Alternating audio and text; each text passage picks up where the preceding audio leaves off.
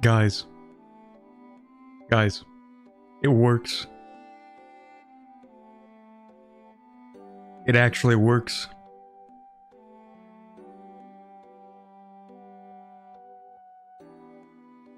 It actually works. 10,000 years I've waited for this moment. I stayed up until, let me see. I stayed up until 1 a.m. last night. Figuring out how to get this thing to work. Because Silksong is in 2 days. And I want to stream it. Because Hollow Knight was a really good game, and I really want to play Silksong, but I want to stream it too. So I spent a few hours last night figuring out troubleshooting. I went to my VOD channel and I did like 6 public streams trying different settings to figure out what the problem was. And I figured it out. And here we are. 0 drop frames and we're almost 5 minutes in. It really is a miracle. It really is that was a Labor Day miracle right there. A little early for a Christmas miracle, but close enough. Man, we are in fact back. So back, you might even say. So good afternoon, everybody. Welcome to the first functioning stream on YouTube in a week and a half. Sorry it's like a random time on a Tuesday. I couldn't exactly plan when this thing was going to actually be resolved. So, you know, here we are. Now, not everything is fixed. For example, I had to pop out live chat from the stream itself instead of my stream manager, but that's life. You know, you don't get everything fixed at the same time. You get some things occasionally. Also, thank you, OG Father Turtle, for the Prime sub for the 3 months. I appreciate that. Yeah, the people over on Twitch, I mean, like, it's been fine over there. You know, I streamed on, was that Friday? I feel like that was Friday. I streamed over on Twitch. Because, well, obviously this wasn't working. No, wait, that was 2 days ago. That wasn't even Friday. Yeah. So, good afternoon, everybody. Some people I haven't seen in about a week. The YouTube to Twitch refugee crisis is over now. We're good. We can go back to YouTube. We're chilling. Well, it's always going to be both, of course. But the people who had to flee YouTube can go back if they prefer the platform. So, good morning, the dude, and Wazon, and I don't think I'm gonna pronounce that name. And Rossa, and Peter, and Lolang. Did I say Lolang already? Maybe not. Hello, everybody. Hi. Yeah, I'm surprised we're actually here right now. But that means we can continue playing Pashaine, and I know it's been like a week and a half. No, it's been longer than a week and a half, hasn't it? It's been like 2 weeks. Because like a week ago, I tried to stream it, and it didn't work. So it must have been at least 2 weeks. August 16th to now. Yeah, this might actually be the longest running single campaign on the channel so far. Because I started this back in, let me see here. I started this back in July. It has been a month and a half. But we're gonna keep going. Because after this, I have no idea what I'm going to do. To be honest. Corbett, good sir, may I ask thou when thine Ireland video shall be made available to all the lads? Yeah, okay, so this is another new thing that's changed. So some of you might have noticed that, you might have seen on your homepage a new video that is going to release on September 7th. And it is early access for members. So that's one of the changes that I've made to early access stuff. Is that, now we're gonna have, like, 2 versions. One of them is going to be on Patreon and it's unlisted, and then the other one's going to be like early access for members only on YouTube. And one of the reasons why I wanted to do that is because I can actually schedule members-only videos. See, I can't schedule unlisted videos, which is one of my most requested features for YouTube.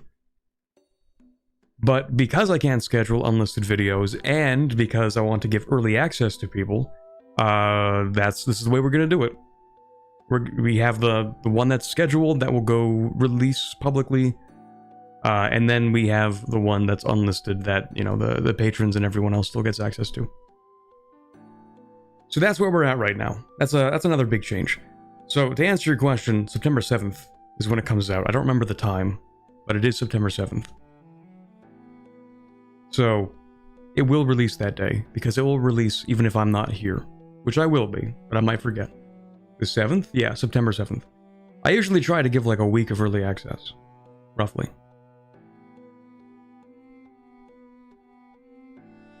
Hope the stream doesn't burn or die on us again. Well, don't worry, Redacted, because we are a solid 10 minutes in and 0 dropped frames. See, normally when I go live on YouTube, well, not normally, in the last week and a half or so, when I try to go live on YouTube, I will have dropped 50% of the frames by now. So this is already an immediate improvement. I think we're going to be good for today's stream. I think, you know, not to be too optimistic, you know, not to go against the tendency for everything to go wrong in the world, but this might actually be fixed now. Also, I didn't send out my notifications, did I? Did I do that? I did do that one. Did I do the other one? I did do the other one. I did do the other one, nice.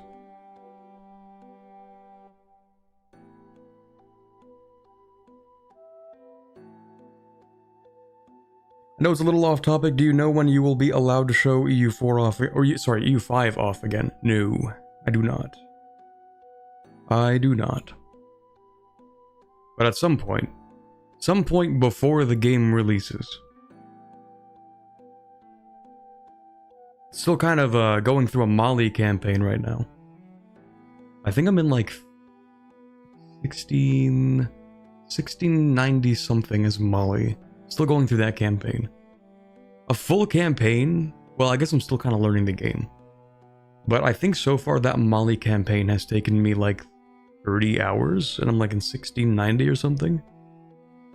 Anyway, have you defeated Windows? Finally, I have. Windows, well, I'm sure they'll figure out some way of messing things up again. You know, it is Windows.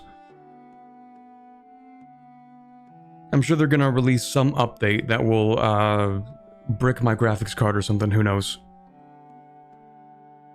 I saw a meme yesterday that was like a juxtaposition of, it was something about Microsoft saying like, oh yeah, a certain amount of our code is written by AI now, right? And it was like, oh, isn't that cool? And then next to it was like another headline that's like, new Windows update accidentally causes issues with blah blah blah, right? It's like, maybe you shouldn't have admitted that. Maybe you shouldn't have mentioned anything. Anyway. Anywho, it's been long enough. Let's actually start with today's stream. Everything is set up. The clouds are dancing. That's how you know it's a solid EU4 game. Let me just move some things over to the side so that when I do try to read chat, I can actually read chat. That would be nice. Bricks SSDs. That's actually really impressive. Let me turn that down. There we go.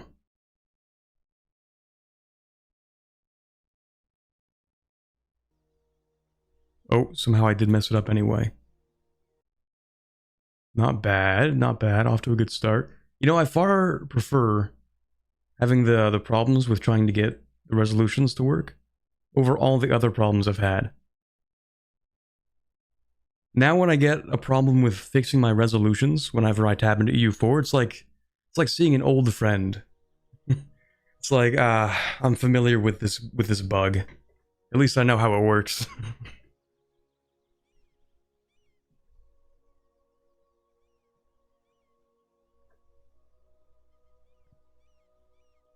think they fixed the SSD thing pretty quick, but it did happen.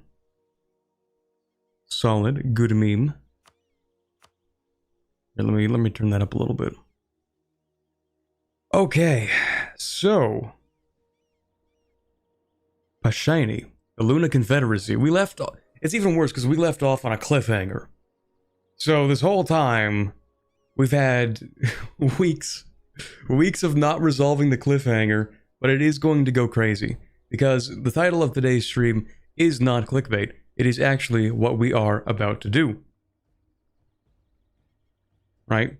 Now, I did sort of read some of this in the last time we tried to stream it, but like it didn't really work, so we're gonna, you know, read through it again, right? I think I read partway into the first event before I was rudely interrupted by my stream not working, so.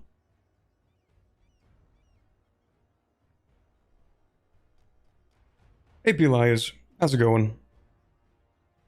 Okay, so, yeah, last stream never happened, true. The last 3 stream attempts never happened, actually.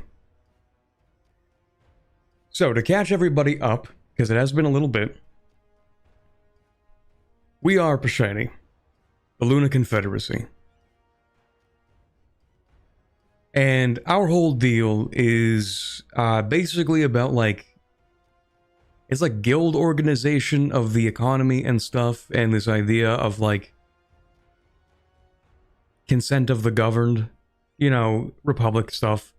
And then, in this empire, we had a majorcratic uprising that tried to overthrow the Republican government and establish, I guess, a majocracy, or at least push for more influence, I guess. I think it was actually just like they were trying to do a coup, pretty much. And so, we asked the Empire, or the Emperor, if they would help us in putting down this majorcratic uprising. Now, the Emperor, I don't remember who it was or who it is. I guess it's Arbrin, sure. But the lore sort of assumes that Wex is the Emperor.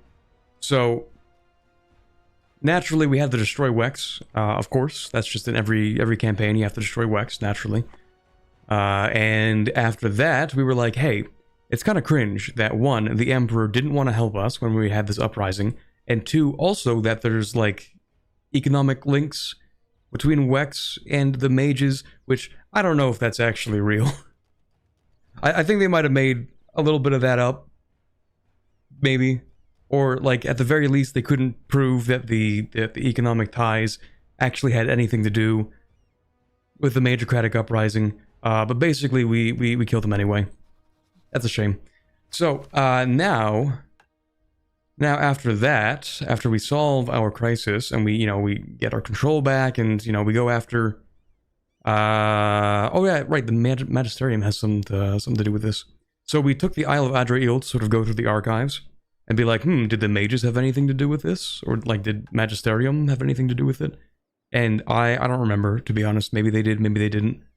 I think there was, like, some evidence that they might have had some ties, or, like, they wouldn't have been opposed to it. Right? Something like that.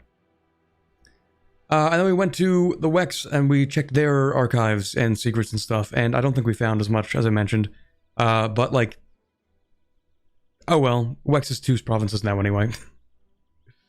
And now, we also had the trial, of course, put a bunch of mages on trial and stuff like that. And now...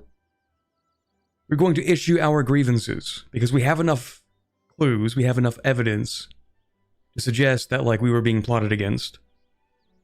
And so we're kind of, like, revolting against the Empire. The remaining wizards have been hunted down and defeated. Any collaborators will suffer the same fate. These have been... hold on. My chat has moved too far to the left for me to read that. These have been trying times, but we have passed the test.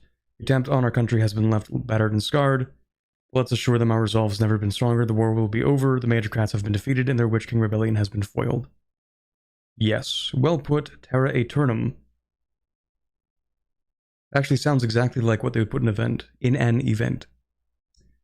So let me go ahead and... because I tabbed out to read that. Hopefully I fix it this time. Let me just do this.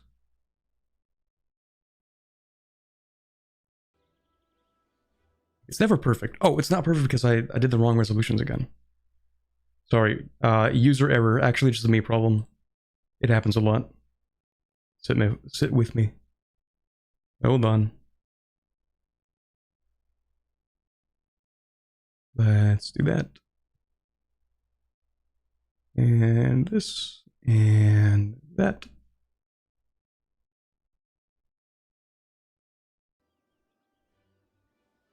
Okay, I'm gonna have to figure out a way to like actually solve my my chat problem because it takes up too much time to like fix it. Could you recommend a country that is best for conquering the Empire of Anbanar? For conquering it? Like from within or from without?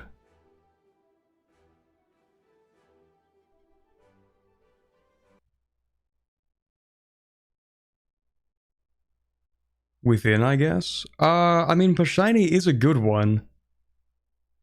It's just, like, it does kinda take a while.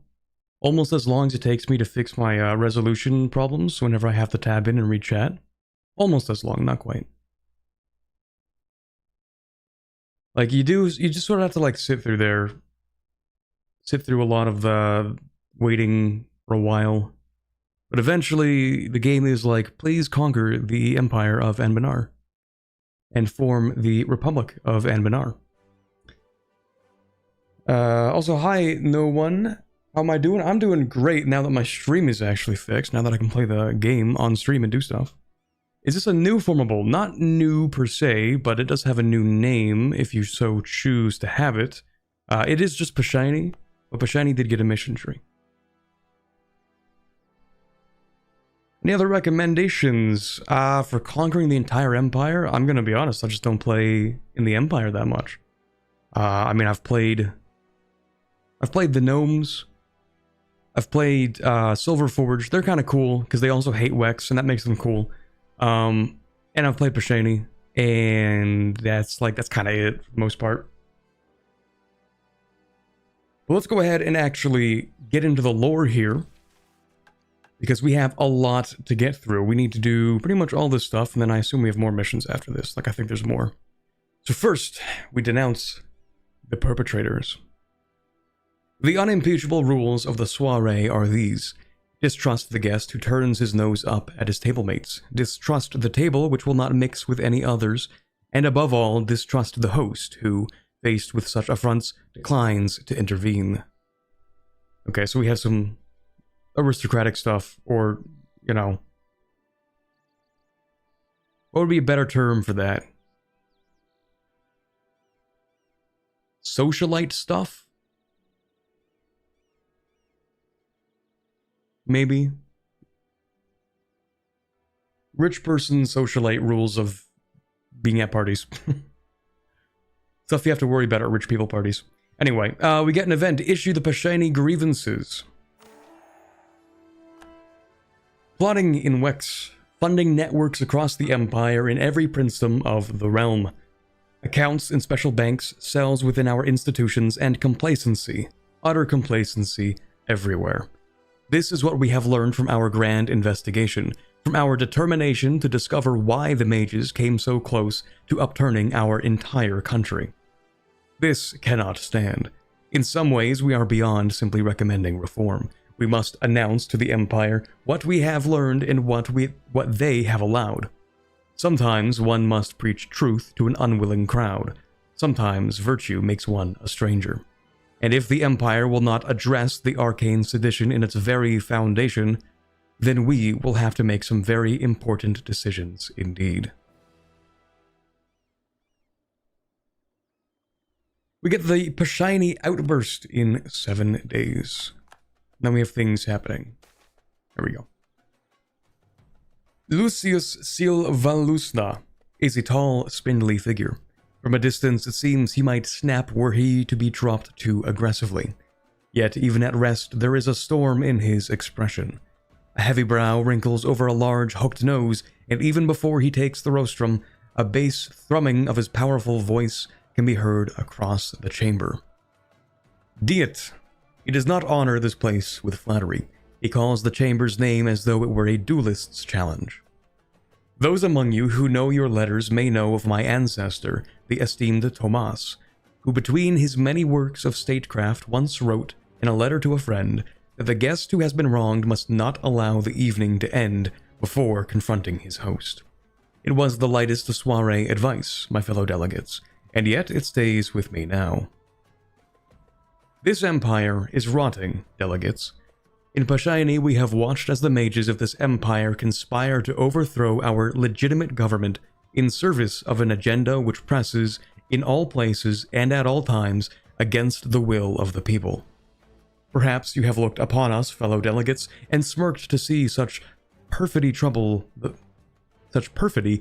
folk of the Luna Valley. Indeed, I know you have. You scoff at the thought of scholar mages planning anything beyond their next dissertation, just as the Castanorians scoffed as Nishmer enthralled their realm. Mark my words, the rot will come for you, and when you ask, as we asked, for the natural aid of your rightful emperor, you will find that the wood of the throne itself has been chewed right through. That the empire upon which you rely is nothing but a patsy of the towers, and that it is too late. Your apparently innocent scholars have friends in 100 lands, and they despise the rule of any other. No, Pashaine will not die with you, Empire. When you cringe at the feet of whichever witch king rises from this abominable treason, we will not kneel alongside you. The entire delegation storms out of the Diet Chamber.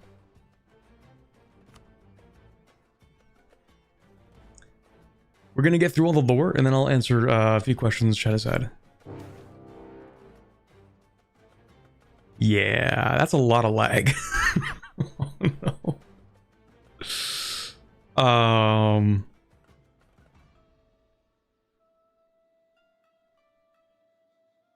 I allied to Laurent? Oh, I am allied to Laurent. Nice. Anyway, sorry.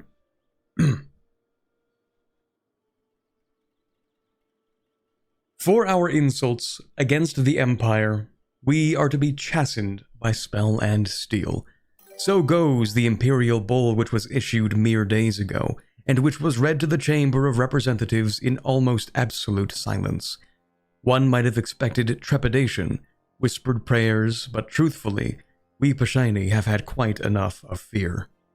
The universal response is a pure fury, a willingness to go whatever distance is needed to defend this state we have cobbled together as a guild of citizens.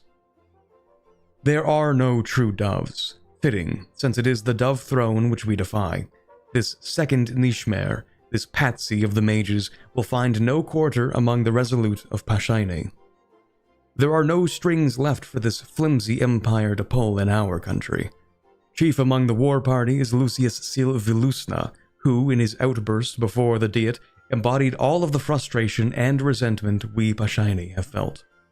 He, before all others, embodies the national mood, our resolute confidence, our quiet fury. Okay, is he going to lead the forces or the parliament? Ooh, hold on. So he can become a general 6445.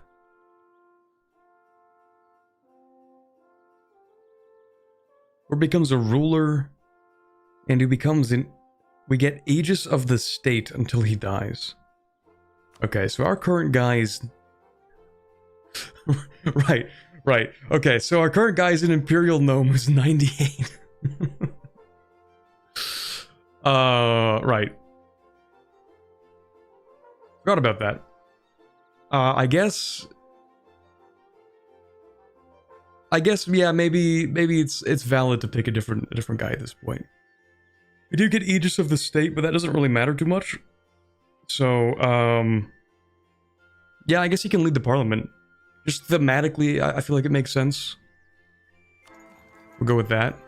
And he gets 2 extra points, of course. Okay, so we have... They declare war on us. The chastening of Pashaine. Right. So you declare war on me with the Imperial Chastening CB.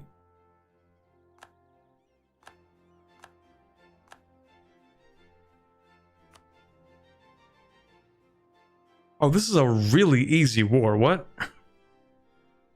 I thought I was gonna fight the whole Empire. Okay, maybe more people join in. I don't know.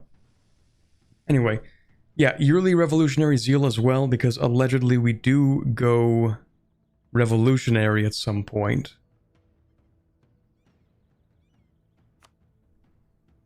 Let's see. What nation are you most excited to play when EU5 fully releases?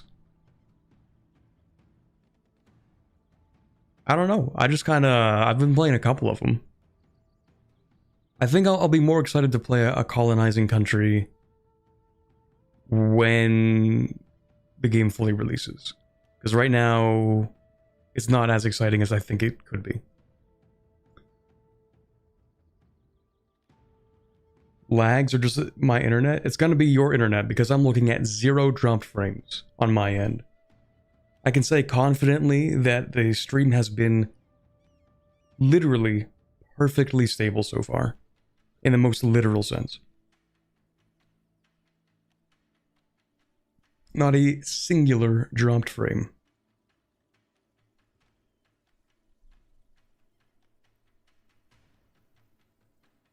You put a cereal or milk in the bowl first. I mean, obviously it's going to be cereal. Because it's easier to measure, like, the amount of cereal that you want. The milk is, like, the secondary aspect. Anyway, let's see. So I did pick up diplomatic ideas. And I think I did that because I wanted the province war score cost reduction. Because now, you know, it's like 1622. And although we are the strongest country on the planet, maybe not in terms of, like, literal development, but in terms of, like, money and manpower. Right, we make 700 ducats per month. And in terms of manpower, we have double the command's maximum manpower. So we are the strongest country, but we haven't expanded that much geographically.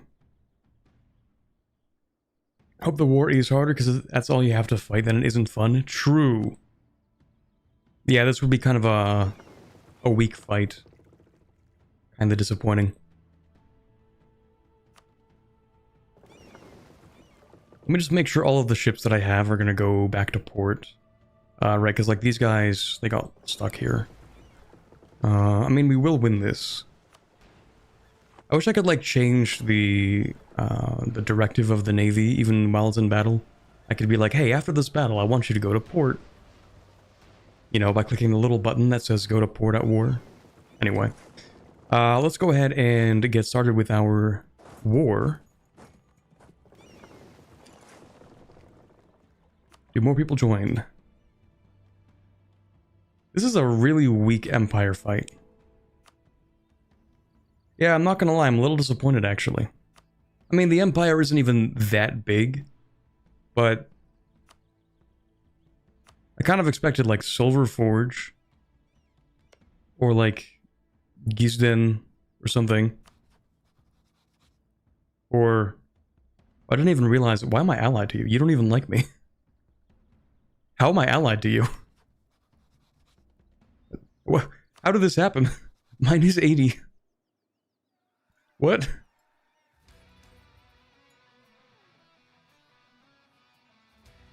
Oh wait, no, that's Rogeria.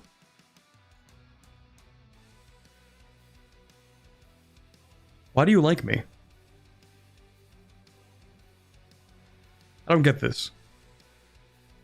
Defender against Arbor and chastening the wicked. Okay. You know what? Whatever. That's cool. So I guess some of the electors get to pick a side. I guess. Anyway, yeah, okay. I guess it's gonna be a far easier war than I thought it would be. Well, that's a little disappointing. I really thought I was fighting everybody. I was very prepared to fight everybody. But that's just the way it is, I guess.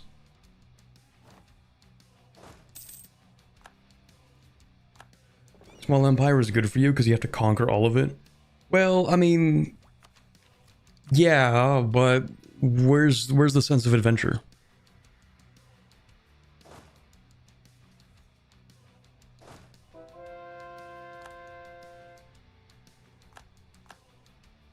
What if I want to fight everybody? Just to see if I can.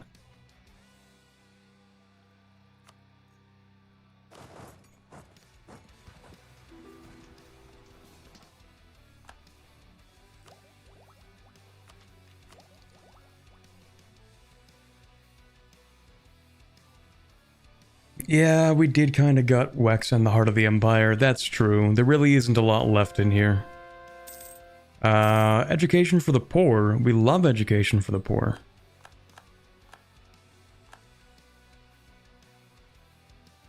That's not a lot of money.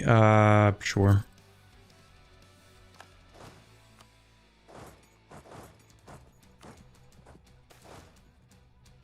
Recruitment time, that's fine. So, how do I win this?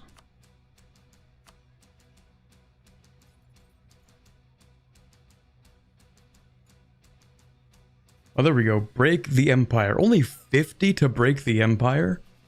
Come on, you're making it too easy for me. Let's not go that way. Let's actually fight our way up through here.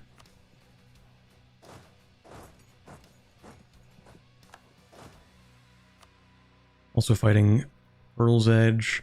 Let's just do a little tactical drop in there.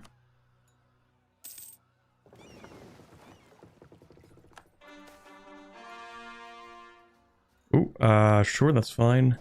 Surprise.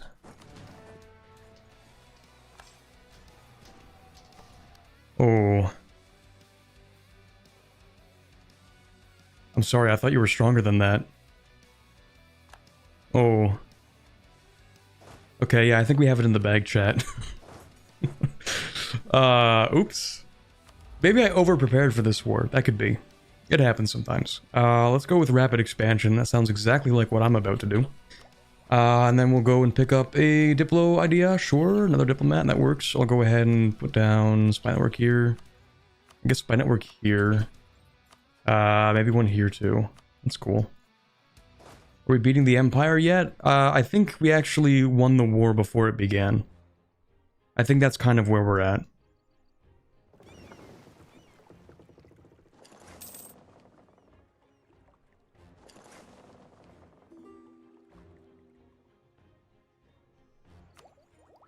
Pick up another one. Yeah, sure. I love my 14.5 ducat per month level 5 advisor. I love my 5 ducat per month level 5 advisor.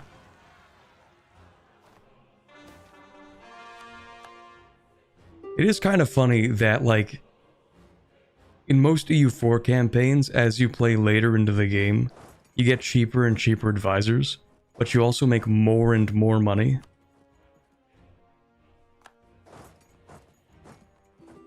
It's kind of funny how that scaling happens.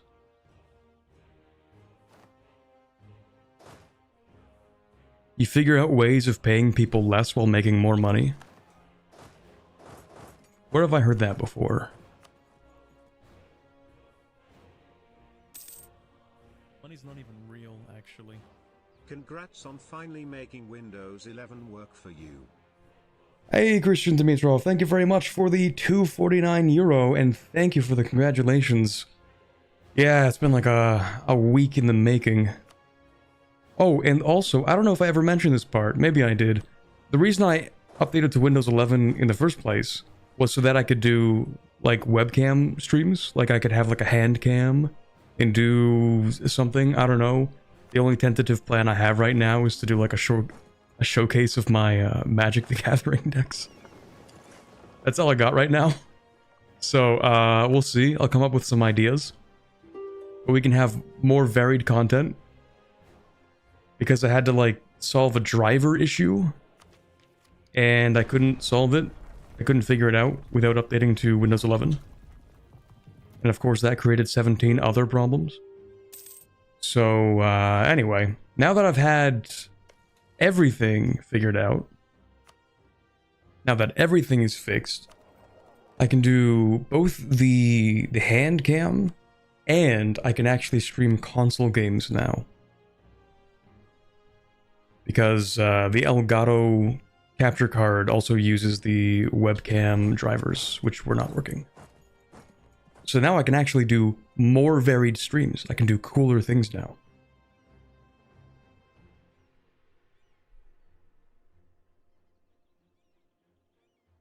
You mentioned it last stream, but fun to see it being able to work now.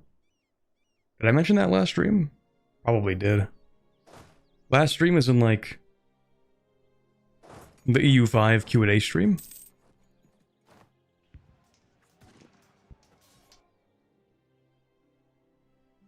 Oh, the last attempted stream before it died. Okay, right.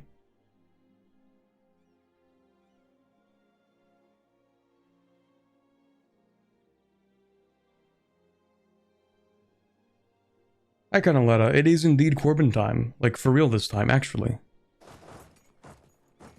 Actual gaming moment.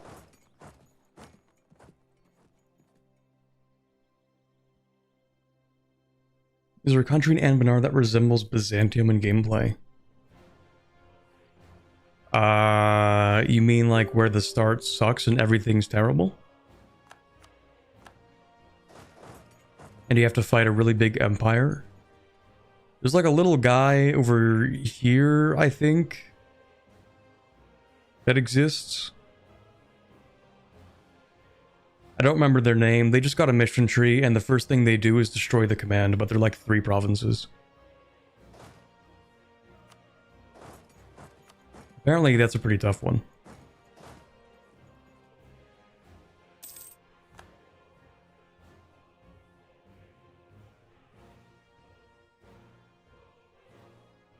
I haven't won that siege yet. Let me actually move my ships here. Also, where's your empire?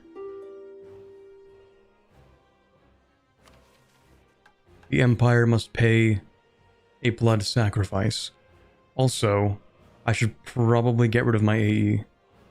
Oh yeah, I should probably get rid of my AE. Let's do that. That's a good idea, probably.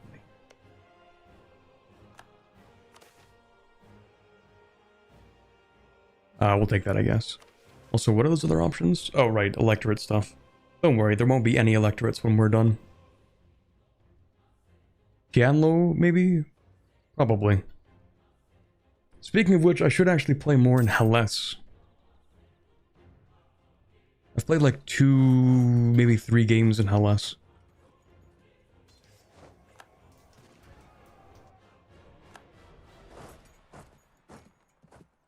What do you think about the country so far? Pashaine? I have yet to see the main content. Like, we've just entered into the main content of Pashaine. From now on, there's like actual stuff to do. So, opinion still pending. Ooh, that's like an actual number of troops. That could be a bad fight. Hold on. Ooh, Rebellion Artificers. Pause. Rebellions have always been entrenched in the art of artificery and were even counted amongst the first artificers due to their origins in the Rebellion society. Indeed, it was their beliefs in using artificery for the greater good and helping the common man that garnered the early faith in its most devout followers. Now, with the official conversion of the Luna Confederacy to the Rebellion faith, many believe it's now time to enforce the Church's will on the many schools and guilds of the Artificers' estate.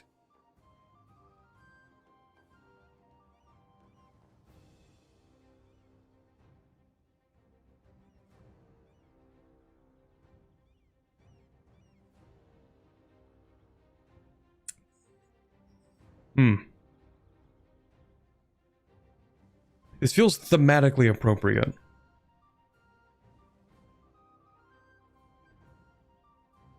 But artifice research taking 10 years? I don't know if I like that. We do get missionary strength and yearly rectorate influence, which is nice. You want this? Yes? Okay, well, we'll take it. Sure. Portable turrets, let's go. Do some more research, fund them. I think I do want portable turrets. Yeah, that's just siege ability, and then when I make my artificers, which I'm not going to make yet, but when I do. Now what do we want? We probably want land fire damage, because don't we have something crazy for our infantry? Maybe? I could have sworn we had something that's like, give yourself 0.5 artificer fire or something, infantry fire. But maybe I'm misremembering from a different campaign. Okay, we'll go with the infantry combat ability for now. This is not a good battle for us to take.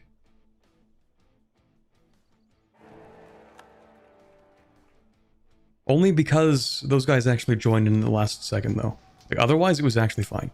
Okay, that's not exactly where I wanted you to go, but okay. That's cool, I guess. At least they won't die. Also, wait, is that the Rebellion state? Are you fighting me? Oh, no. A2 Brute? You would fight me, Rebellion's strongest soldier? The Cube's finest warrior?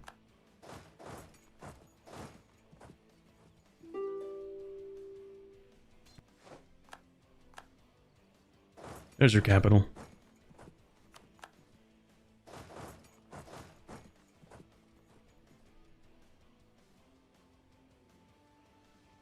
There's no real Byzantium start because every country has a fun play experience. Real.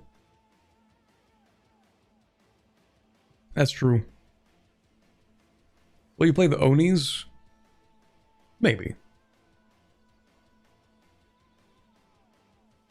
Also, someone asked about the CK3. When All Under Heavens drops, are you going to make a stream about it? What country would you like to play in? Okay, so I haven't read like any of the dev diaries. I don't keep up with the CK3 dev diaries. When it releases, I would like to play it, but I'm gonna put all my cards on the table and I will tell you, I don't know when it releases. I don't know when the DLC releases. But I think I'd like to make a video for it. Or a stream. More likely a stream. But maybe both. As for the country, I will have to check what we have. What's available to us.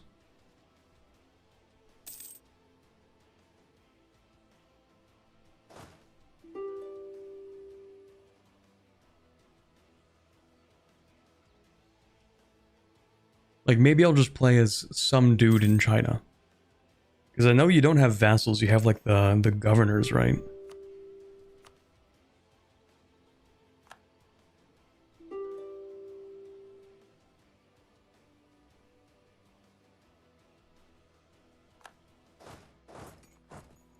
Well, that was one of the easiest wars I have ever fought. We can just dismantle the Empire.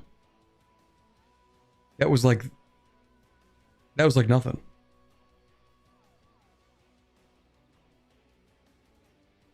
Huh. Well. I guess that's that.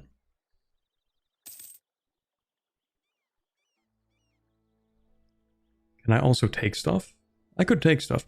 Except like not really. That's really expensive, damn. Why is everything 17 billion war score? Yo, what? Hold on.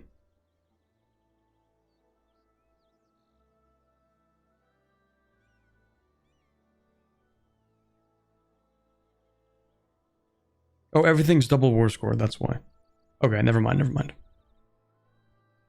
Everything's double war score. I don't really care. Well, no, I don't want to have a super long truce with everybody. Okay, well, I guess we're just gonna dismantle the Empire. There it goes. Oh, Laurent doesn't like this. Hey, you know what you can have, buddy? Boom. Actually, no, you don't get to have that. Because I'm gonna be honest, I don't care if you're friends with me. Goodbye. The end of the Empire. With the fall of Pearl's Edge, Emperor Varalor... Oh, right, wait, hold on. Arborn wasn't even the... Arborn declared war on me. But they actually weren't the Emperor by the end, I remember now. Which is kind of funny.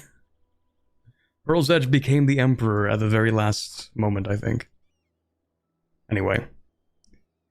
Emperor Varalor the 8th had to accept his ultimate defeat at the hands of the Luna forces. In the year 1623, the once prestigious emperor signed his abdication from the throne of the Empire of Anbanar and released all imperial states and officials from their oaths and obligations to the empire. The Empire of Anbanar is no more, and Speaker Lucius Silvalusna shall forever be remembered as its destroyer. An empire finally put to its overdue rest. We get another 100 prestige. That's like 150 prestige we got. But like, what am I gonna do with it? I guess I'll,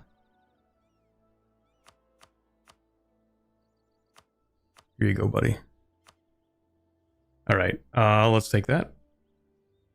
We get 25, we get 200 Splendor. Oh, I would have gotten, Monarch points. Well, I don't really need Monarch points either. I have so many Monarch points. I've just been developing. 200 Splendor and then 25 Power Projection. We also get Broke the Empire for the rest of the game, which is minus 1% Prestige and minus 1% yearly Army Tradition Decay. Nice. And of course we can actually upgrade ourselves from a duchy, finally, to a kingdom, and then to an empire. Right. The title of Emperor of Anbanar is hereby abolished.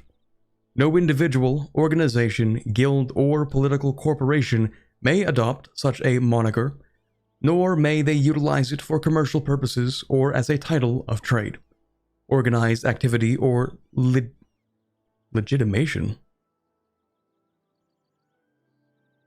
Legitimization? Anyway, efforts conducted on behalf of the title of Emperor of Anbanar or in support of individuals claiming such a title are henceforth considered to satisfy the sedition requirements of Article 2 of the Treason Act.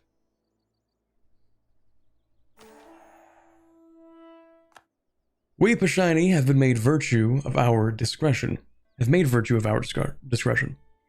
is a point where discretion becomes mere meekness. The canny hostess may allow a slight or two to glance off her armor of lace, but there comes a point where her spine must not bend. This empire, our machinations and our legalisms have kept it upright. We have lacquered the rotting wood of this great structure with our fine words, enforced the rule of law upon so many petty princes, all in the name of a throne on which we agreed we would not sit. No more. An end to clever metaphor, to fine words chosen carefully. We have been repaid for our imperial service with the machinations of mages, with the rancid plotting of the tower enabled by the imperial diet. Once we believed that the agenda of the would-be witch kings was simply a weevil in the grain, a regrettable malady which could be isolated and cauterized. We were wrong. This empire has never truly purged the rot of Nishmer, the threat of arcane tyranny. The shaky consensus, achieved at the end of the Wars of Rule, simply left the mages to connive in their towers for centuries. No more will we play the part of the courtier who seeks by subtle means to reform the realm. Instead, we will forge the realm anew, sweep away the corruption of the magicratic establishment, and replace it with a state of the people, constituted of the bodies and estates which make it great. There will be no more emperor, no more wheedling agents of magical autocracy. Instead, there will be unity.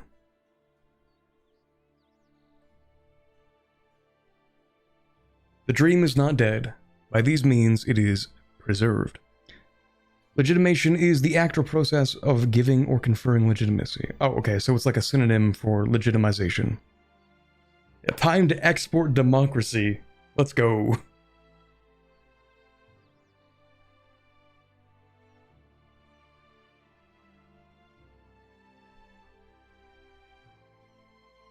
Honestly, after the Empire rework where they received the magicratic reform line, this feels more valid than it would otherwise. True. Is that the default path, though, the magicratic one? I feel like the aristocratic one would be more default. Maybe it depends on who's the emperor. Anyway. We gain permanent claims on provinces formerly belonging to the Empire. We enact Black Powder Resistance as our Tier 2 government reform. Oh, okay. We now use Revolutionary Zeal instead of Absolutism, and we enable the Parliament, which we already have. Okay, we can now recruit Revolutionary Guards. Very nice. Okay, that is kind of solid. Kind of solid to get this early into the game. Right, but of course, the way revolutionary zeal works, which is pretty similar to the way that absolutism works, we just have to, like, fight people. That's mostly what we have to do. We just have to fight people. We also need buildings in here, which are almost done. And then, we need more clues. Okay.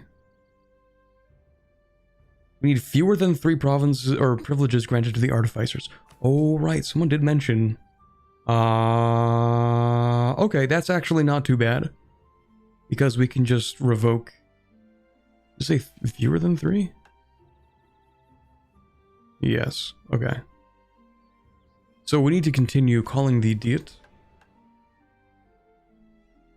Which we can in a few days. We can also seize land. Okay, I'll wait a second for that. Let me just get everyone back home.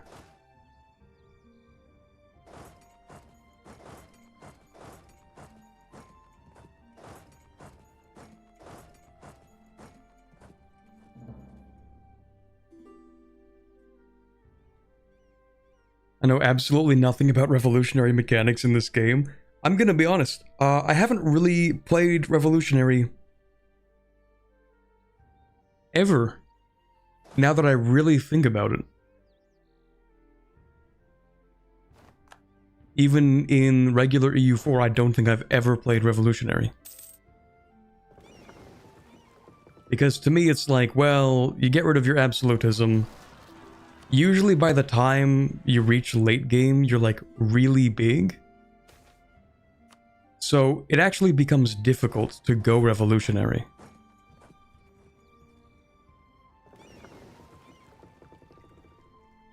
Because you need like a certain number of your provinces to be revolutionary, I think.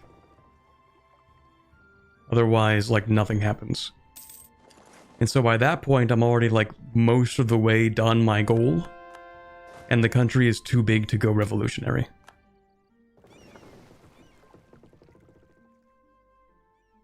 Same as absolutism, except instead of privileges getting revoked, you fight war. Yeah. So, revolutionary zeal is about, like, exporting the revolution in theory. You know, you're supposed to make other countries revolutionary. But in practice, you can just, like, take stuff. I think they wanted to model it kind of after, like, you know, the French Revolution. Obviously, I don't know why. It's like I'm talking big nothings. Like, yeah, of course they would model it on the French Revolution. Stupid. But they wanted to make it so that it's like, okay, you know, you're revolutionary, now it's time to fight people. That's what they wanted you to do. Yeah, more like Napoleon's France. That's what they modeled it after.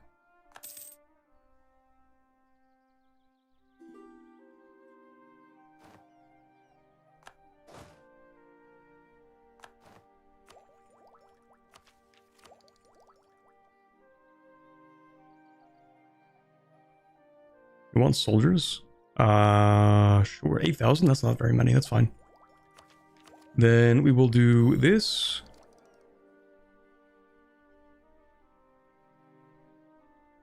Prequel to March of the Eagles.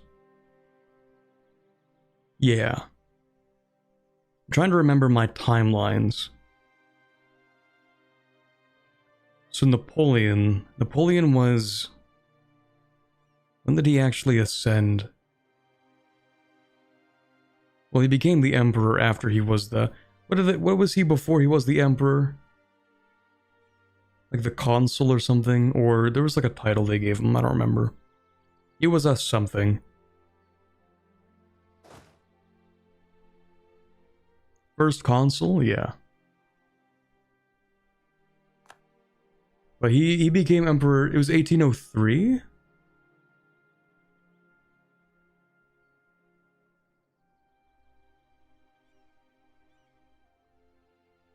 (1801), 1804.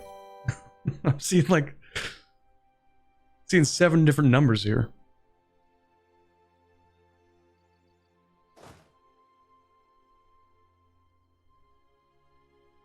Okay, so yeah, that actually fits within EU4's time frame. Oh, right, of course. Yeah, okay. For some reason I thought like, oh, 1810 he became emperor, but no, that's definitely too late.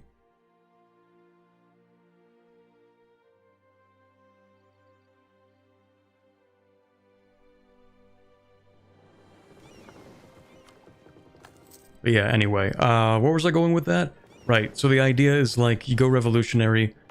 I actually don't remember, like, you can do revolutionary empire in EU4, right? They reworked revolutions several patches ago and I still didn't play revolutionary. But I'm pretty sure you don't have to be republic for revolutionary. And that's kind of like the Napoleon version. Yeah, you can do revolutionary empire? Okay, perfect. Glad I did remember that correctly, despite never playing revolutionary. Okay, he died on February 2nd, 1821. So that's when EU4 ends. It's kind of weird they made it when he died, because, like, for a good bit after he was exiled the second time, he just didn't really do much. I figured they would have ended the game, like, the day that he lost at Waterloo.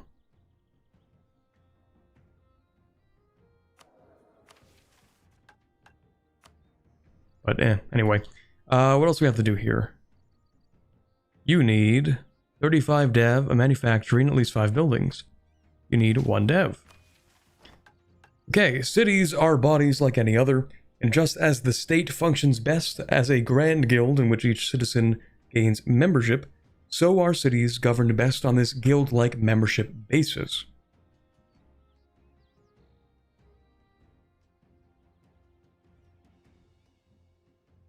Wait, what? Sorry, let me read that again. This is some wacky political theory. Cities are bodies like any other, just as the state functions best as a grand guild in which each citizen gains membership, okay?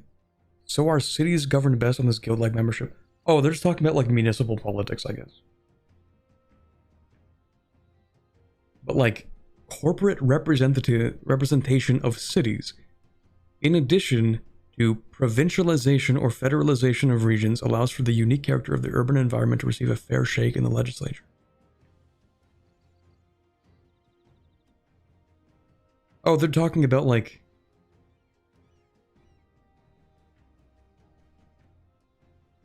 political redistricting, I guess.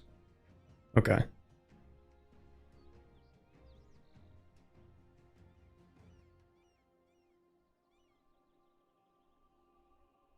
Anyway, I thought this game ended when he died. Wait, when did he die? Oh, on the 5th of May, 1821. Each city is now a corporation. It's such a weird way to put it. It literally is just, like, political redistricting. They call them corporations. Like, this is the equivalent of, like, making ridings. like ridings and provinces and stuff.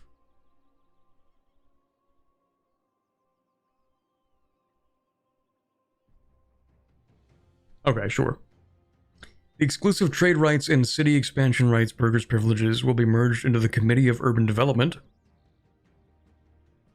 Which I guess additionally gives every owned province with urban terrain, estuaries, or centers of trade minus 20% local development cost and minus 20% province governing cost. Cool. Then this province, Iron Hill. That's not Iron Hill. This is Iron Hill. Needs a workshop, a production manufactory, and 12 dev. Okay, so it has both of those. We just need to throw in a bunch of development in there. Okay, I'm going to exploit the tax dev. Actually, I should, hold on. I have a lot of governing capacity now. I can actually core things. Fully state things. Let's go ahead and do that.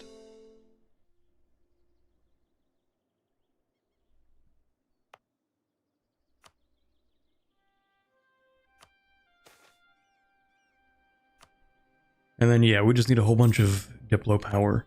We need a lot because somebody decided to put a whole bunch of tax dev in here. Very cool, Wex. Thank you. In the meantime, what else can we do? Have 100 improved relations with the owner of... Oh, right, because the Oni are the ones who have discovered Black Dame's Tear. And so we're going to be friends with them. We need at least 50 light ships. Okay, let's start building. How many do we have? 30? Build another 20.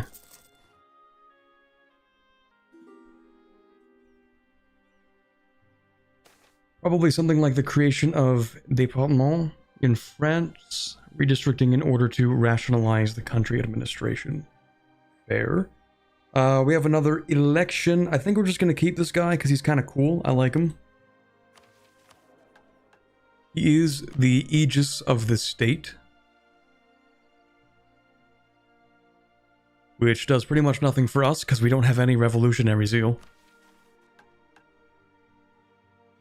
I feel like we should start with max revolutionary zeal, having overthrown the Empire. Maybe I'm crazy.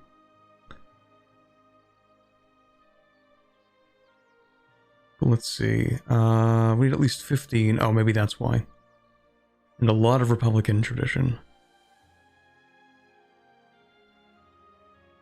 Sure. Okay. Oh. Anban Coast needs to be owned. And I need to have at least 20 regiments in there. Bluehart needs to have higher development than Anban Coast. That should be relatively easy. We can just burn it down.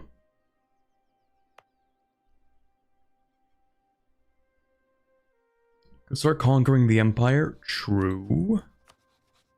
Pretty true. I do have truces with a bunch of people.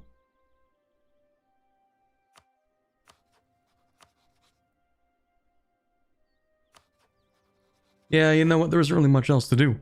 I'm already integrating you. That's taken a while. Oh, my Diplorep sucks. Why does it suck? Hosting foreign diplomats. Yeah, that kind of makes sense. Yeah, no, that's fair, actually. So, let me go ahead and... we will... I guess we could seize land. Or some of the deets. We get a clue. You want a university in here? That is absolutely fine with me. We have so much money. In fact, I should build more universities. I should build one in... That's not the right province. Iron Hill? Just build a whole bunch of them along the coast here. We have so much money, there really isn't a downside to building a whole bunch of them.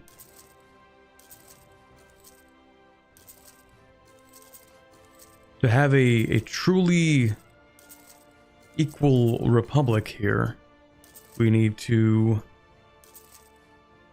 give access to education to the common folk. No more of that aristocratic education.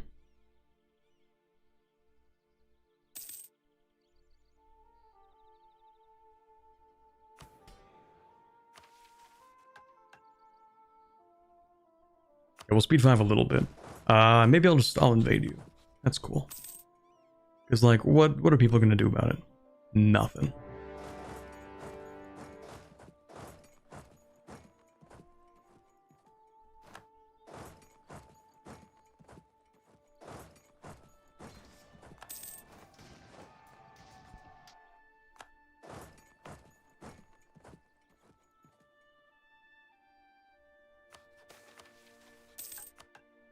So how much dev is this? 12 production dev in Iron Hill.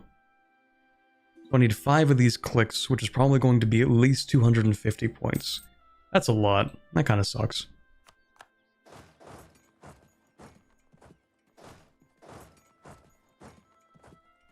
You have so much money, you put universities everywhere, even though you're probably not going to dev. Well, no, I'm probably going to dev a little bit. At least in Iron Hill.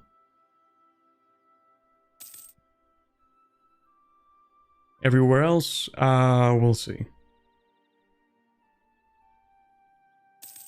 I also have way too much admin power.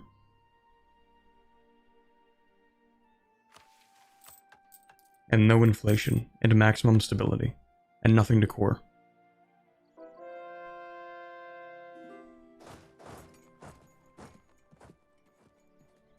It's just a little bit of aggressive expansion. Just a spoonful.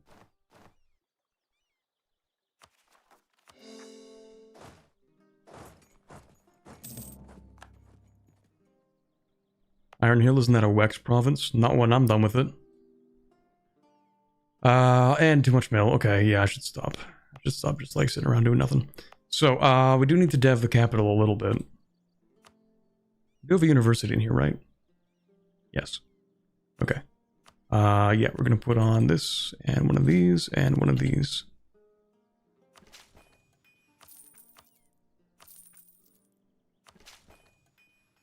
$50 dev, and then when we go over to Anban Coast,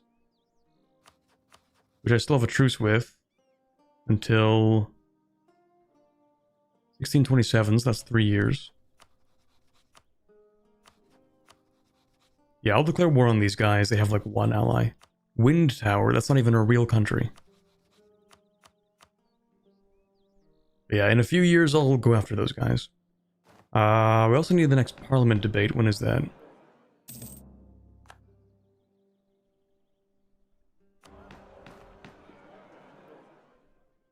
Oh, that's literally in 2 days. No, it is not. It is the 1st of the 6th month, not the 6th of the 1st month. I lied. So let's encourage development. 1, 2, 3. Expand infrastructure. 4, 5. Okay. Let the equestrian aristocrats mock our scuff-coated petty officers. Let them sneer at our mass-produced cannons. I would trade every general of brilliance fated to come of age within our borders for the steady supply of guns and equipment. Every genius battlefield stratagem for the shopkeeper officer's blunt common sense. This is... oh, that's actually like our dude. I see... wait. Okay, no, he's not the guy behind every single one of these quotes, but he is the guy behind this one. Interesting. So we lose 1,000 crowns, and every province that meets the requirements... wait. Every province?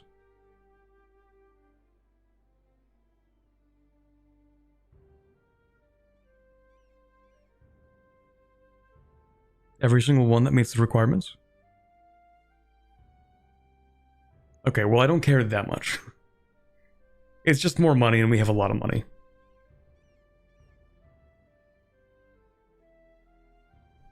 But each one gets local production efficiency plus 25%. And recruiting a revolutionary guard in a province with this modifier extends it by 6 months. Iron Hill's renamed. When we embrace manufactories and have Admin Tech 21, the province trade good will change into coal in Iron Hill. Okay, so manufactories, that's in another 25 years. Cool. Still working on that. The virtuous men, we need more revolutionary zeal and republican tradition. Yeah, that zeal really goes down quick. Chat, what's an easy way of getting a lot of zeal? Also need state houses in every province. I mean courthouses, surely. Oh, a state house in every state. Right. We can actually put one in here because it already has another thing. We can put one in there.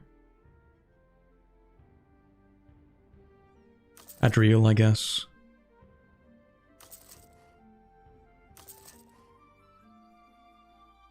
Wait, every state... like, every single one that I own? Or every one in Kanor? Making another country revolutionary gives you a big bunch of zeal. But the thing is, like, okay. So it's kind of weird because... We don't actually have the revolutionary mechanics. Like, we are not revolutionary, we just use revolutionary zeal. So I don't think we can spread the revolution this way, because we are not a revolutionary country.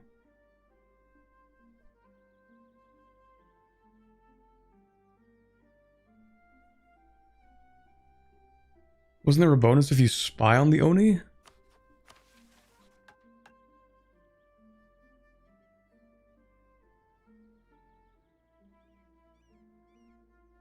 Oh, we gain an additional reward if we manage to complete both requirements. Oh. Yeah, let's do both then. We need to... Okay, get a spy network in the command. I don't know if that's going to work then, actually. Surely they would have thought of that, right? Oh. Chat, I don't think it's happening. Yeah, that's, it's minus 82% spy network construction speed. That would take us, how much do we need? Let's say 50.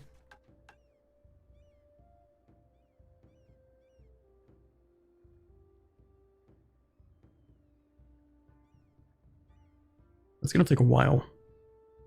What is that? It's gonna be 5 times 50. A little under that. 250 months. 20 years. 20 years for us to build that spy network.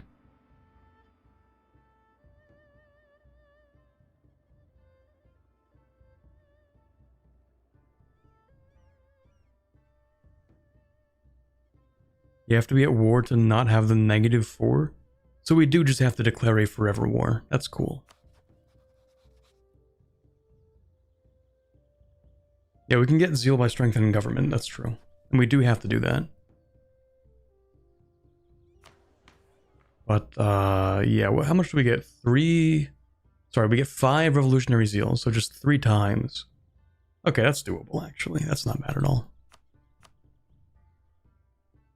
And then what do we need? 95. Those who devour themselves in service of the state, who bring upon themselves the burden of responsibility, are rightly recognized.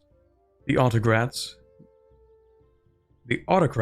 of old imagined themselves the guiding intellect and mind of the realm, where we recognize that true statesmen are the blood, the nerves.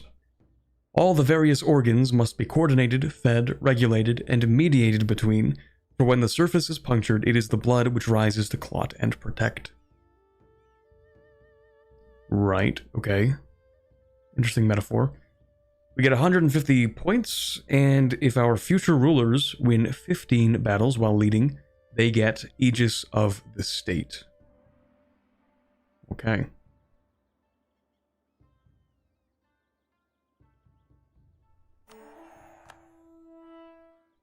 Yeah, so we're just going to improve relations with the owner of the province.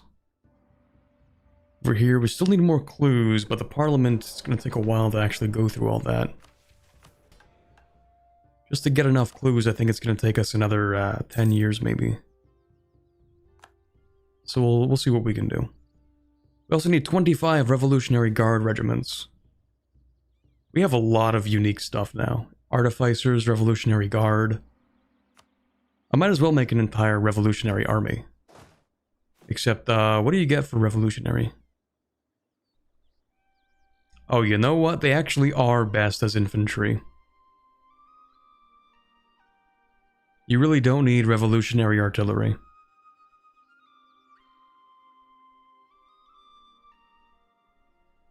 Because they're far less likely to take damage.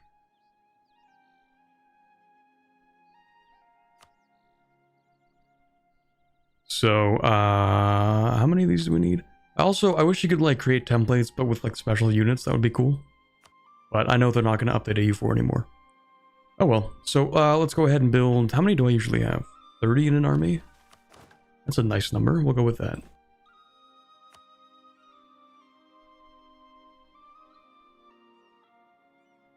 Can I not control-click those regiments?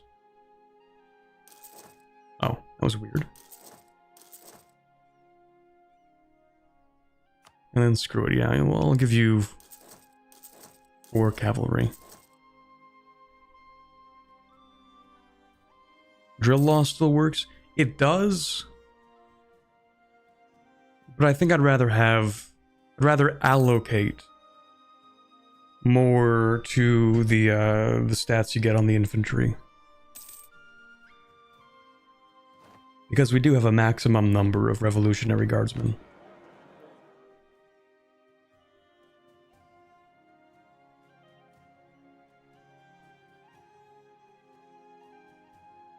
Do I have max mercantilism? Of course I do. Okay, what can I even do then? Diplomat? Spy network construction. Maybe. No, what is our spy network construction speed?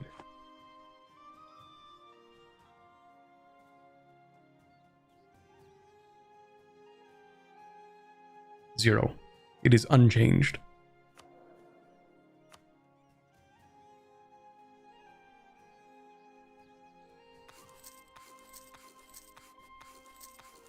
You know what? Maybe I will try to do this. Hold on. I could bump that up.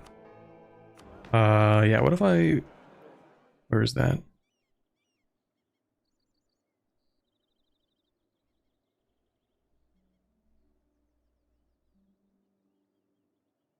Oh, that's spy network detection. Am I crazy? Did I... Oh, yeah, here we go. Spy network construction. Based on nobility influence. Okay. Sure, whatever. It doesn't really change much. We'll give you military support. We have 39 seats. Do we not have, like, the big ones yet? That I don't have to click 23 times?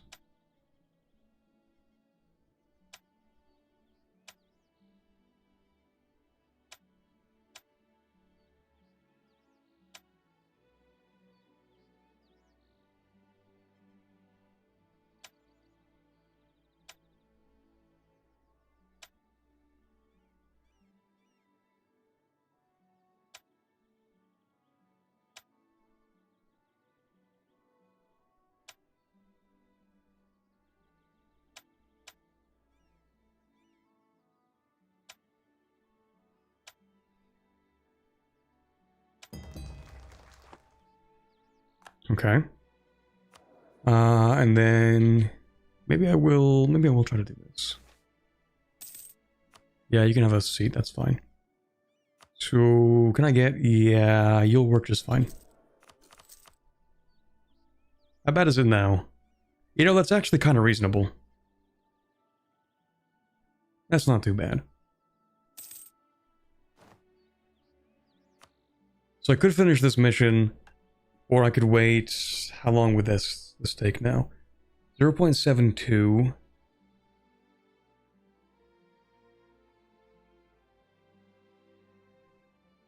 That would still take several years though, wouldn't it? Do I have a button to... Oh, right, no. We got rid of the mages. Of course we did. Right. Yeah, we did do that. Yeah, we did do that.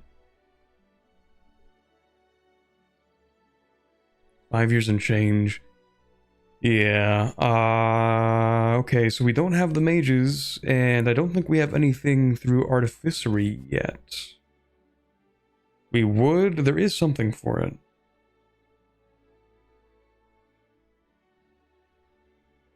Spy network construction with mystic ciphers, yeah. But we don't have that. If only you took espionage. Eh.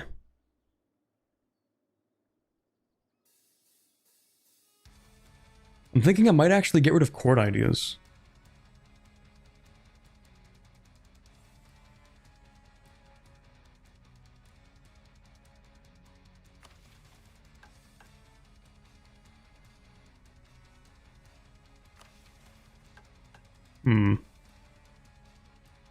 We can wait, still have to gather clues anyway, that's true. Yeah, that's pretty true. We'll wait.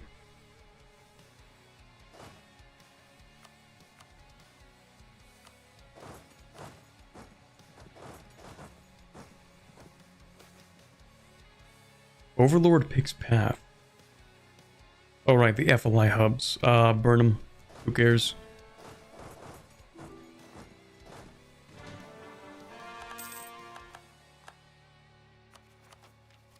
New technology, just because we have infinite admin. That's why. We also have 100% innovativeness. So even being, what is that, 10 years ahead of time, it only costs us 861.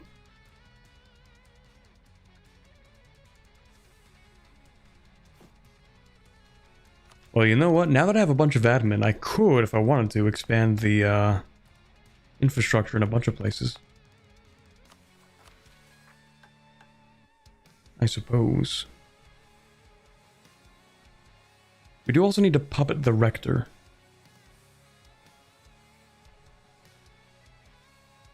Is the bonus even permanent? Which bonus?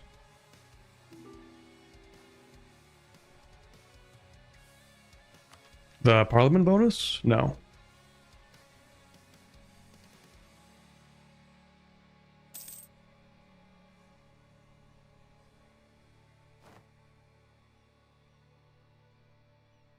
Okay, see you later, Peter. Thank you for coming today.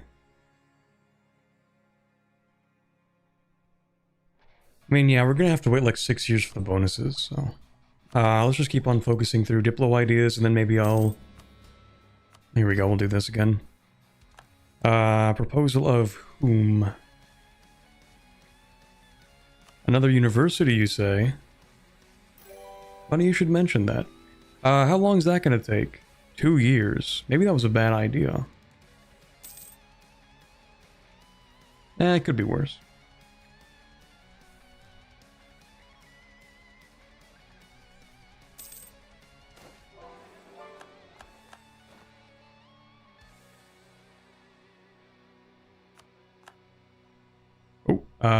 Too much admin, suffering from success. Here. You like tax dev so much, Wex? You can have more of it. How difficult is this game? Do you mean like EU4 in general? Like the whole video game, or the mod in particular?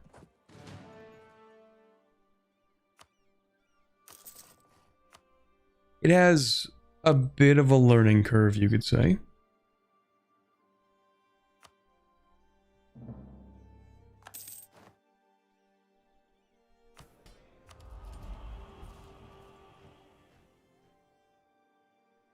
Both of them actually have a bit of a learning curve.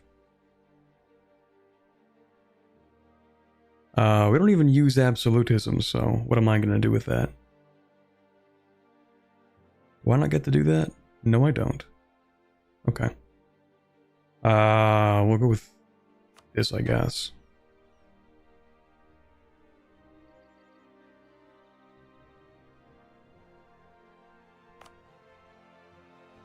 Oh yeah, I forgot about you. Actually, how are these guys doing? Rayaz, still existing, doing nothing. Good job, guys. I guess there really is no 333 Empire. 333rd Empire. Sucks to be them.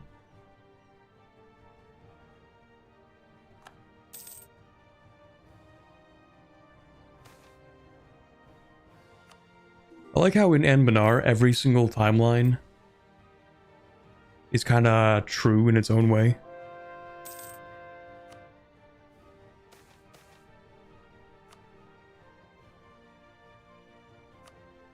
Like, you know, you have the prophecy as the lizard folk, and the prophecy just doesn't come true. But if you play them, then the prophecy is true.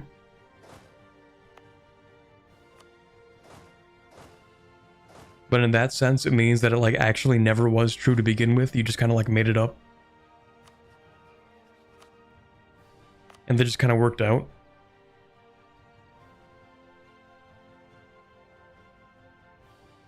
How far are you with lizards? I am done with the lizards. It's just being edited.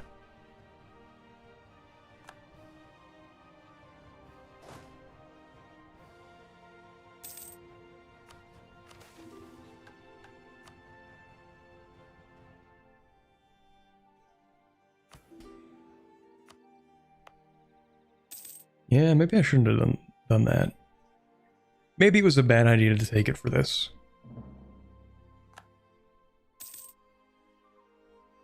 Have you ever played Adshaw?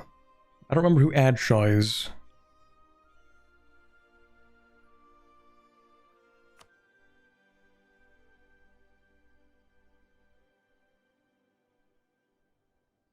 Lore-wise, there's a theory of divergence after Corrin died. Oh.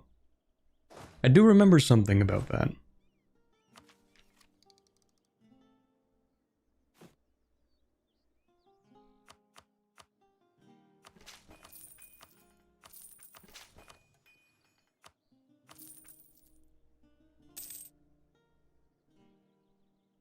You have any races left for the series? Yes. In terms of what I need to make a video on, yeah. I have a list. I'm probably not going to remember the entire list off the top of my head, but I still have the Harpies and the Centaurs and the Elves and the Half-Elves and the Half-Orcs, which I think is Grumbar only. And then the Hobgoblins, which is just the command.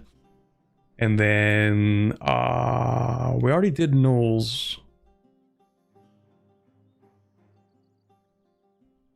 We played as the guys over here, who no longer have cores, but do exist at the start.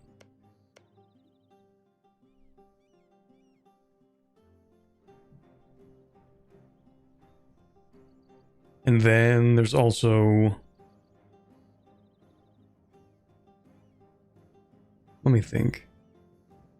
Eventually I'll also have to do the Mechanim when NCO releases.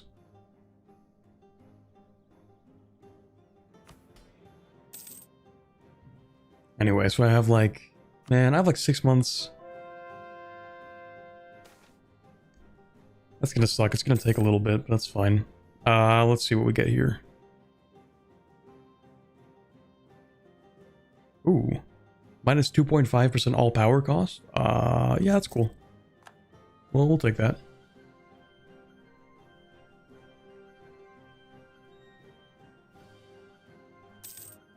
Yeah, I did do ogres.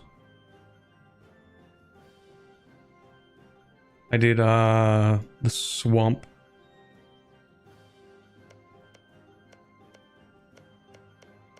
I mean, I guess they're all dead now.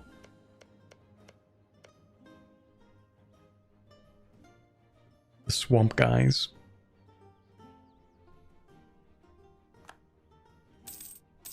Phoenix Empire is very fun. So I've heard.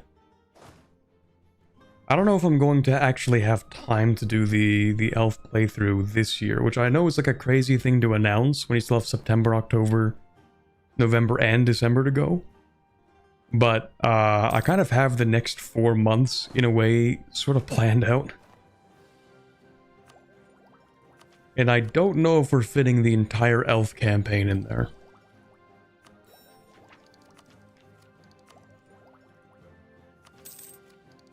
I really don't think so.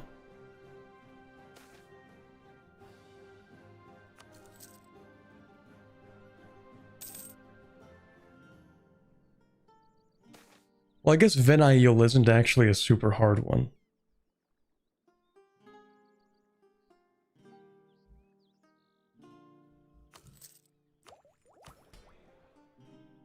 Like, it can't possibly take that long, right?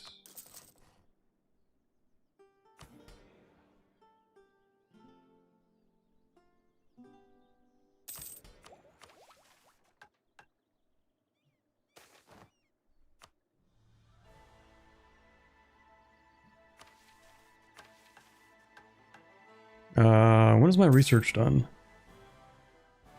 In 4 years. With a 0.8 multiplier, what? Why?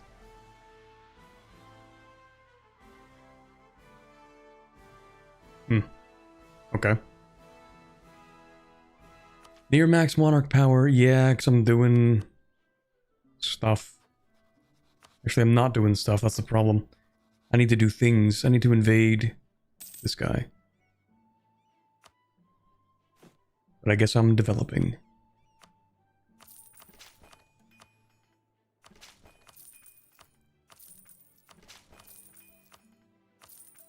Boy, I love tech stuff.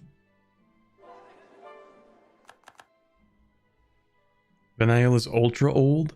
It can't be older than Castanor. And I got through that. It was so bad I made a submod for it. It can't be that bad.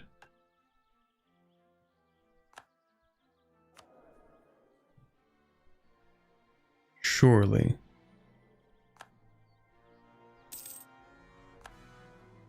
Okay, truce with Anban Coast is up. I'm just gonna snipe the province.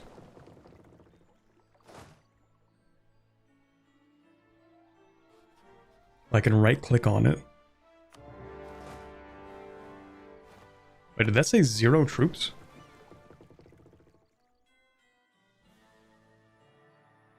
What are you, Iceland? What? Okay.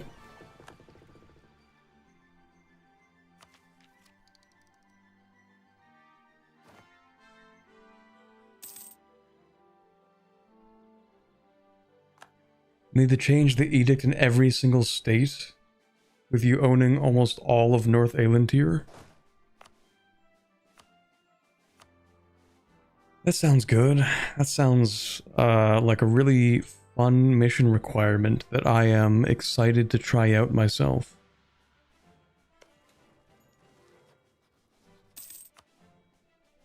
I'm just gonna barrage it for the love of the game. Never have too much money? Well, I mean, sometimes. I think sometimes you can.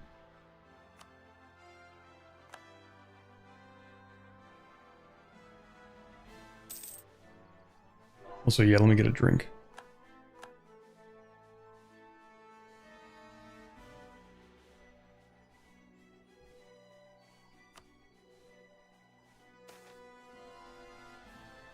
Tolerance of heathens? Yeah, not in my good Revellion state.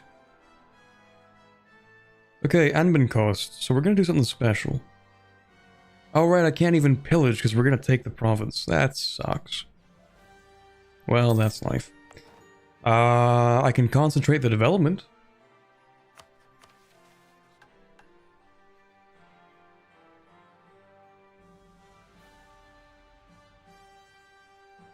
Yeah, might as well. At the capital, after wastage, this will buy an extra 12 development. We're just going to transfer 12 development. That's kind of crazy. But I guess it's because it's so expensive to dev here. And back home, it's actually kind of cheap. Yeah, we take that. We can actually make it cheaper if we encourage development. Don't know if that'll change anything, though. No. Okay, that's cool. That's 11? Yeah, I'm dumb. You're right, that is... Wait, even worse, it's actually 10.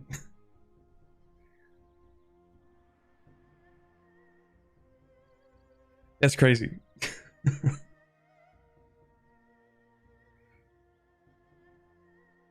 Anyway, we're gonna drag 10 development back home.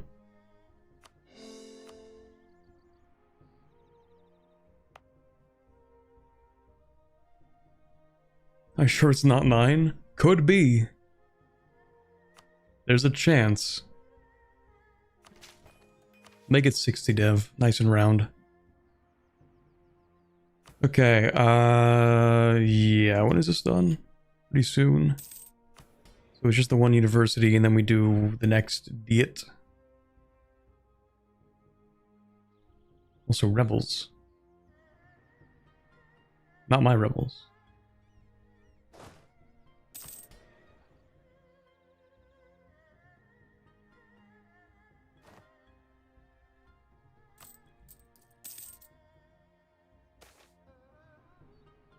Nice. Okay, now we can do another one of these.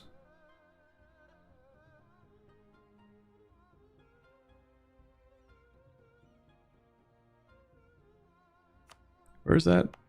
Increase autonomy a little bit.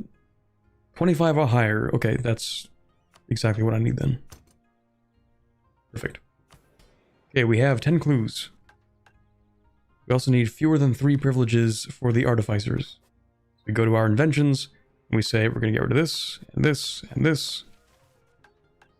Centuries ago, the Craven of the Empire capitulated to the mages, offering them the privacy and autonomy to scheme endlessly against the rule of legitimate government.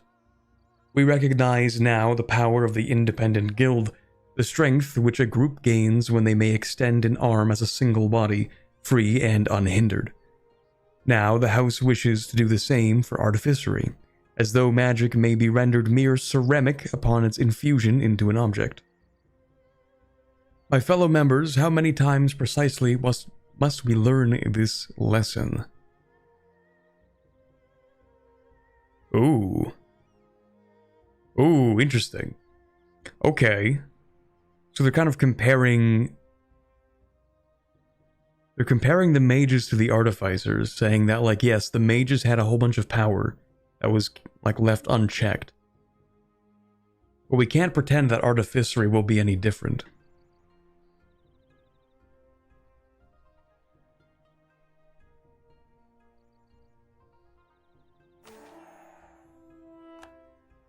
Artificers have never been systematically implicated in the magocratic subversion attempted against our state.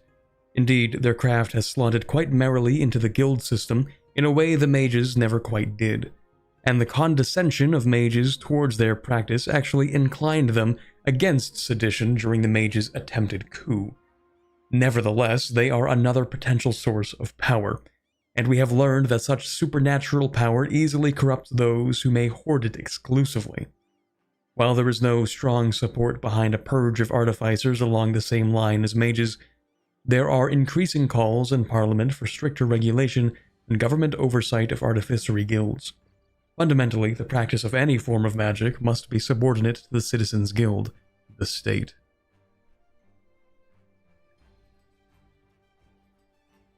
Okay. We cannot recruit war artificers anymore. Okay, so this changes things a little bit. Thank you very much, Flatliner, for joining the membership, for joining the levy. I appreciate that. Love your stuff, man. Keep it up. Thank you. I appreciate that. And welcome. First time on the live stream, you said. Welcome. Also, hi, Lobby Star. My videos help you fall asleep. I get that a lot sometimes. A lot sometimes. You know what I mean. Stream working again? Well, I mean, it's always worked on Twitch. It's worked on Twitch for a while. It's literally just, I explained at the start, but I had to change the downscaling algorithm so that I wouldn't feed YouTube 25,000 kilobits per second. Because the public streams on YouTube don't like that. For some reason, I can't imagine why. They don't like having 5 times the normal amount of information shoved through the ingest. I can't figure out why that would be a problem. Funny enough, it actually isn't a problem for Twitch, but it is for YouTube.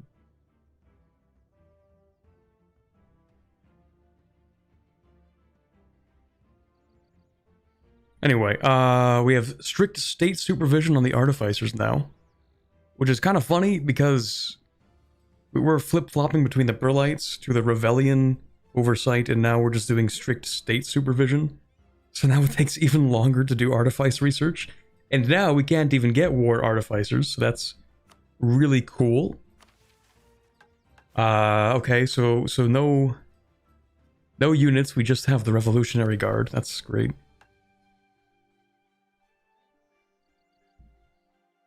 What is Pashaine about so far? Basically,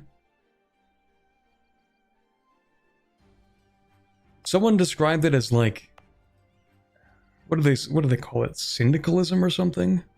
But I think they're actually just borrowing the language of guilds and trying to sort of fit that into a political theory where they're like, oh yes, the state is actually just a guild of the citizens. So I don't think it's like syndicalism in the sense where the government is made up of the guilds. But it's basically like, yeah, the Empire is corrupt. It's corporatism. Yeah, it might actually kind of be like corporatism, yeah, because I think the guilds, especially the artificers, we just had that event, the guilds are subservient to the state.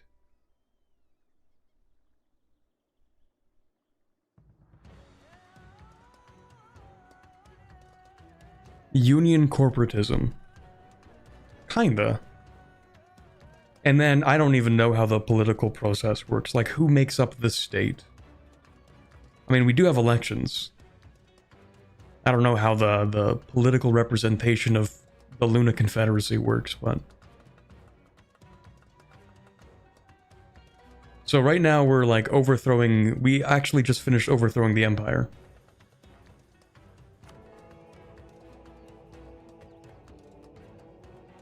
The Empire is gone completely. And we are... I think the next step after this is that we're going to... So we're arming ourselves for... Essentially, we're going to take over the former Empire. And I think we proclaim the Republic of Anbanar at some point, but we'll see. But yeah, anyway, right now, we need to... Is that destroy the fort in Anbenkost? Okay, let's do that. Okay. Absurdity possesses its own power.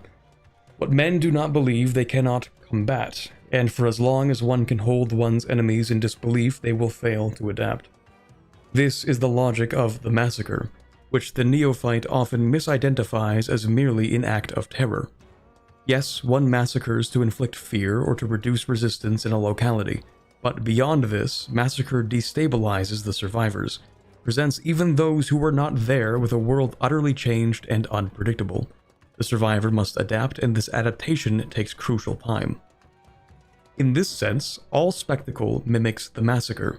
The greatest spectacle massacres the symbol, the king forced to kneel, the holy scepter shattered against flagstone, and makes stunned survivors of entire nations.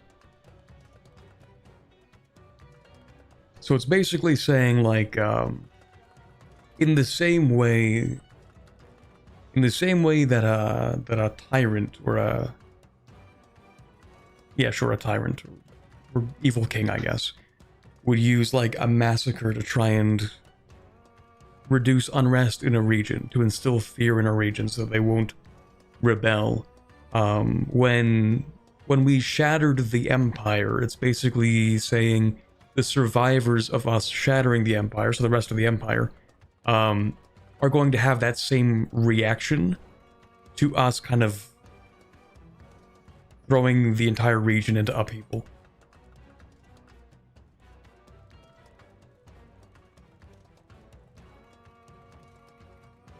So by destroying the Empire, we can expect that over time...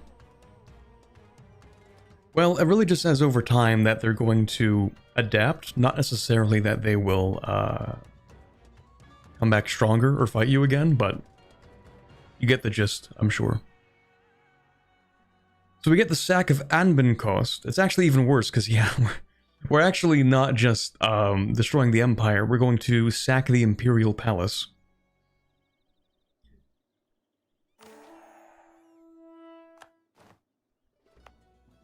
And I think we actually renamed the palace to the Palace of Unity or something. Maybe we move the palace, if you could even do such a thing. I don't know, let's just read this. Oh yeah, actually, yeah, we do. We just move the palace back home. Let's go. Alright, sure. we just took it. We just picked it up and moved it. Means that the spectacle of you sacking Anbenkost destabilizes the remnants. Okay. Makes them take longer to react. Oh, that's what you mean. Or that's what it means. Yeah, that makes sense. I thought it was in reference to the fall of the Empire, but this also works. The Pashaine troops were all the more terrifying for their politeness. Oh, they slammed down doors with their makeshift rams well enough, then their officer would enter the home and courteously request that all inhabitants wait outside, and methodically list all the items of any real value to be distributed among his soldiers. Those who refused were not shot, merely detained. The Pashaine did this home by home, street by street. It was like the proverbial man in the temple who smashes the mosaic, except they were pricing as in like sort of evaluating the price, I suppose, the value. each mosaic piece individually from the wall 1,000 times over. We were surprised, a few days thence, to discover none of it had been ordered. Even in their looting, they formed guilds. In some countries, soldiers act as a mob, in others as reaving aristocracy. The Pashaine, on the other hand, were merchants. It means removing in this case, I see. Prizing. Okay, I've never seen, somehow never encountered the word prizing. Weird. So, the Pashaine are merchants. They priced everything, then stripped it bare. Their goal seemed not merely to be the destruction of unbans cost, but its impoverishment. Or perhaps they simply wanted to prove even the superiority of their pillaging. No better example, of course, than the palace.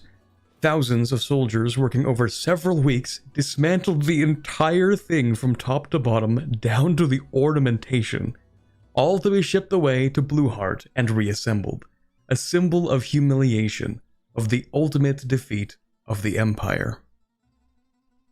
We really did just steal the building. The whole thing. I like how we didn't just steal it, but we actually perfectly preserved it as well. Like, it's level 2. Although I think it was level 3, so maybe we didn't perfectly preserve it, but like, we reconstructed it in a way that's good enough, I guess. You can't have anything in unbans cost. We took the entire thing. Okay, so what can we do with this? We can purchase army professionalism, but we already have maximum, I think. Ooh, hold on. We can just burn it to the ground. I like that. So we can buy the loot from our troops for professionalism. We're not going to do that.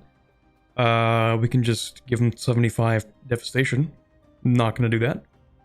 We can lose professionalism and prestige to give us absolutely nothing of value, because apparently unbans cost, that doesn't even make sense why they would get 250 crowns and 55 military power. They literally don't exist on the map.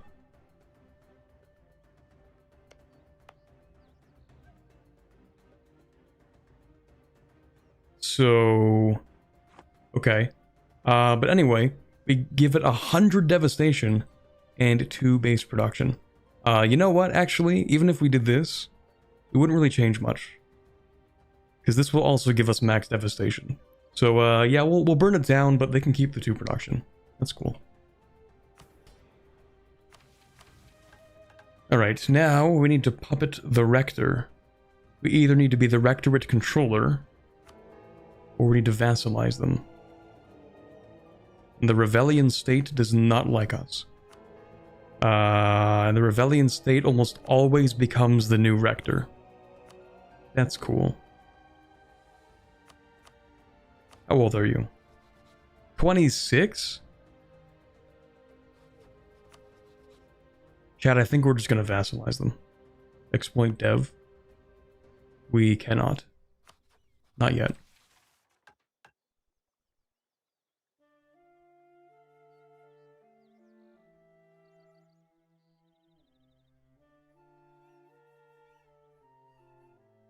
Oh, that's a lot of stuff.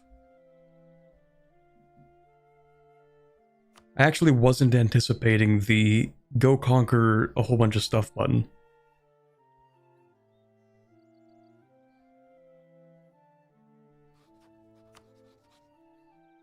Ooh.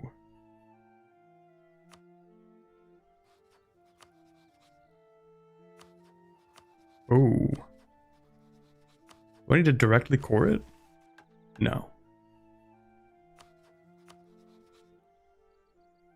Yeah, this is going to be interesting. They did give permaclaims. They did give permaclaims. That is true. I can't be that surprised. Okay, well, I don't anticipate that we're going to become the next Rector. But we do have a truce for the next 5 years. So, we're going to find people I don't have a truce with. And we're going to invade them.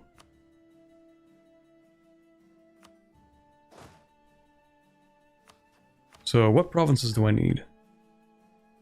It's all just up there. Okay, what about Tear? Personal union with the Rebellion state. I don't even know how that's possible. Sure, okay. So who do I not have a truce with? I have a truce with everybody here.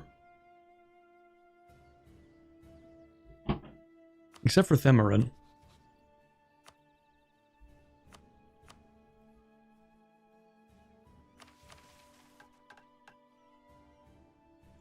Okay, I guess we can invade Themarin.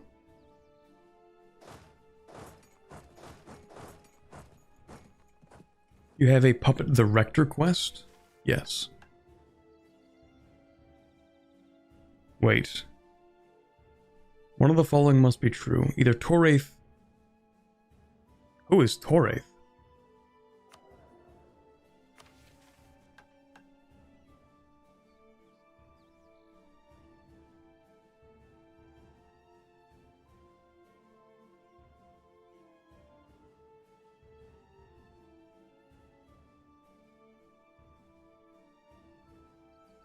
Okay, anyway. So I actually need to be the Rectorate controller?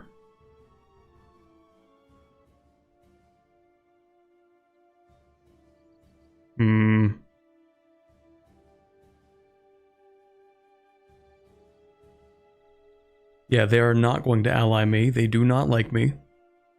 Reasonable. Otorith is the starting pope. That's kind of far. Hold on. Because we become...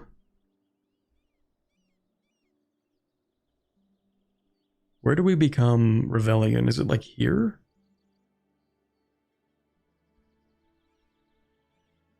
This is Coronite, and then after that... I don't know, but it's like, it's kind of a long time after the first Rector. So I need to... Wait, I need to become the Rector. It's not enough to conquer them.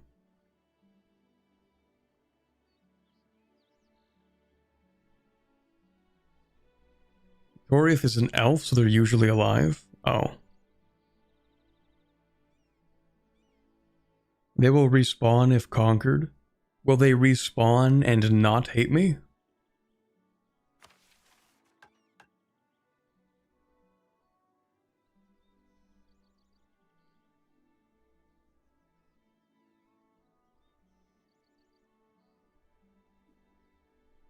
Never had to be the controller when I did my run.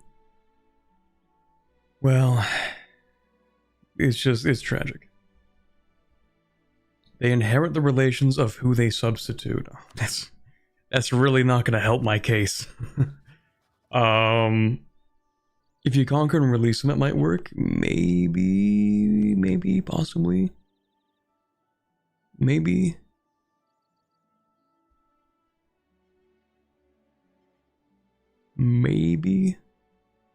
Yeah, you know what? We'll conquer them and see if we can release them as a subject.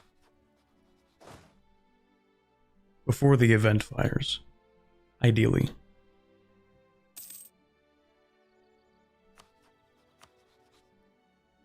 But, yeah, we'll just invade these guys.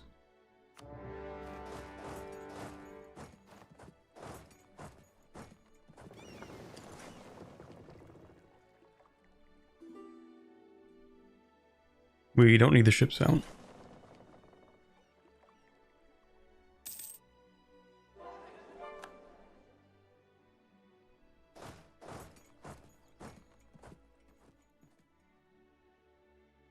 You get an event for them later?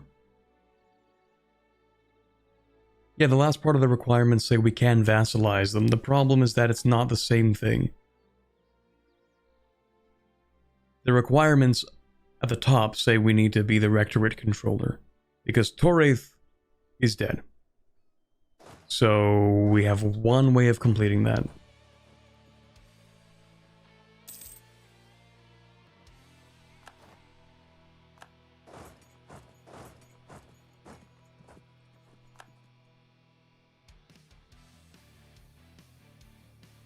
Also, yeah, who said they tried to play this country on Iron Man? Never play mods on Iron Man. Even mods that have achievements that want you to play Iron Man to, you know, get the mod achievements, never. Not even once.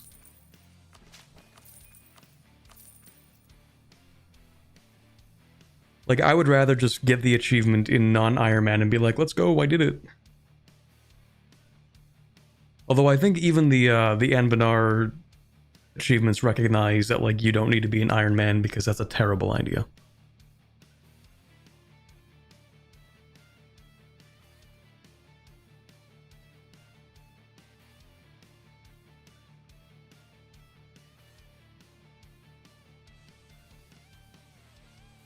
Maybe I should do one of these.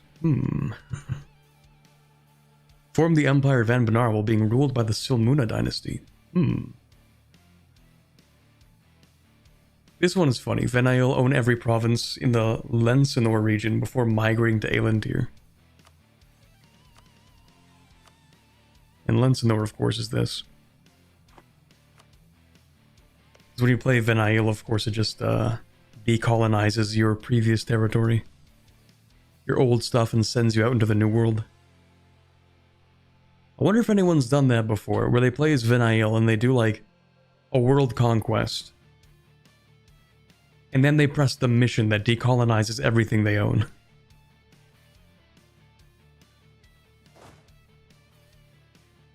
You thought Zoko was the first world-ending tag? We've always had Venail, the sleeper build.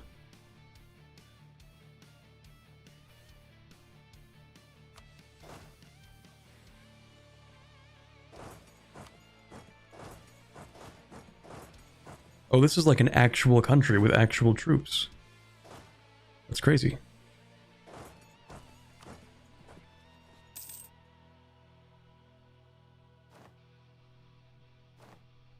Okay, guys, I think the spy network is kind of cooked.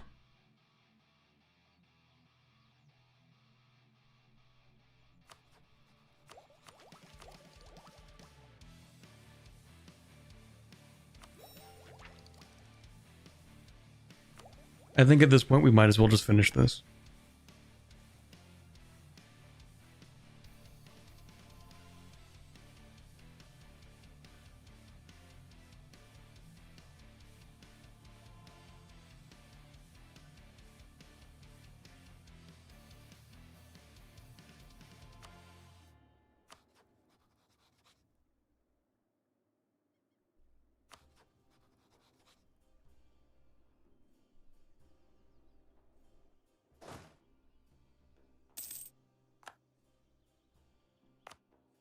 Also, I think I would like to bump that up, because we have infinite money.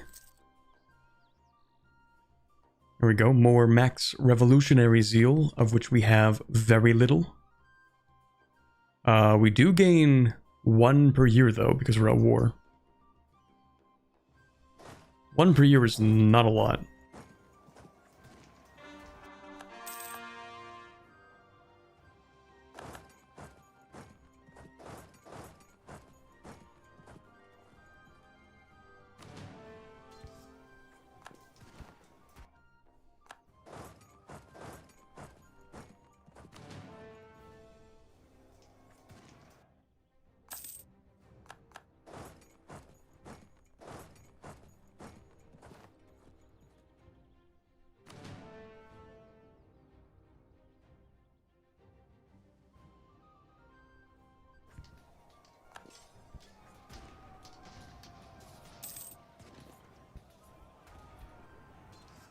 Things are not going great. It could be worse. Yeah, I'll just send in a different army. Actually, I do want to make more of these guys, because they get a lot of good buffs.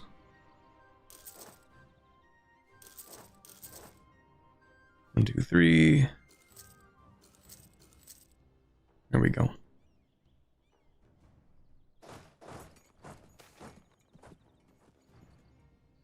Why don't you turn your entire infantry corps into them? Because I can simply hire more.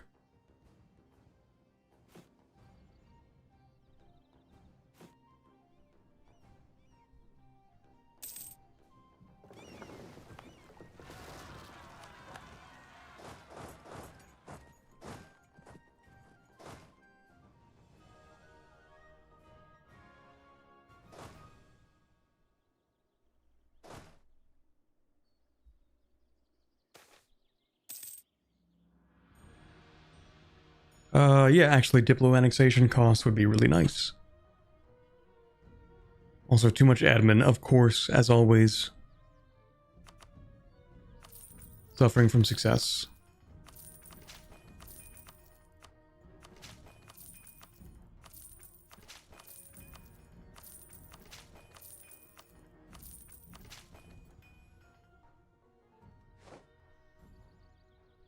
You're making mad stacks. Force limit doesn't matter. True. Force limit is a suggestion once you're making like 900 ducats per month.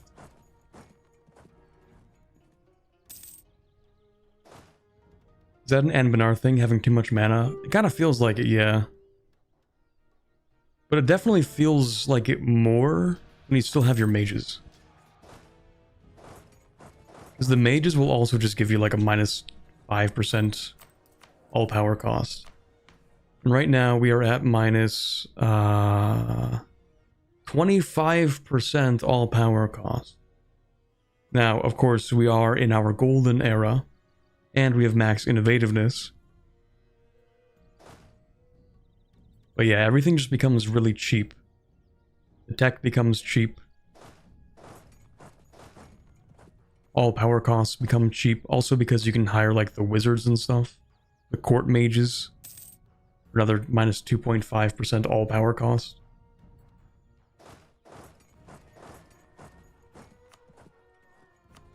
Anyway, newer Sestir.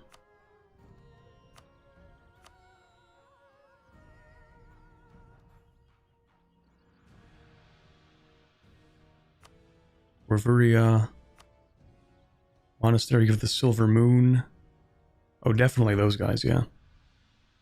Also, what is this soundtrack? I feel like I haven't heard this one. The Unrelenting Wave. Hmm? Oh, it's an Anbanar song. That makes sense. Although I'm sure you guys can barely hear the music. Here, I'll play it again.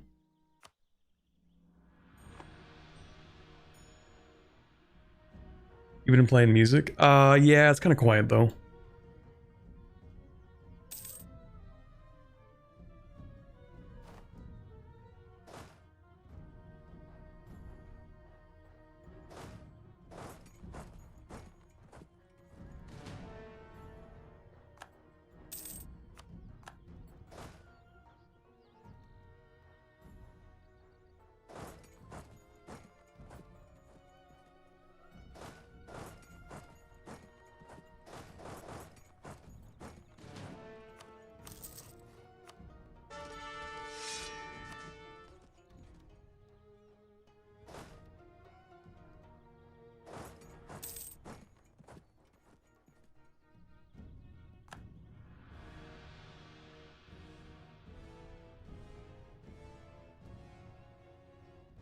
Just fight the command and release the ones, it's that simple.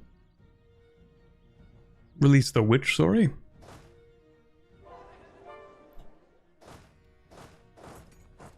Like that comment was from a while ago and I just didn't read it.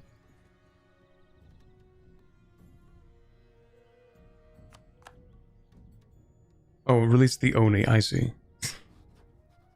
True. Yeah, yeah, because the Spy Network stuff.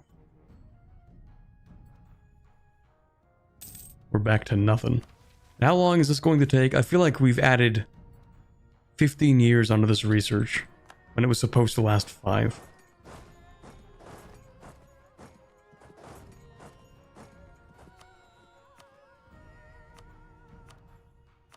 Alright, you. I guess you can just leave. I don't actually need anything from you. Just break your alliances.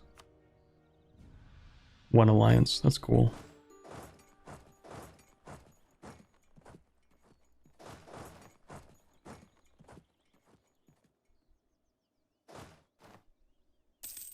Okay, so in theory, if I can click this button.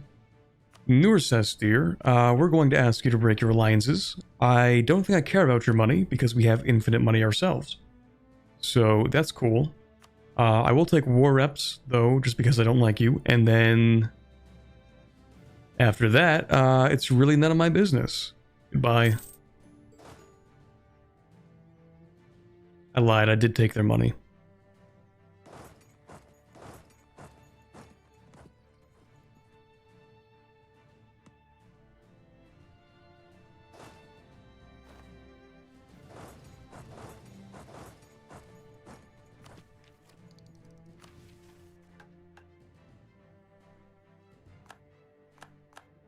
Okay, so someone mentioned that I get an event for the Rector, like to vassalize them, I think.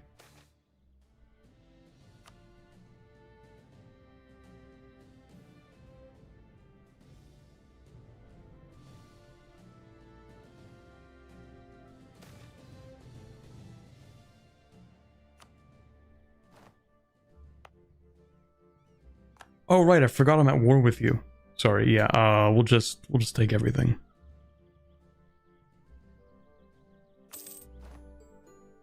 I'm sure no one will mind.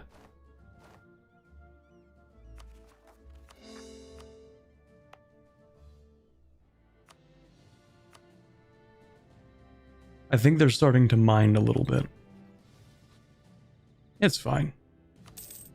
What are they gonna do? Join a coalition?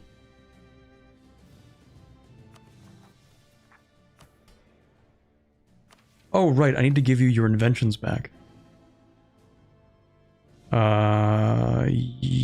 That's a good one. That's admin efficiency. That's a good one. That's a good one.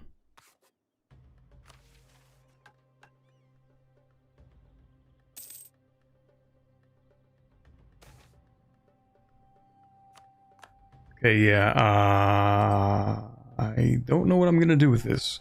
I might just take the lesser reward. Although, we are sieging faster, their spy detection has gone down. Maybe it's not that bad. Also, yeah, we'll tolerate the goblins a little bit, sure. Honestly, chat, I don't even want the admin. I have so much admin. Too much, you could say. And then, surely that doesn't give me revolutionary zeal, does it? I don't care about the rest of these, I'll just take a look at it. Yeah, I didn't think so. I don't know why. Why would I think it would? That doesn't make any sense. But I figured maybe.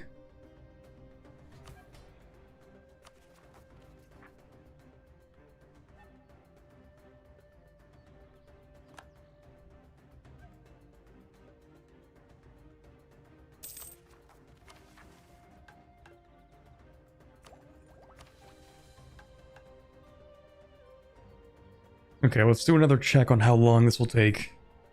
So we still need to wait, like, 30 months, kind of. Ooh, integrating Buzelar. Very nice. We have our new subjects in the New World. Very cool. I think I'm just going to get rid of the colonial. Well, no, I'll keep some of them here. That's fine, I guess. That's fine. We'll put you all here. Cool. I do like our new stuff. Lion Marsh. We now have this guy. I guess I could keep like two guys on subjects, maybe 3 guys on subjects. 2 unassigned merchants because of those colonies. We are doing the exact thing that we said we wouldn't do, which is like imperialism and colonialism. But we love doing those things.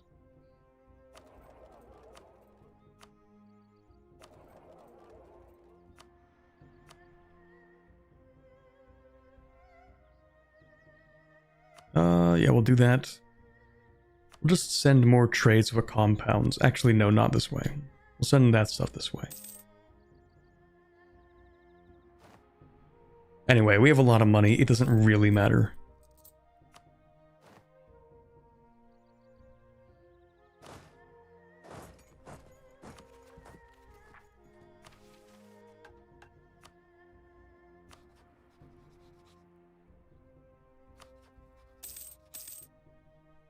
Okay, time check. If it's 1.12 each month, assuming we don't have our spy discovered, which who knows, then that's going to take us another 25, maybe not 25.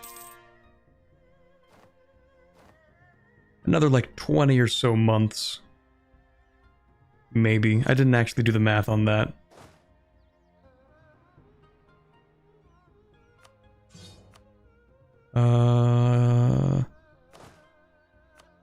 We'll do this.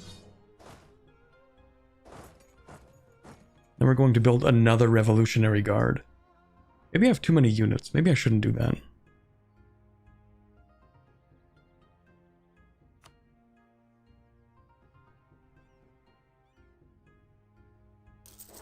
Maybe I will anyway.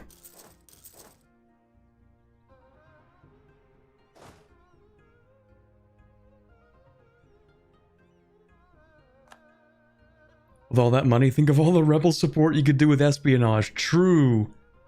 Think of all the failed rebellions I could fund.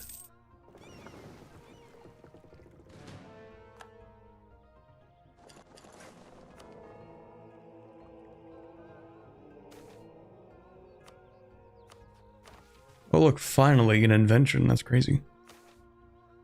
Okay, we would actually like to pick something that we want. It's still gonna take 15 years. I mean, it might not even be worth it at that point. But it's not like we're gonna finish this anytime soon.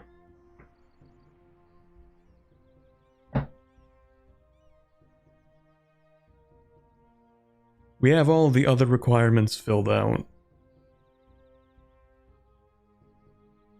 Okay, yeah, we'll go for it. So we need the Mystic Ciphers.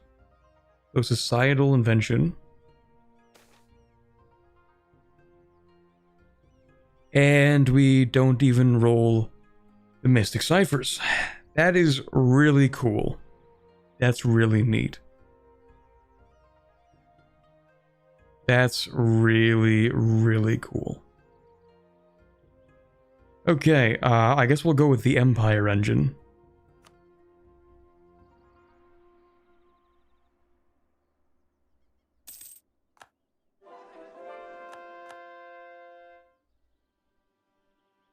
We could go after the Magisterium now.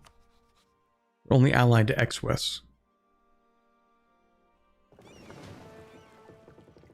Any interesting synergies that espionage gives? Well, the only reason we really want Mystic Ciphers is for the spy network construction, but this might be done on time anyway, so. Yeah, God knows you need to save more admin, true. We're spending too much. Oh, man.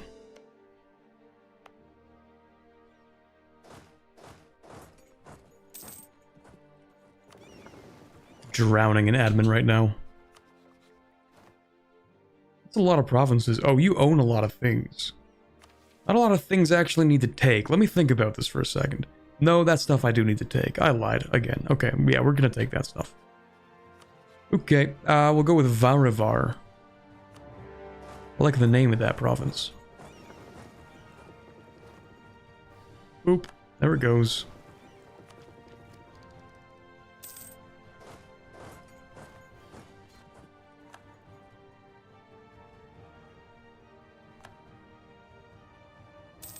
I like how at this point we are comically overpowered.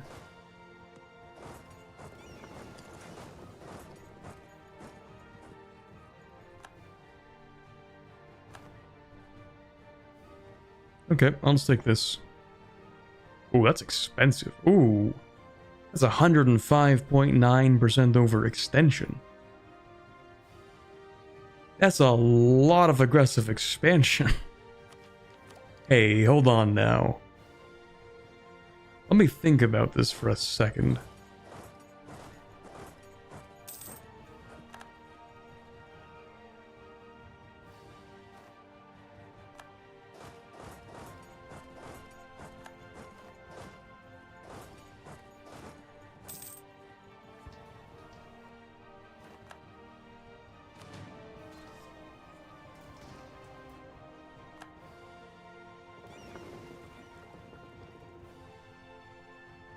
You mean the idea group policies? Oh, those synergies. Yeah, we could get offensive ideas. That policy will give us even more spy network construction. And then, of course, we can get plutocratic for manpower, but we have enough, pretty much. You can solo Condor at this point, honestly.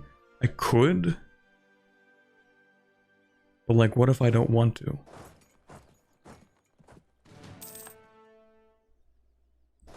What if I don't want my conquest to be interrupted?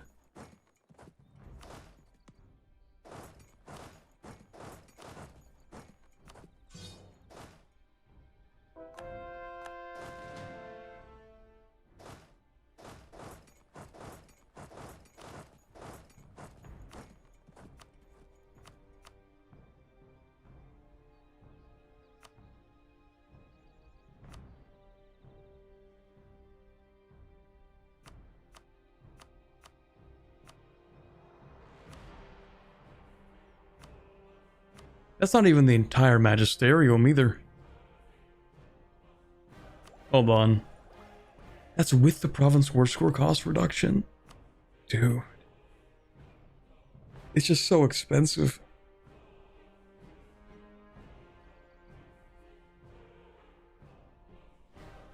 Alright, well, we'll just take this stuff, I guess. Right, X-West. Yeah, just break that one alliance, that's cool. This time I actually won't take your money.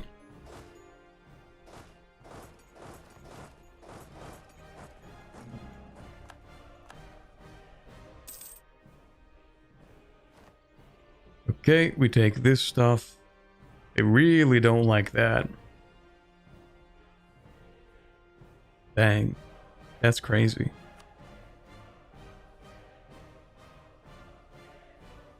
Anyway.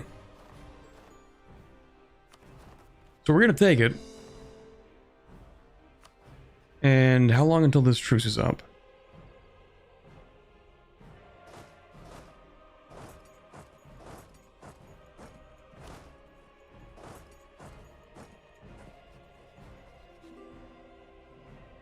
We have 2 years, okay. I'm allied to our Gordstun. You know what? Sure. Embrace Napoleon. AE is just a number. True. Aggressive expansion only matters if they can stop you. And then, you know, they did stop Napoleon, but don't worry about that.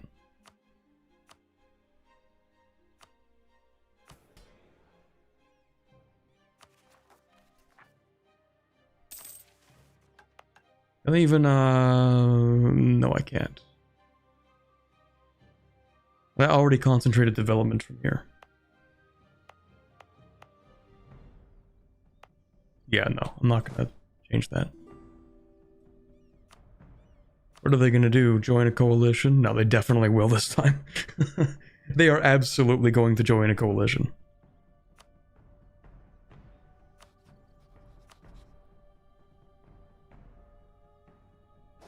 Not before I simply take stuff anyway. You want to join a coalition? That's too bad. Coalitions have been outlawed.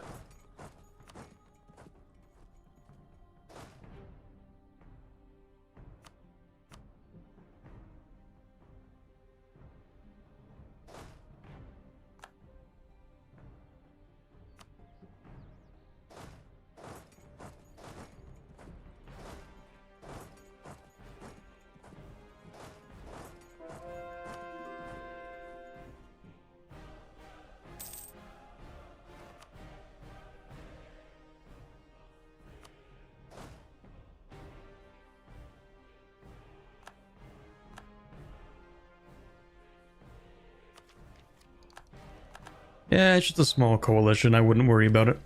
So, how are we doing on this? It's not too bad. It did get reduced a little bit, but it could be worse. Now, I would simply like to finish off Diplo ideas. And I think I want to swap out court ideas. Does that seem reasonable, chat? I don't think we really have a use for court ideas anymore. We did at the start of the game, it was really useful. And even up until recently, it was still useful. But I think it's kind of run its course. Oh boy. Ooh. I don't know if I'm reading all that, to be honest. I'm like, that's cool. I'm sorry that happened, or I'm glad to hear it. That's cool, man. So, we do get to vote, though. Well, not really, because we already voted. Okay, so we're gonna go down the zealot path. Artificery for the masses. Huge.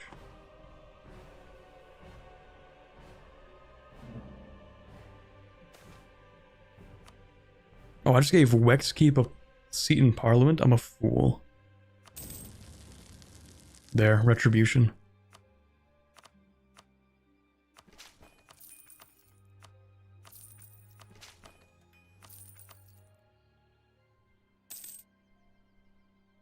Speaking of... What a coincidence. What perfect timing. Also, don't I have a... army somewhere? No, okay. Never mind. Hi, Wex. How would you like to not exist? I would like that to be the case. What's funny is, I don't even think I need this land. I just don't want Wex to exist.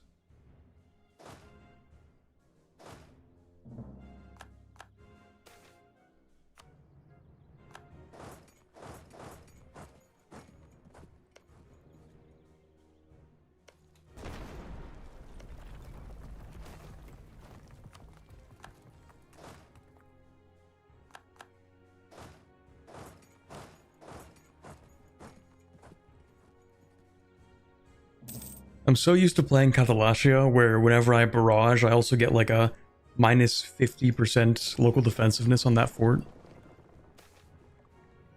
It feels empty without it.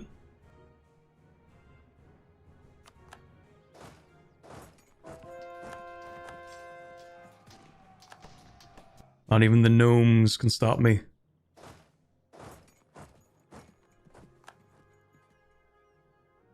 Actually, am I dumb? Don't answer that. Hold on.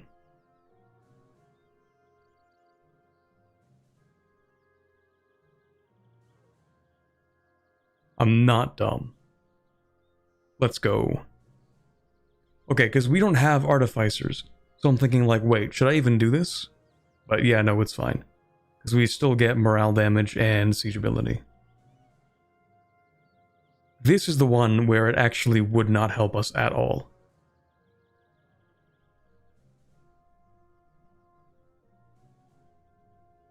You got nerfed to minus 20% on GitLab already? No, not my space moths.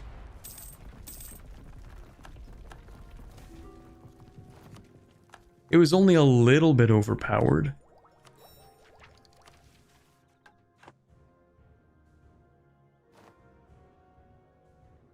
Ooh, spy network construction plus 33%, you say? Interesting. We have another free policy here. We might as well take it. National manpower? Yeah, sure, why not?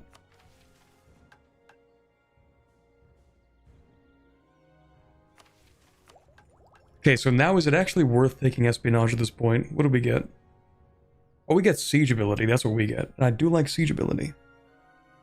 Where's my siege ability? 10% from this. Then we can also stack it for more spy network construction. I mean, we don't need court ideas, but is it worth swapping them for espionage? Did you also need relations with Azjakuma? Yes, we do. What's in the middle of Corvuria? Ravenhill.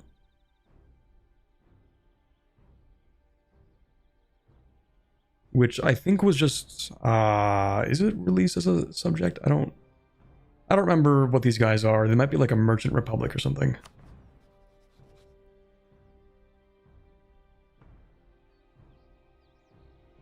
I don't remember how they spawn, but Yeah, they just kind of pop out of Ravenhill.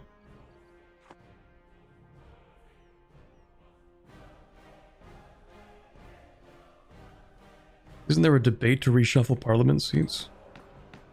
Maybe?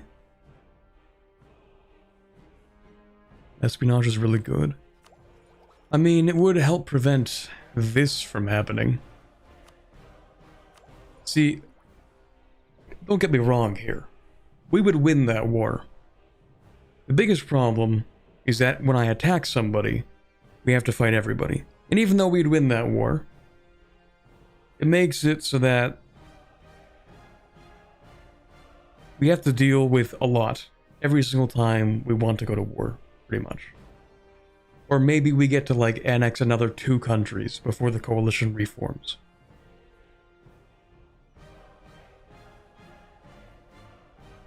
So more than anything, it's just kind of annoying. And I think I'm going to get rid of court ideas to do the espionage thing. So yeah, we're going to do that. Let's grab espionage. Let's take the first thing we have here. Still focusing on Diplo, getting 18 points per month. Pretty solid. Might as well co-belligerent everyone before they join a coalition. It's not a bad idea, that's true. Yeah, maybe I should have co-belligerented more people. Because I do need to take stuff from, like, Silverforge, for example.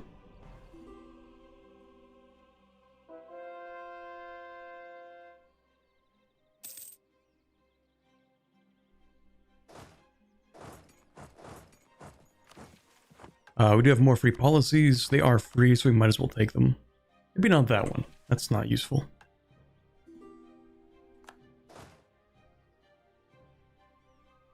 Okay, we're getting 1.3. It's looking a little more promising, but bad things could always happen. Okay, so Wex, we're looking to take this. Obviously. This, and I thought they had another province. I guess they don't. Don't you? You do have one last province, but I can't reach it. From you, I should have co-belligerented Silverforge, maybe. I do need their stuff, but they also take a lot of war score. So I don't think we would have been able to get everything we wanted. In fact, Silverforge we should probably just peace out with. And we should probably get rid of that, because Ovdaltungur, they're just kind of out of the way.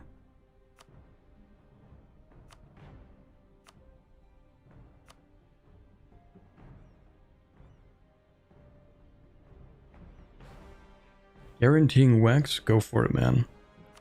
Thames Crown? Nah, they're easy to invade, that's cool.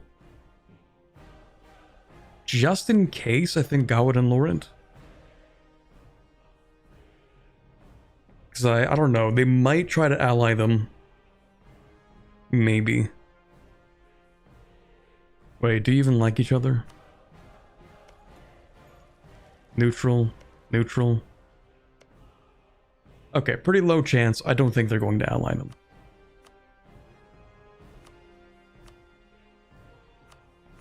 The Silverforge, you guys can leave, then I'll come back and actually take stuff. Then we have... who else? We need 2 provinces here. From Gizden.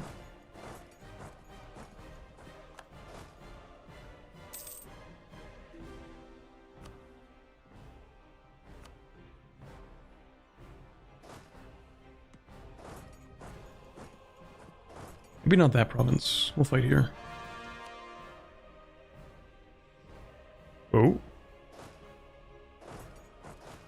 We're probably gonna lose that. That's cool. Oh, maybe not. Okay. Yeah, I'll just... Okay, let's see. Could pick that up. You know what? Like, it's so cheap at this point. What am I gonna do?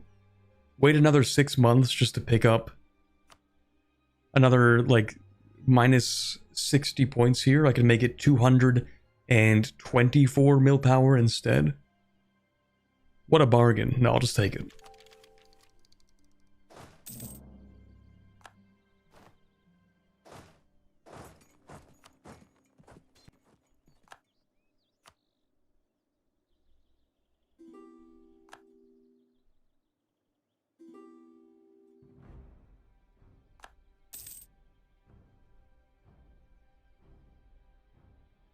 We'll probably make all of them revolutionary, yeah.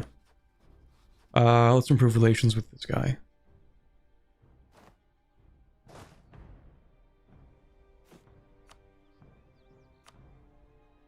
Oh, hold on.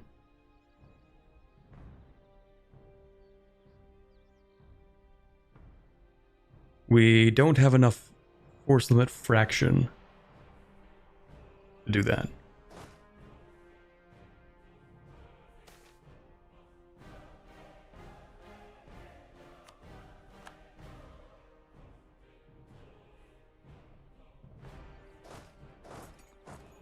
To be fair, if you fight a mega coalition, you can claim that the stream title isn't clickbait anymore. I mean, to be fair, I think at this point we have fought every single member of the Empire in today's stream.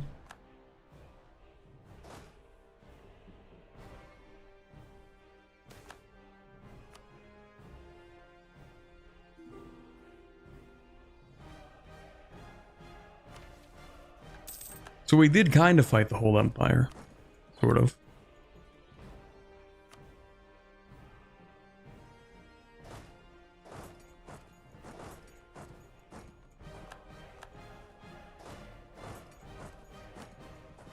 So, oh right, Pearl's Edge. I've just been sitting here doing nothing. You like seed colonies to me? Yeah, I'll take that. 2 provinces, let's go.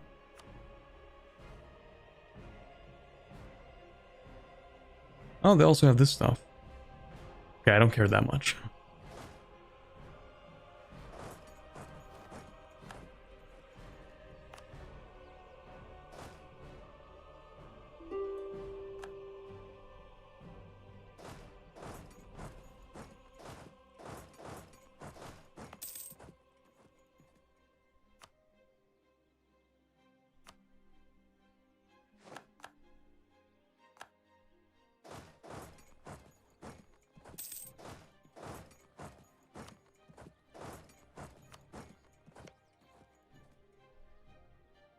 Okay, Wex.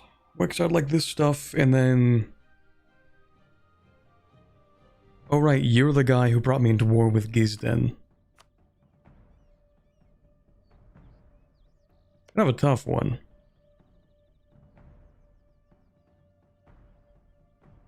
Let me think about that. So the truce with Silverforge comes up in 6 years. With Gizden, what we could do is take like 1 province. That'll kind of, it'll sort of stagger it a little bit, right? And as we do that, we can go to war with Silverforge, take all the stuff we need, whatever amount it is, right? And then after that, we can go back to war with Gizdan to take this province, which we need, or what is it, this province? I don't remember. It's one of them. This one.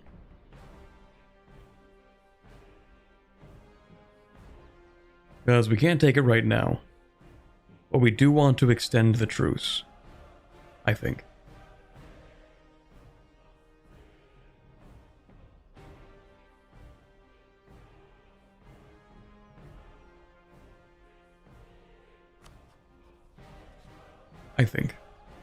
So...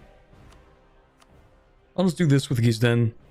Don't want it to be too long. What is this, like 10 years? 9 years?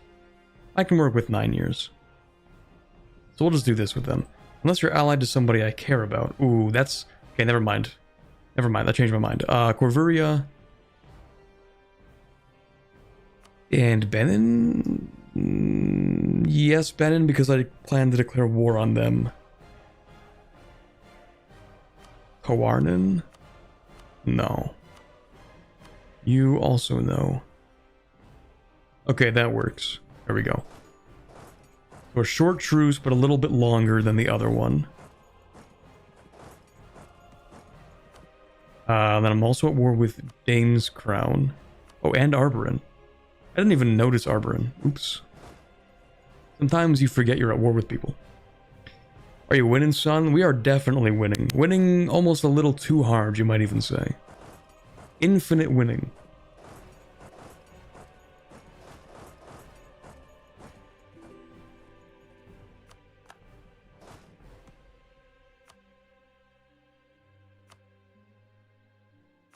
Are you not giving me access? Oh yeah, you hate me. That makes sense. We'll go up through there then. Then let's grab my ships. Blockade this. Okay, Ezra Kuma likes me, and our spy network has been completely cooked. Okay. At this point, chat. At this point, I might just finish it off. Well, no, because we can't even finish... Like, I can finish this. And this. But I can't even finish this. And what's the point of finishing these if I can't finish this? Sure, I'll be stronger, because these are, like, things that I can do. Give me more strength. But I don't need more strength. So... I could just try again. Okay, listen, this time, chat, this time, we actually build spy networks quickly. Okay, so I don't actually get too upset. What's the additional benefit of the spy network? We'll find out. We gain an additional reward if we manage to complete both. And I would like to find out. Curiosity really is killing the cat right now. Also, my subjects don't like me, and that's because they just don't like me. What's up with that?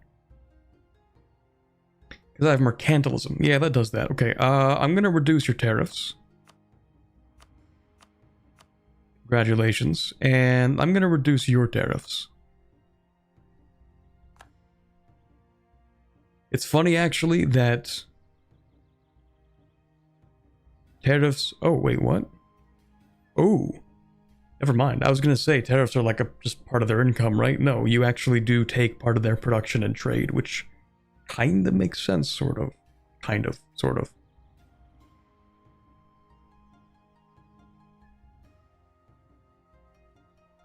At least for EU4's trade. You know what's interesting that doesn't exist in EU5, actually? Tariffs. Which is interesting considering just how important tariffs were. Maybe they exist at a later part of the game. I don't know, I've played until like the 1680s or something. I haven't seen them. I don't think they're part of it.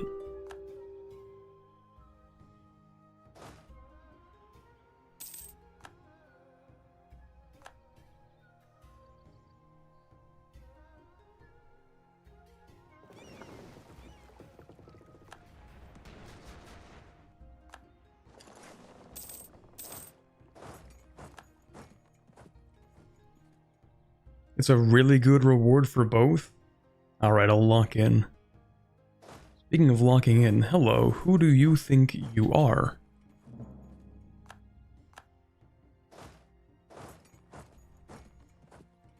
Alright, Pearl's Edge. I should peace out with you. Hello, Pearl's Edge. Would you, by any chance, like to give me every single one of your colonies? I think I would like that. I think I would like to take every single one of your colonies. Oh, but they don't want that. Hmm.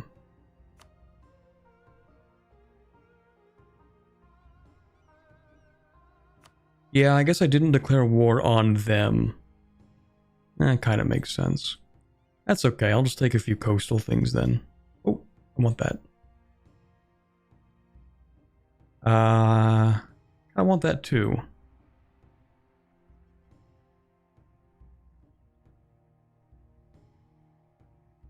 Okay, you can keep that, I guess. Or I can wait 1 second.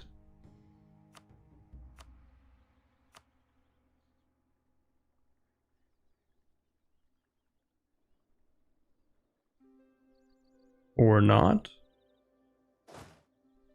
They'll fold eventually.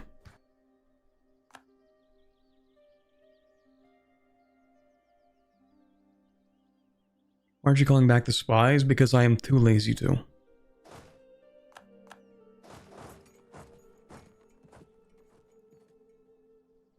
They'll get back to work when they're ready.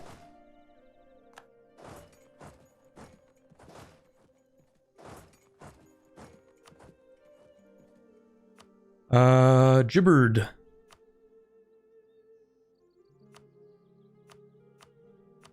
Simply break your alliances. And I think we are chill.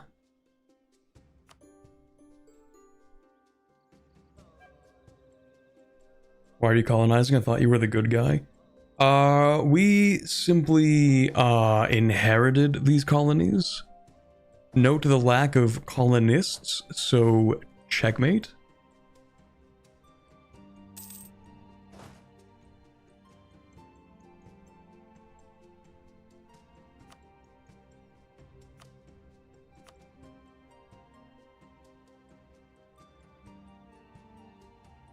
Starting to wonder if I should just annex these guys. Instead of starting like 7 different wars. Just to reduce the AE. Yeah, I'm just gonna take this. I don't even care. Yoink. Although, perhaps I could have waited for the minus 20% AE. Oh well. Hope your future missions work then. They'll probably work. Probably. Probably.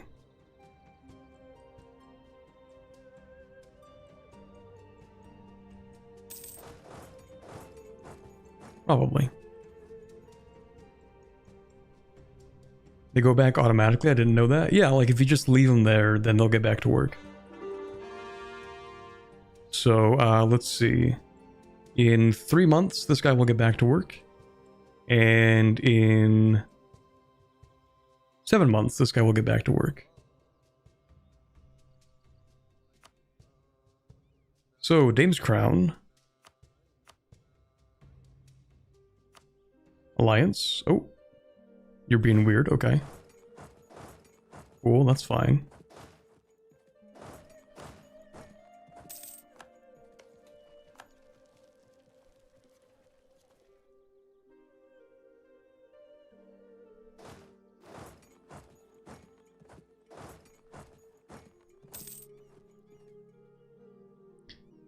Right, that's a lot of truces.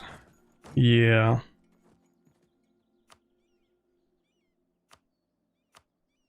Arboren. Wait, what? Well, that's owned by Arboren. You know what? I could actually make my life a lot easier if I just take that.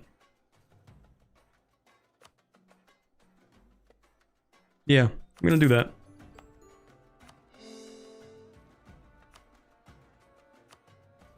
Treton.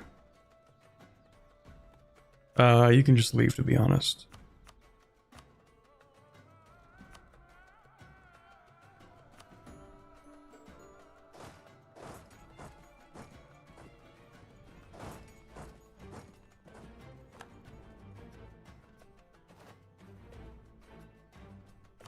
Okay, how long until I have this? A couple of months? Okay.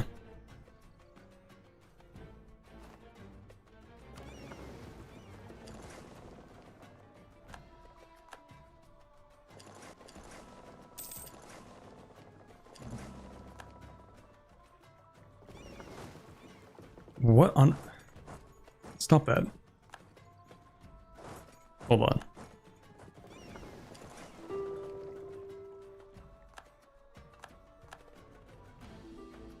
Yeah, coalitions, my favorite. I feel like when we win this war, maybe it'll just disappear, who knows.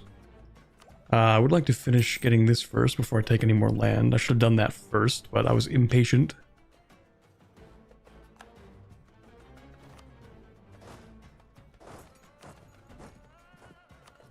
Pearl's Edge? They would accept now. Nice.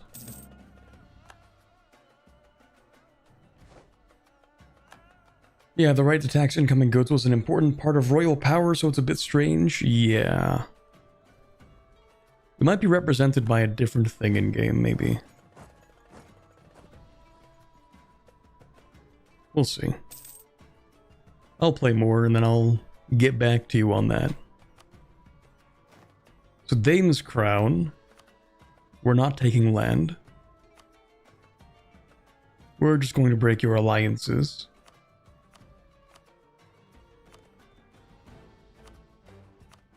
And sure, that's fine.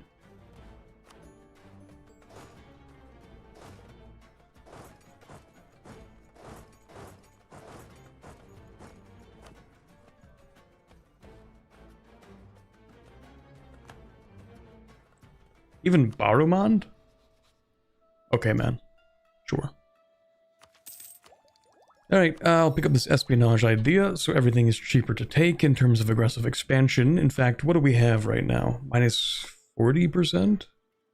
Minus 45%. Not bad.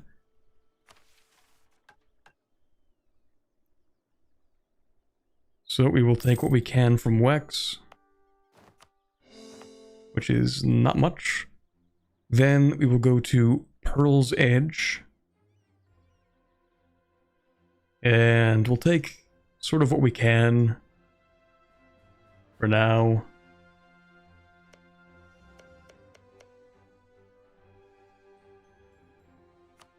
Yeah, that's fine. We'll come back later.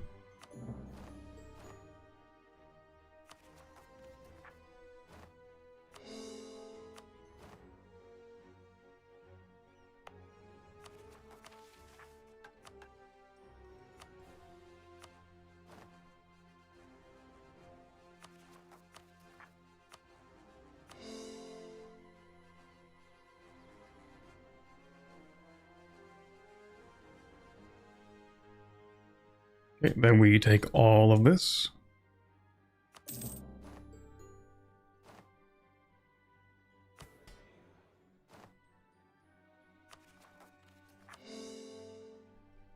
Does bring me a little bit over, but only because we're still coring this. So we're kind of fine.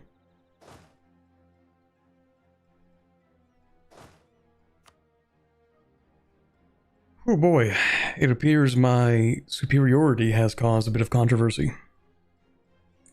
That's crazy. Yeah, no, it's probably fine.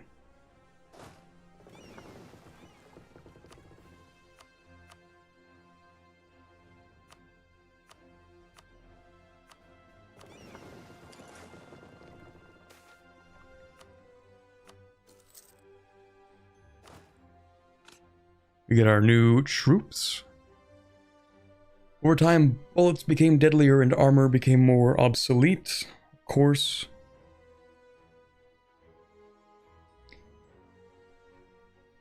As armies changed to lighter cavalry and less armored infantry, the famous Thorn formation placed a large majority of their pikemen with more musketeers. Hence the Ash. Oh, I see. Interesting. So we are in the pike and shot phase of military.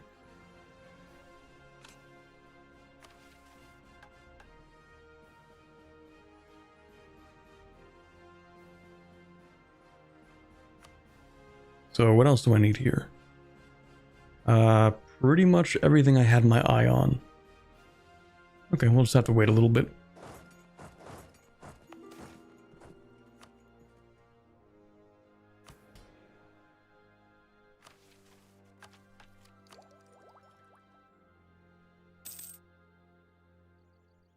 $1.3 per month. Because we're still waiting, I mean, it's not like much, not like we can do much at this point. I have to wait for some of these truces to finish. And then I guess wait for the coalition to dissolve itself. which I figure it probably will. Probably. I can help move it along, I guess. Like, why is Krath and Nor upset? Who knows? They're just kind of weird like that.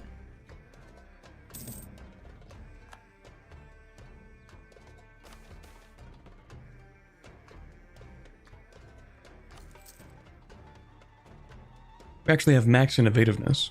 We don't need that. It's never gonna happen. No, I feel like it's gonna happen.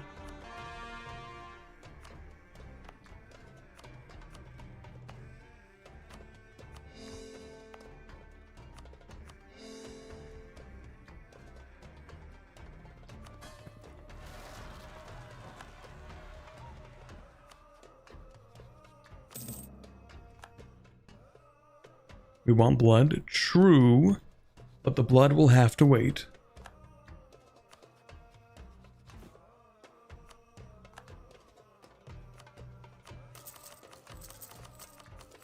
We can have the blood later.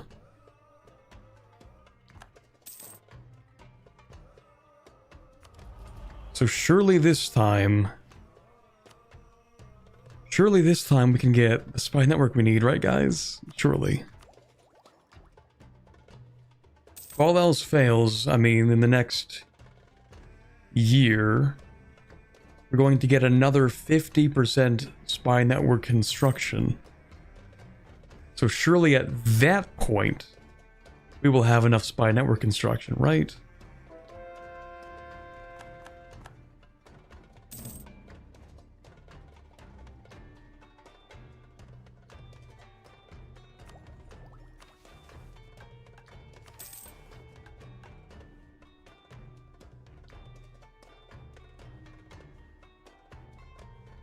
Still not sure what to do with this. We'll figure it out.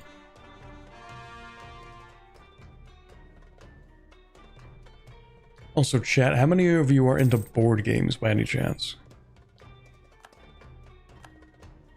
Because there's a new one. Oh, okay, cool.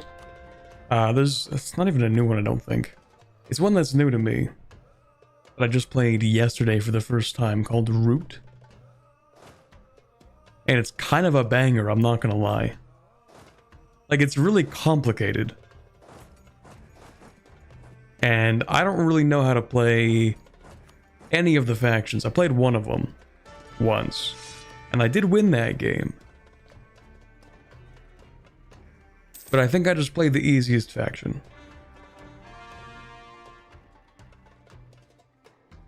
Rugen, you said? Root. R-O-O-T. Root.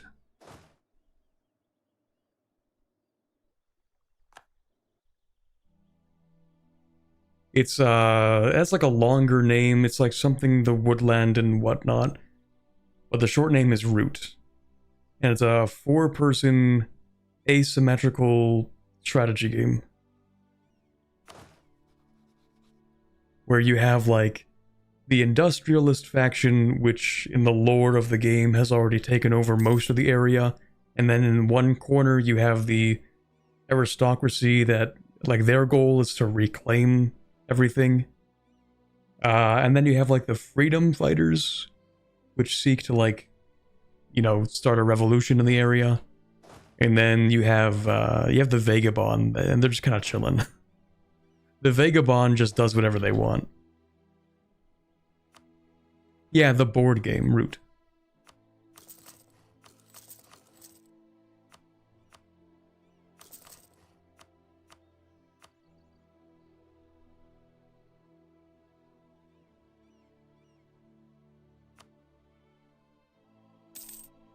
Which faction did you play? I played the Cats. So those are the guys that start having control over everything. And they can scale pretty easily, but you're also really vulnerable in the early game.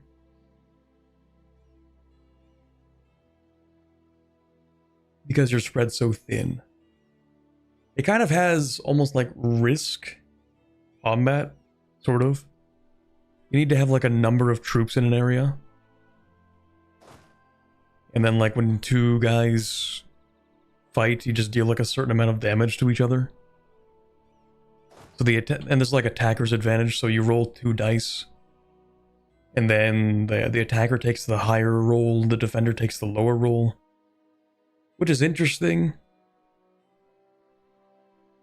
Interesting they have attacker's advantage, but anyway. Did you play in person or online? I played in person. I sat down at a table like an hour-ish for that first game. And then I helped someone else learn the faction that I played because I played it before they arrived. Yeah, I played board games for like 9 hours yesterday.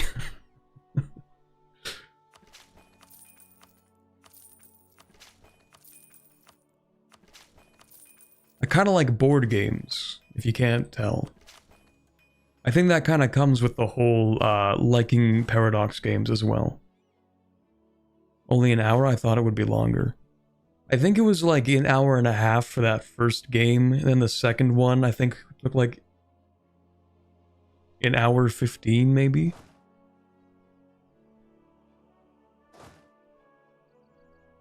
It was kind of a while. But yeah, we had to learn how the game works, and there are like three different guidebooks that it comes with. You have like the learning to play the game, and then there's like the walkthrough for the first 2 turns, and then there's like the actual rulebook.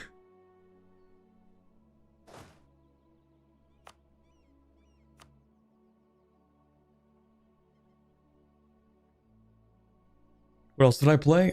We played a card game called The Bang. It's like a Western cowboy-inspired game that's actually originally in Italian. But I guess they translated it when they made it for overseas markets. Should start the Az-Jakuma relations. That's true. That's pretty true. Right, who am I actually fighting right now? I'm just kind of doing nothing.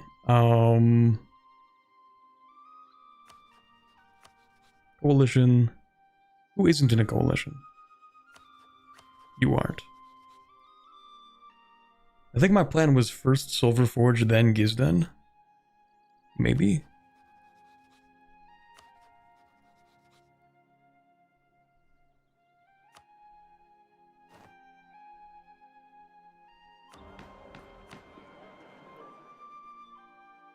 Debate in Parliament. Can I actually get that same one again?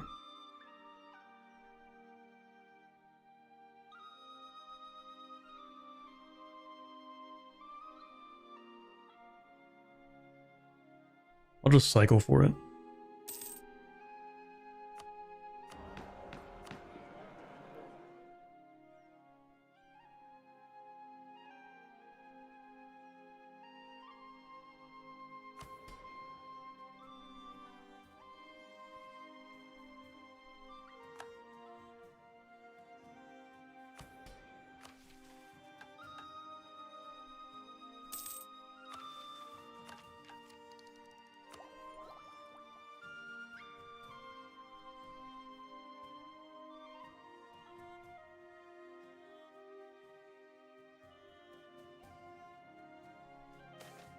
Played Bang a long time ago. It was fun. It's a pretty interesting game. It's really easy to just like die in the early game. It's not just a Western, a spaghetti Western, exactly. I actually don't even know what the term spaghetti Western refers to. I've just seen it before.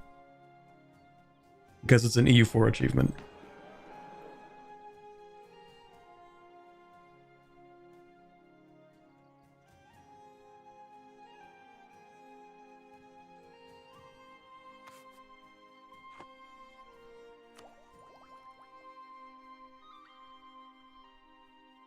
Had my eye on one where 4 players each play the government, industrialists, middle class, and workers, and you give and take various stuff like laws and taxes with other players. Oh, interesting. Should try Role Player. A fun game, basically making D&D characters my rolling dice. Isle of Cats is also good. It comes from Italian Western movies. They were big fans there. Oh, really? Interesting. A Western filmed in Italy. It was an insult because it was cheaper to be made in Northern Italy than the US? Damn.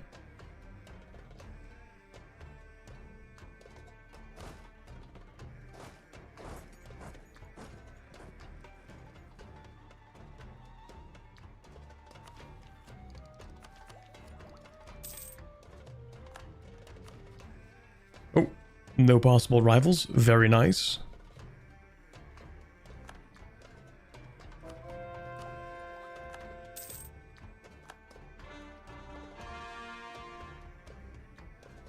I should not have done the thing that I just did. I'm going to keep you there. We're going to maintain that diplomat. Yes.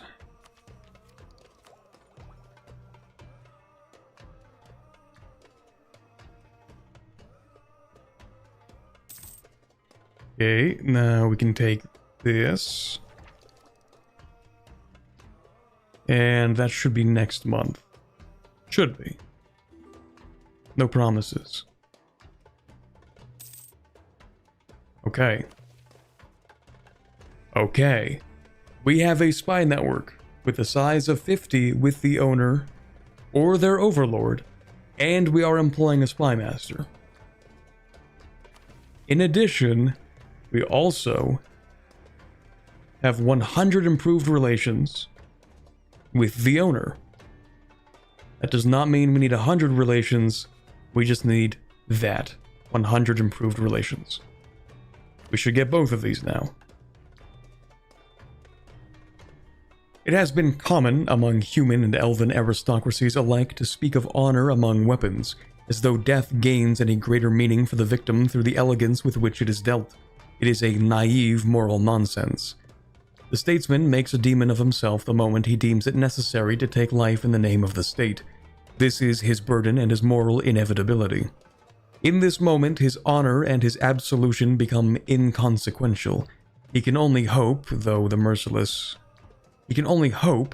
merciless deployment of any and all weapons available to him, that such a sacrifice in the name of the state proves worthwhile.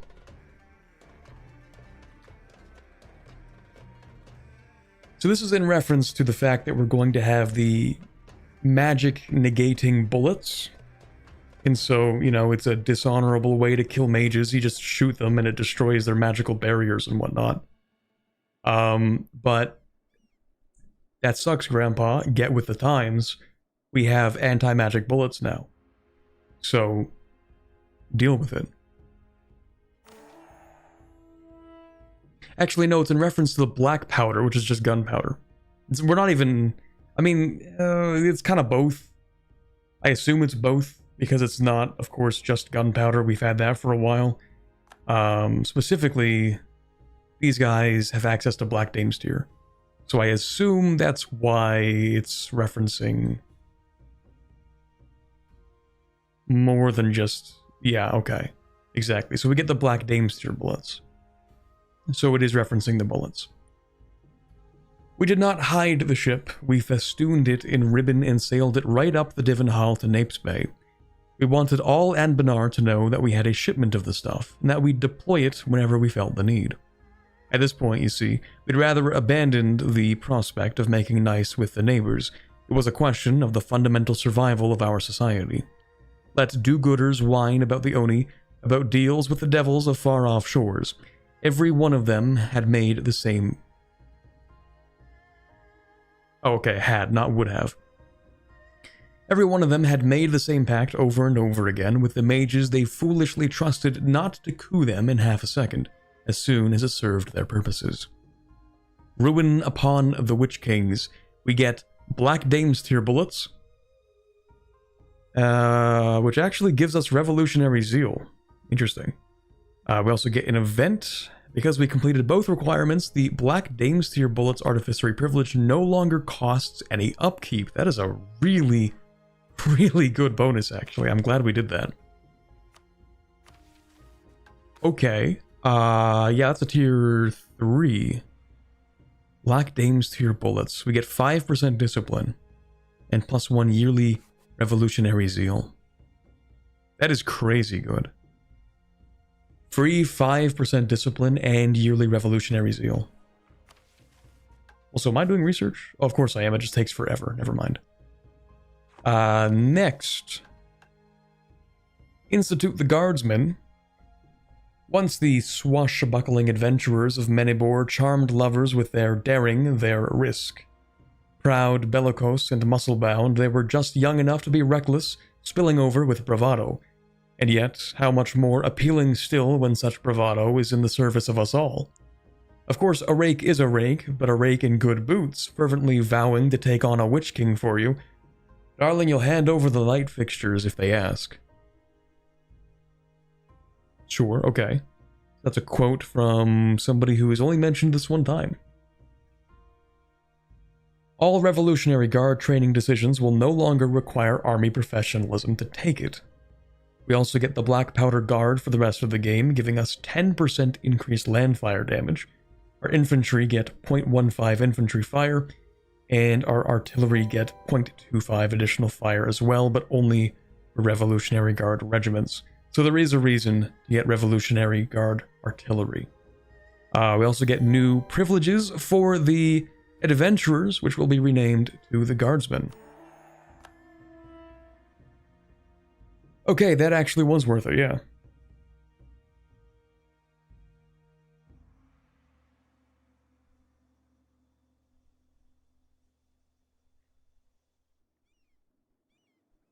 Let's see, I'm missing some things from both chats.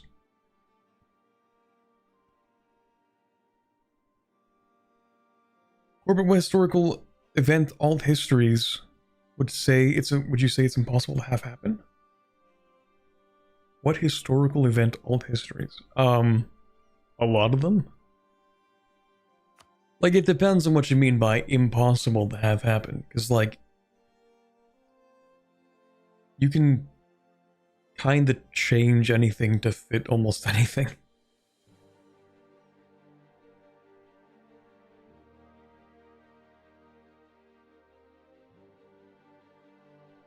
Not without fundamentally changing the entire scenario of any given event.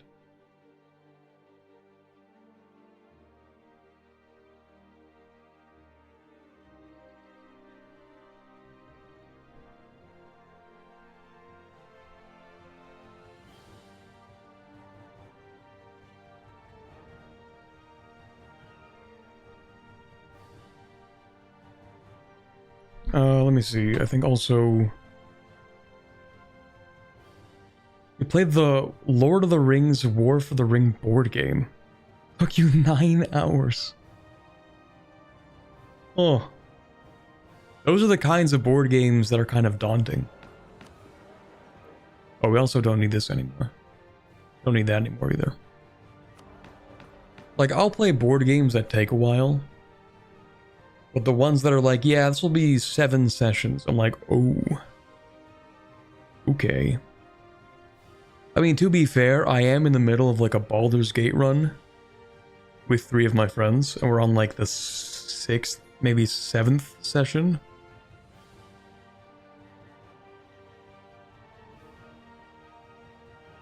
Like, I think we just finished the Forge. Oh yeah, we're about to go into the Kretch. Anyway, what do I want here? Kind of none of these? A merchant, maybe? I make infinite money, but it would be funny.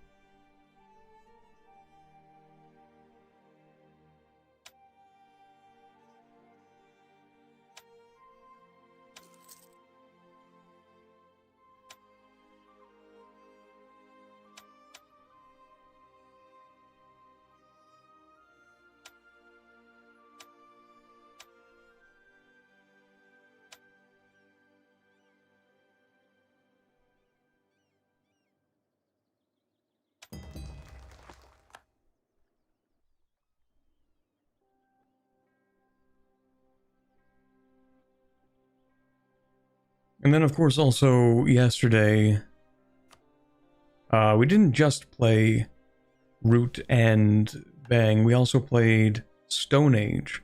That's a board game that I bought like a month and a half ago.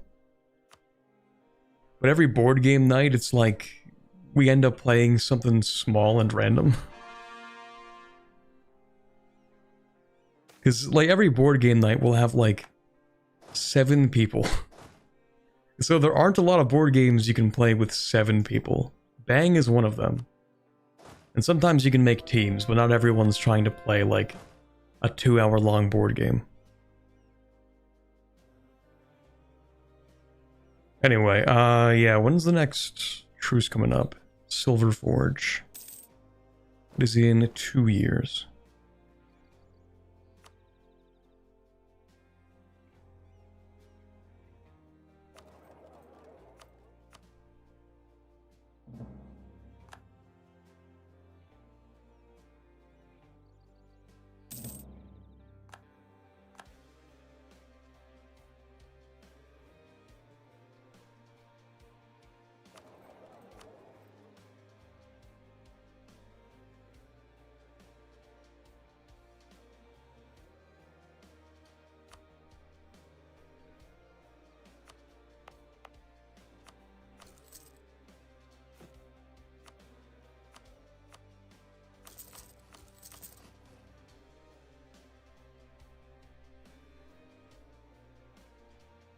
I could recommend Sonar. It's a lot of fun and chaos. I'll try to keep it in mind.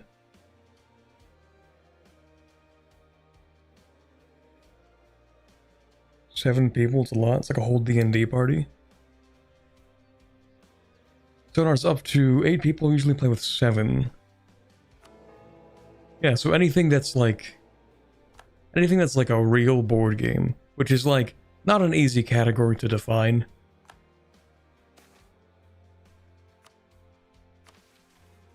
But sometimes you play a board game and it takes like 15 minutes.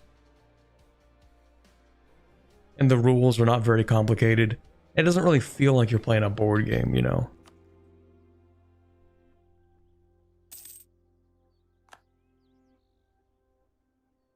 Real board gamers have the 3 rule books for an obscure game that maybe 90 people on the planet have purchased.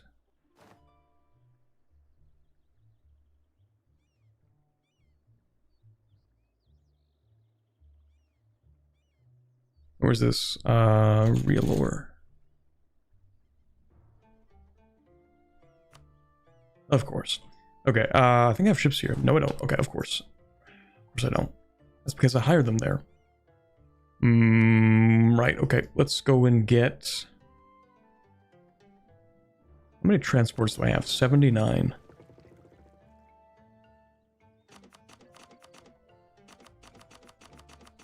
We'll bring 30 down there.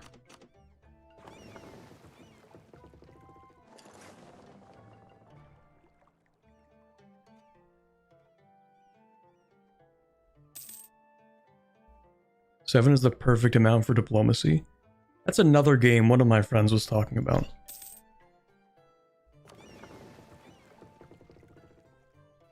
We also end up playing Coup a lot. Coup also doesn't feel like a real board game, to be honest.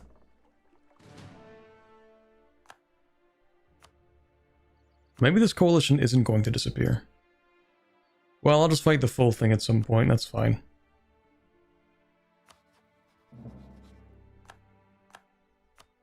I'm just going to make sure that I finish all of my current targets off, and then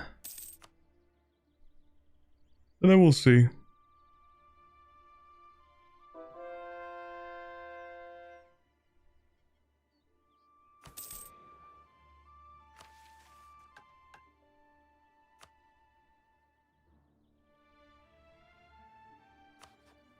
What about you, coalition? Yeah, I figured.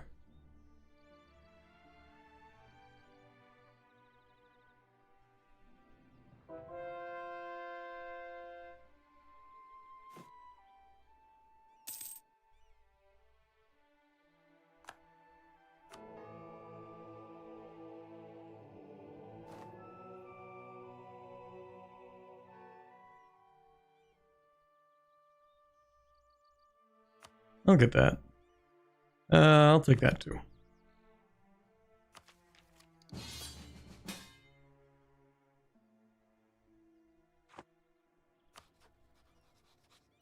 That's actually perfect. That would be amazing. Hold on. There you go. I will accept this. Because Gowed is in the coalition. So if we fight them, then they cannot be in the coalition. That is perfect. And also they have no manpower. So let's just go ahead and grab a few guys. I cannot move them anywhere. Okay. Where can I move them? Nowhere. Okay.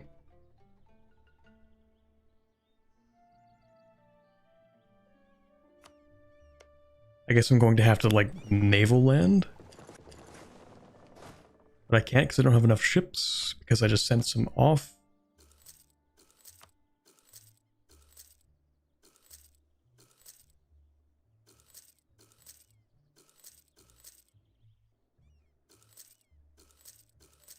Let's build 20.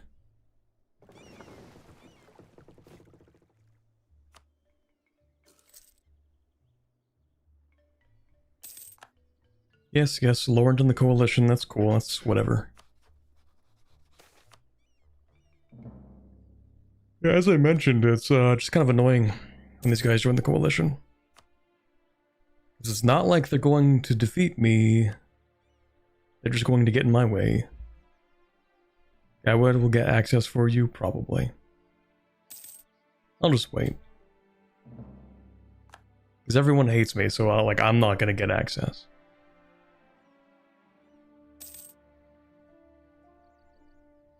You end up playing diplomacy with friends, you either lose the friends or the game or both. So it's kind of like Uno.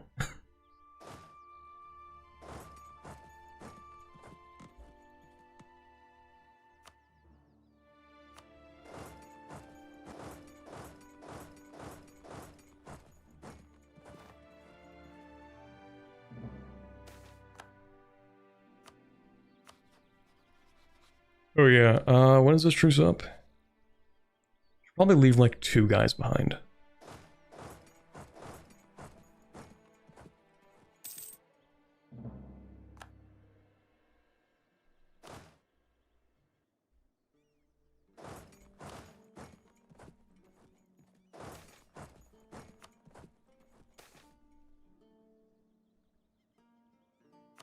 Oh yeah, the guardsmen also get additional privileges. New things, right? Heroes in the army. No thank you, that's okay. Do I get yearly professionalism?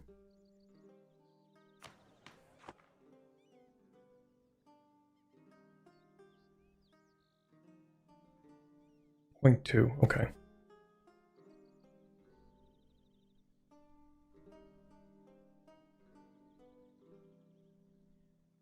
Oh.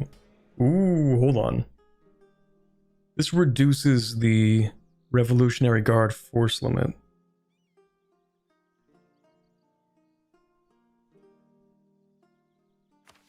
Hold on. Yo. Half-cost barrages?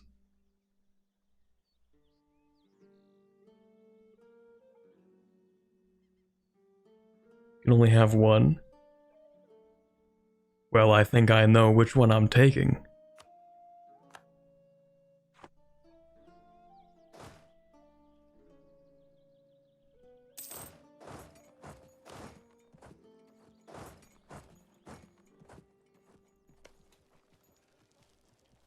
$18 for a barrage? Don't mind if I do.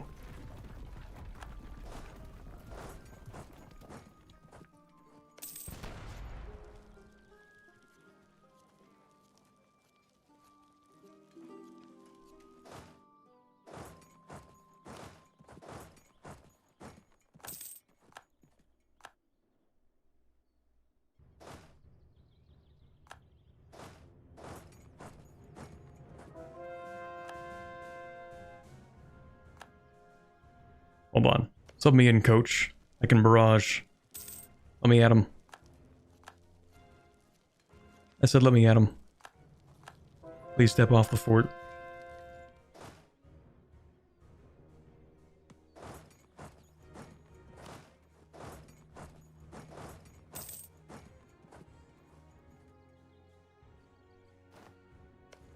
Please, I can do this. Please. Get off the fort. I siege better than you. Please. Why are you like this? Ooh, integration. And I would like that, actually.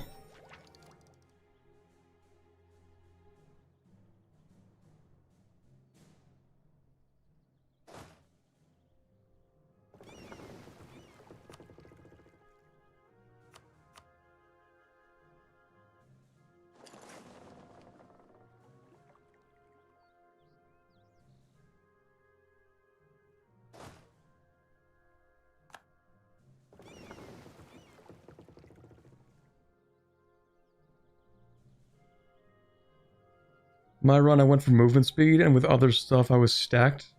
I was able to constantly move into provinces and take defensive battles against movement-locked stacks. Well, to be fair, you can bait the AI into that on a given Tuesday. But being able to barrage at half cost? Can't pass that up.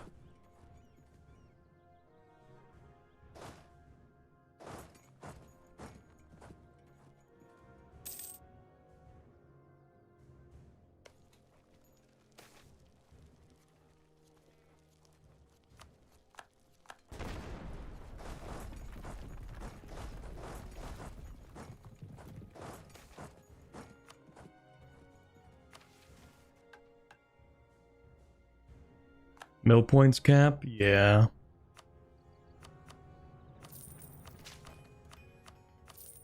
Winning too hard. Actually, when is this truce up? 4 months, okay.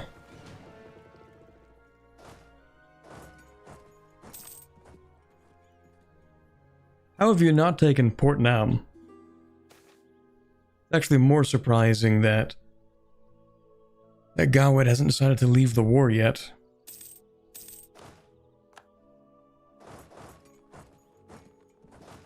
They must know that it's cooked, right?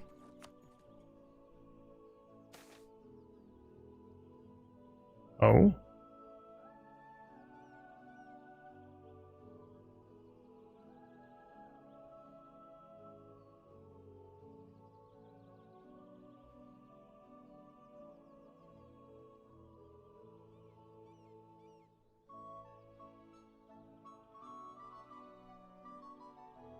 I don't think this matters very much. I'll just do it.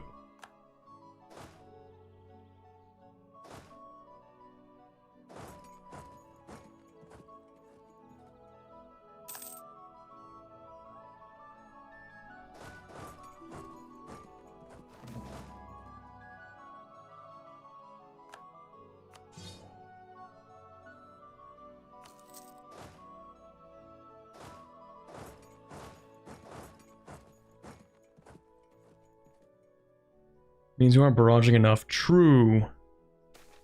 Unfortunately, I did just make it cheaper.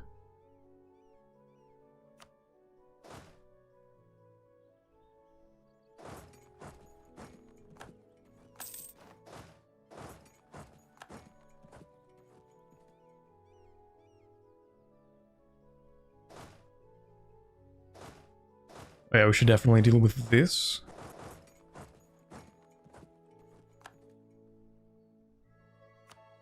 $10 on that siege. Let's go.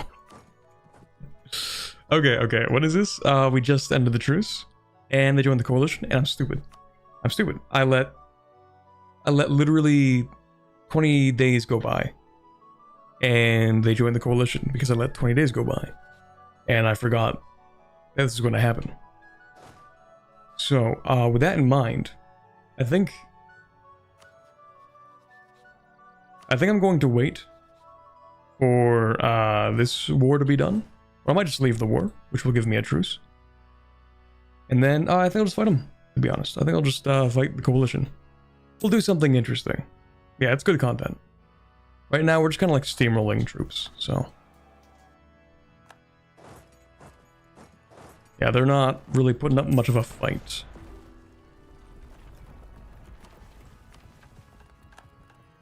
We'll get something going.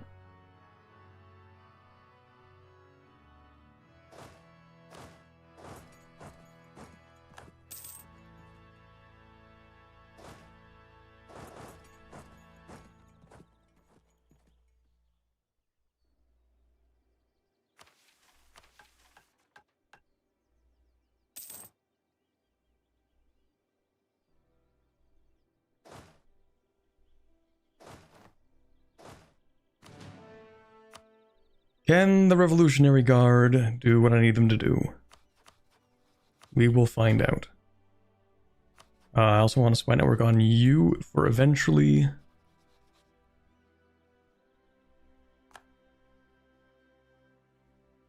Yeah, we're kind of cooking them.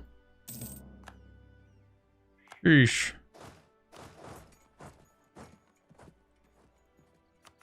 Okay, let me do my master predicting skills. You are going to retreat to this province. Or that one. They could retreat to this one.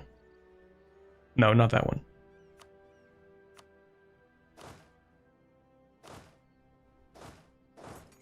Or they can retreat to North Viswal. Or New Kabul.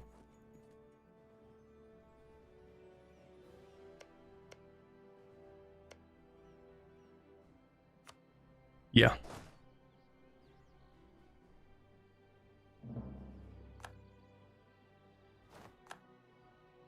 Hold on, master prediction? Master prediction, I'm insane. I'm actually crazy. They did leave, but, you know. I was right. That's the first time I've been right with that, actually.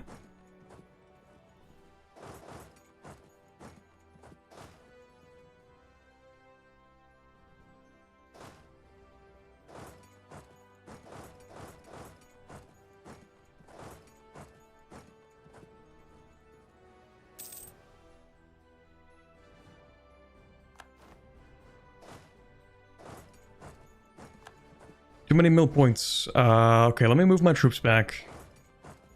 Because we've pretty much won this war for them. And I'm ready to leave.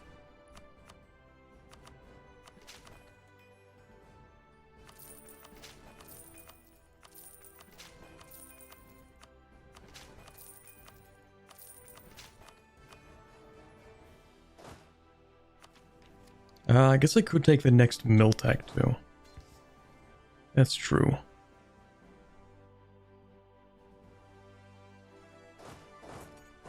They're gonna move here.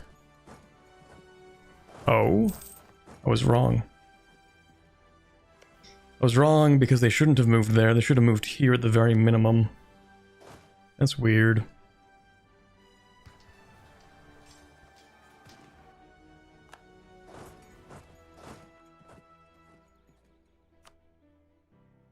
They still haven't taken Port down, by the way.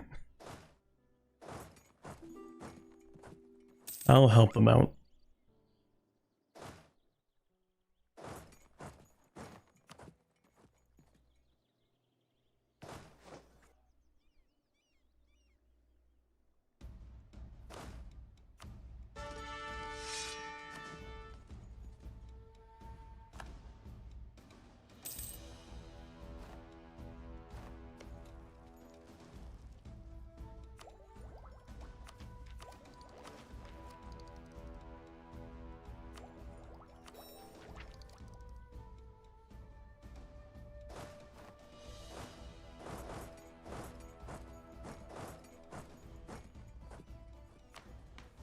I could take economic hegemon, but like... Nah. I don't think we need it.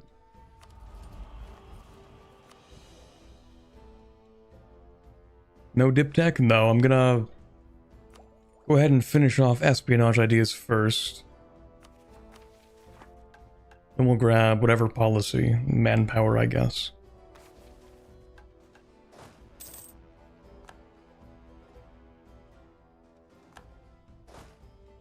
There we go. Now that I have completely carried the war, I'm gonna go back home. I'll hand over all the stuff I sieged. They probably want some of it.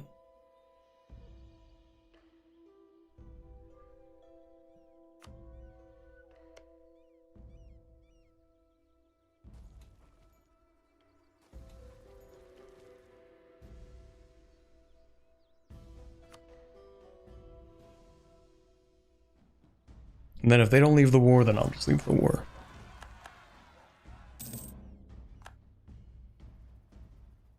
I think Gawad is still technically in the war, so when I declare the coalition war, I think they still get called in. Yeah, they'll always get called in.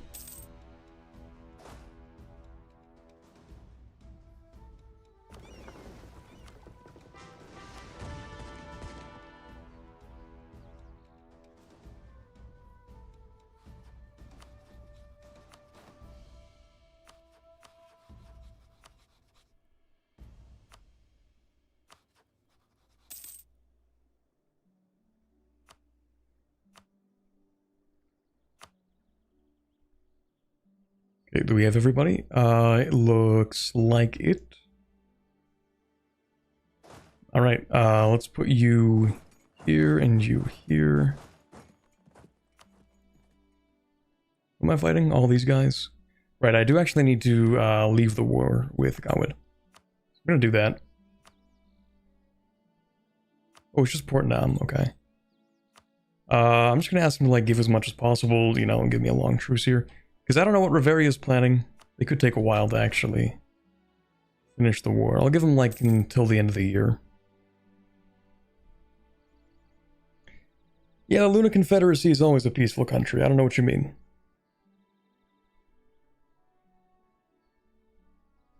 These are wars for peace, of course. Okay, you have until the end of the year to finish this war off. I've given you pretty much everything I can. Or you want that? You can have that. Oh, shoot. You want this stuff? You can have that. Oh, wait. You want this? Okay, now you get until the end of the month.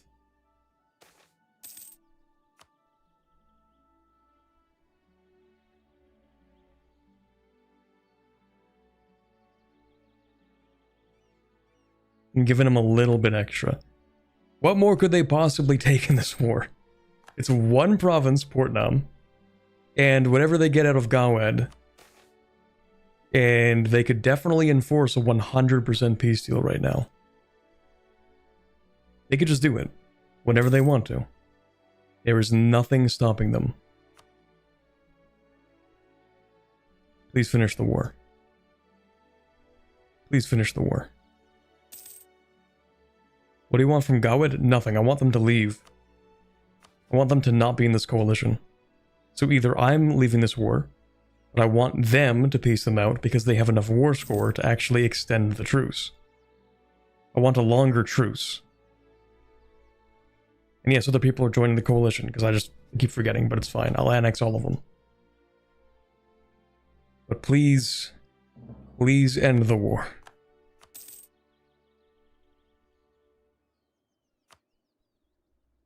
Oh right, I handed over my stuff, so I can't actually leave.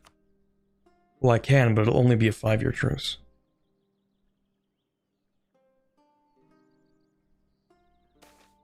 That's what I get for being nice.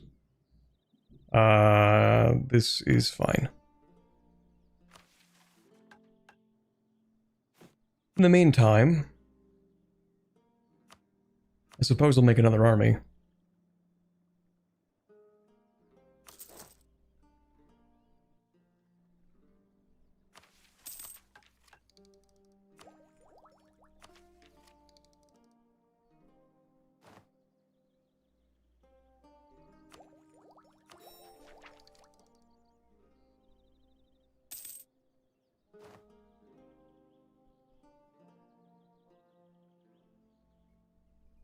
They're just occupying for the love of the game at this point. Like, they don't even have to do this. They just, they love devastating and pillaging the land.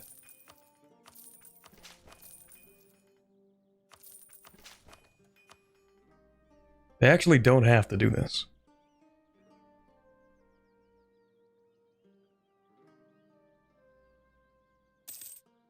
They can do anything they want to Gawad right now. Gawad deserves it. I mean, that's true. That is pretty true, pretty real. But I deserve to not sit in this war for the next 10 years. I think, personally.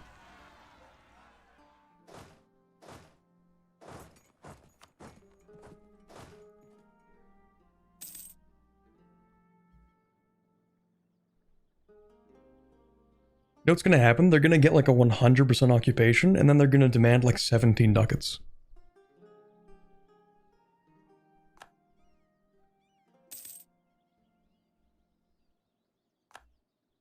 This is actually how the AI ends up losing wars. Like, they overcommit to getting 100% war score when they could already take a 100% war score peace deal, and now they start losing occupations because they're too greedy. They're too greedy for nothing. Like, they want more nothing. There's not enough nothing for them, so they need more of it, right? Because that's what they're gonna get when they keep on occupying. They'll get nothing out of it, because they already have enough for a 100% peace deal.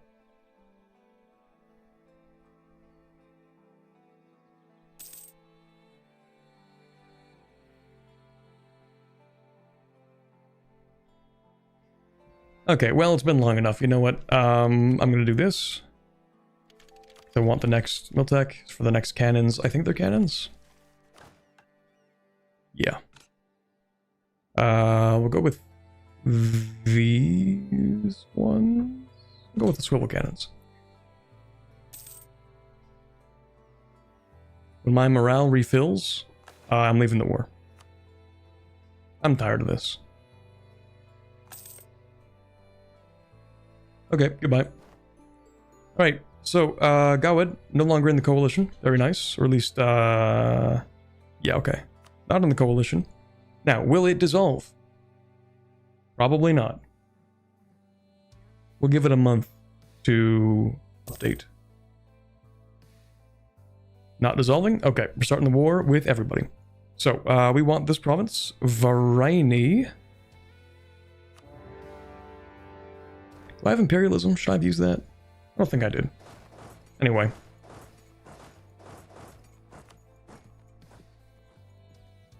Honestly, chat, I feel like it's still not going to be that tough of a war. Yeah, he pieces out exactly as soon as I leave. Of course.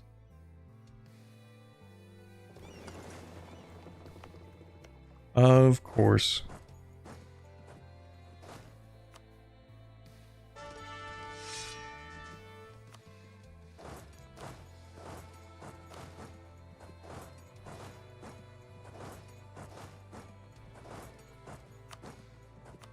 Now, what can I do with this? I have to take this. I actually have to take a lot of stuff. Dude, I can't even take everything I need from Silverforge in this one war.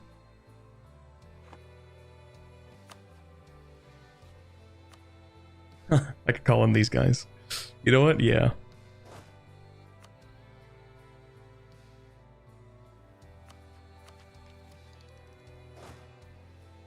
All this war, all this death and destruction, and I get like a handful of provinces. Time for some truce breaks. I wanted to avoid it, but I literally just messed up. Oh, do I have like some merchant fleet that just got slapped? Probably. Yeah, you need to stay home. Don't go anywhere during war.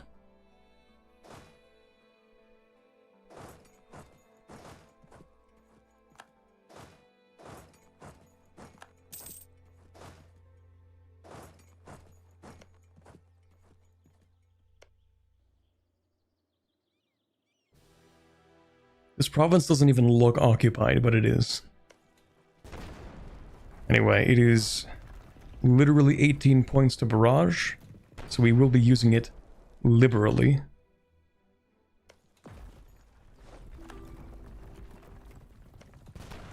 This is why I hate coalitions, by the way.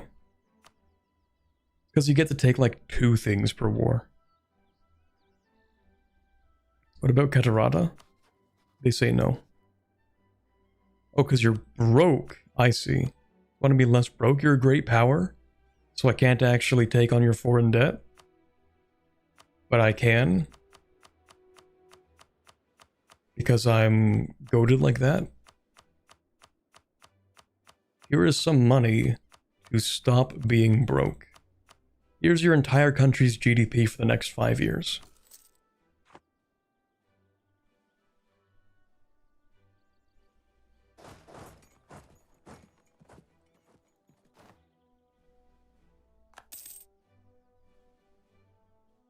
Yeah, we did check the new privileges for the adventurers.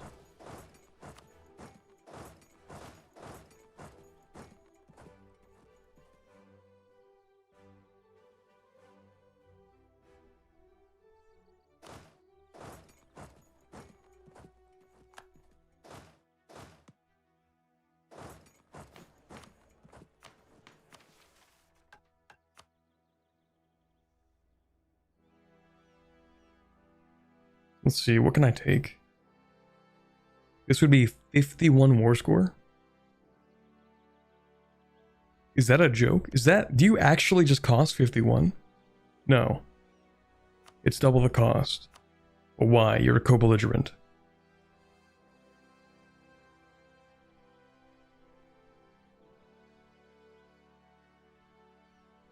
War score cost 64.15 minus 40%.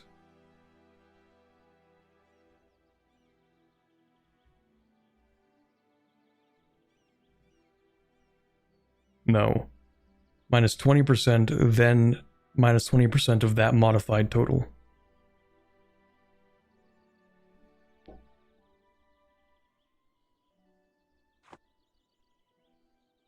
Can't you separate piece them? It's a coalition.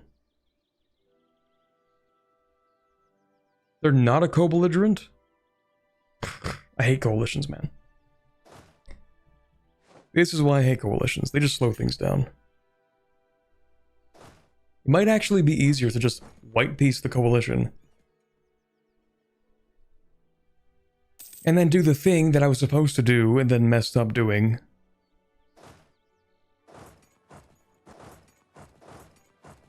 The thing that I planned to do and very deliberately planned to do and then didn't do.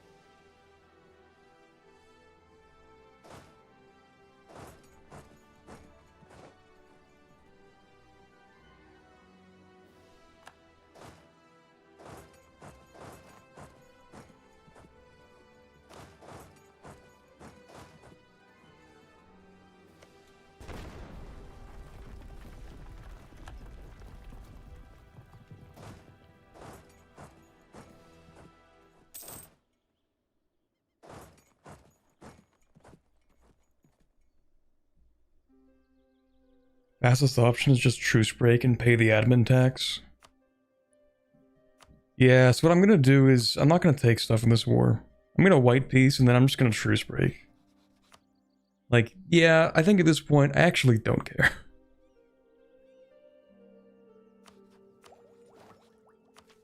I'll just truce break. How bad could it be? I have Diplo ideas. Also, don't I have that thing? Where's my Machiavellianism? Oh, I don't get to have that. No, I do. Hold on. No, I don't. I lied. Because I'm a republic. How bad is it to truce break? Nice, 3.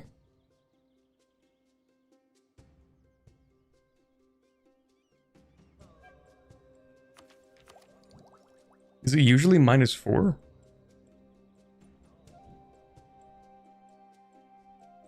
And then diplomatic brings it down by 1?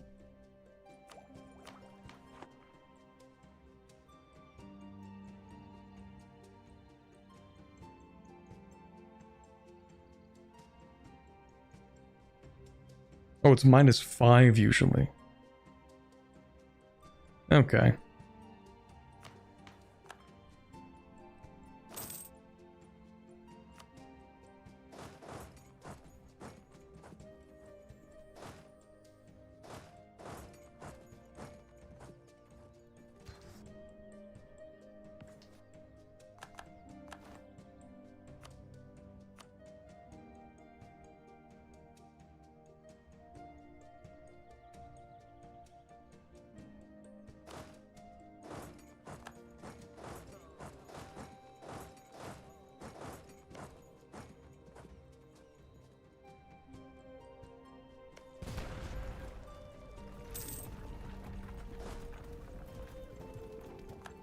Okay, my neighbor has decided to turn on the loudest machine he owns. You guys can't hear that, right? It was a second ago, it's not right now.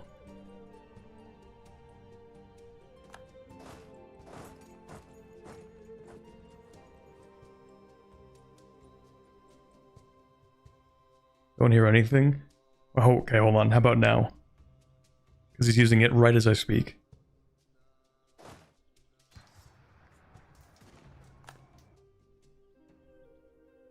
I know it won't pick up unless I'm speaking. Not at all? Okay, perfect. Wow, that's surprising, actually.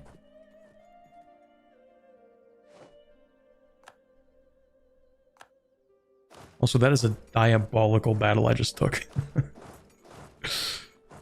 Just fought him on the mountains, because why not? Okay, yeah, as I said, I'm just gonna white piece the coalition real quick. And then we'll get everyone back into place, and I'm just gonna start blasting. Now, one of the weird things about Silverforge is that, right, we have to wait a month for the coalition to dissolve.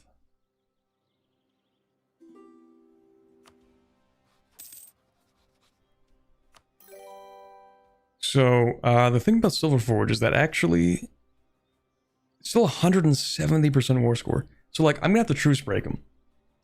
And then I'm gonna have to truce break him again. Or maybe what I should have done is taken, like, you know what, hold on, it's still, I can load because it's been like 1 month. Hold on. I'll do that. Because what I want to do is take maybe like 1 province from him.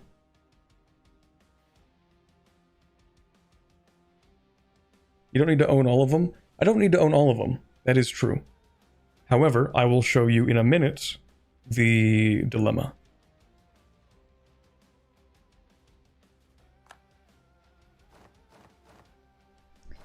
So the dilemma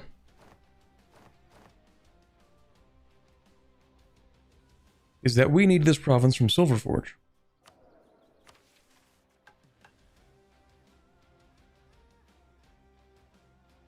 I lied. We don't have a dilemma. What? Oh, it's because I occupied this. Right, when you occupy the war goal, it reduces the war score cost to take it at a peace deal. I forgot about that. Okay, so it's actually not that big of a deal.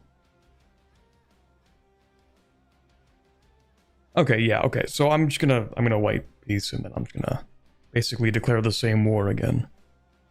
Yeah, let's go ahead and... So we can't white peace anymore. We have to fight this battle a second time.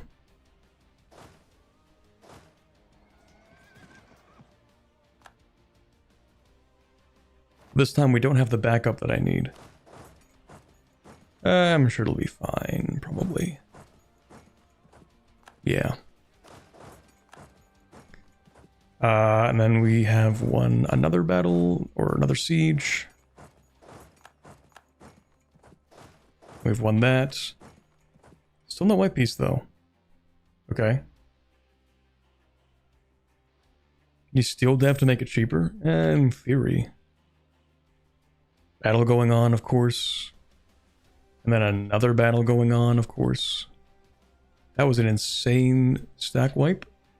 Siege of the Pearls, that's cooked, whatever. We'll go fight this battle. How are you still alive? What? That battle lasted an extra 4 days with no casualties, that's great. Maybe I'll just do stack wipes for fun. Oh, the guy died, shoot. I didn't even pay attention. I thought I was re-electing him. Well, that's not good.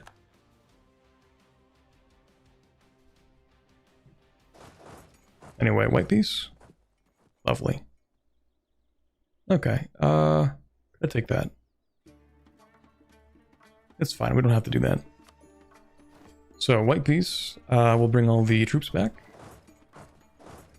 Have one here, and here, here, here, here, and there.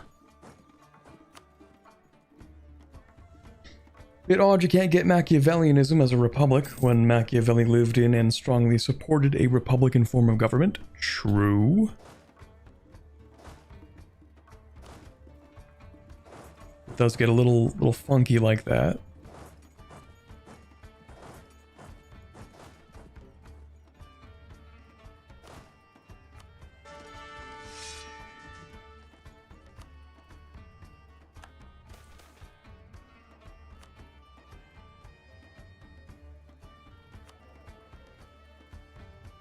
Yeah, he's 61, 14% death risk anyway.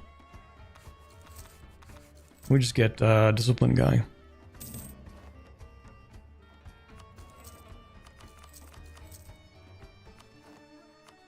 Yeah, we're gonna truce break for this province. Varine.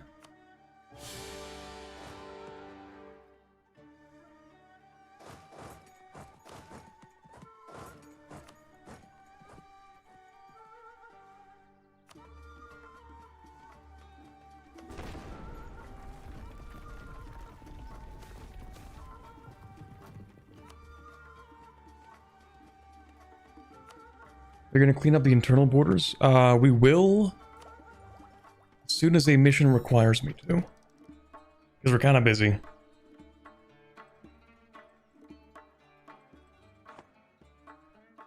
Also, I got DMs a long time ago, and I didn't respond to them, which is not a good idea.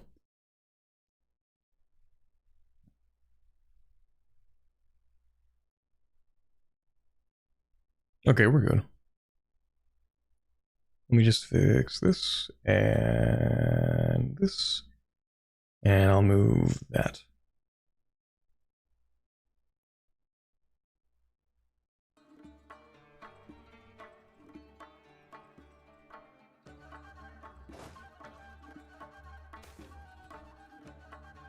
Ooh, minus 5% AE. Okay.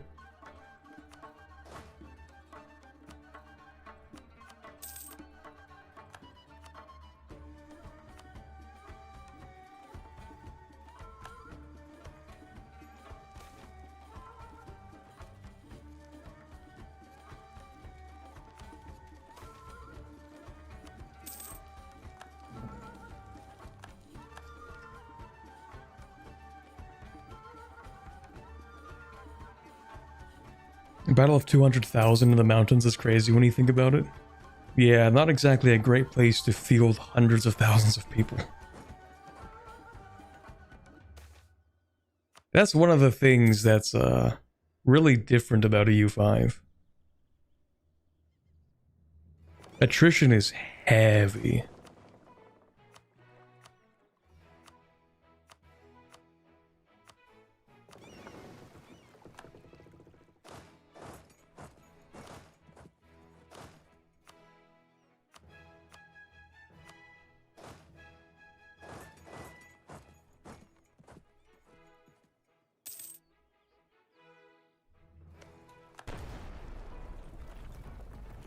How heavy are we talking? I think it caps at 10% per month. Whereas in EU4 it caps at like 5% usually. I think it's 5%. Like in EU4 you can extend the cap. But by default I think it's 10% at max.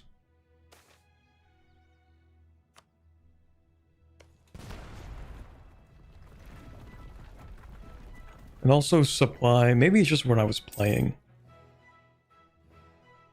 But if you try to like, for example, you want to like march your troops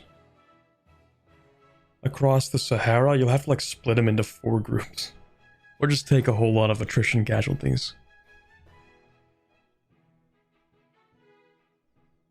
Wasn't attrition capped because the AI being incapable of not killing itself? So I'm hoping it's smart enough to not do that now.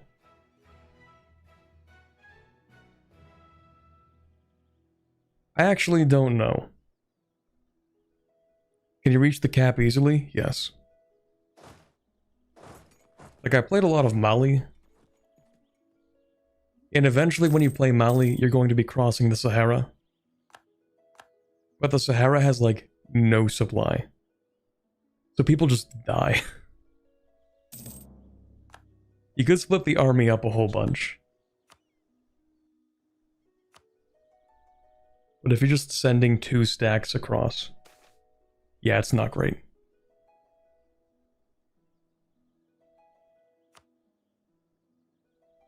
How do the baggage trains work? Do you have units that go back and forth with your provinces? Well, you have like the supply units, and they just kind of pick up supply. Pick up food, specifically. Like, each unit can hold food. And so they just have more. And when they're attached to a unit, it gives the entire, or rather attached to an army, gives the entire army more food to work with. But food is separate from attrition. They pick up food and attach to an army. Well, you just put them on an army, and then they will pick up food as part of the army. But if you wanted to, like if your army runs out of food, then you could send the baggage trains back to a province that you can gather food from, and then they can pick up food and you can send them back to the army that's waiting on them to deliver food.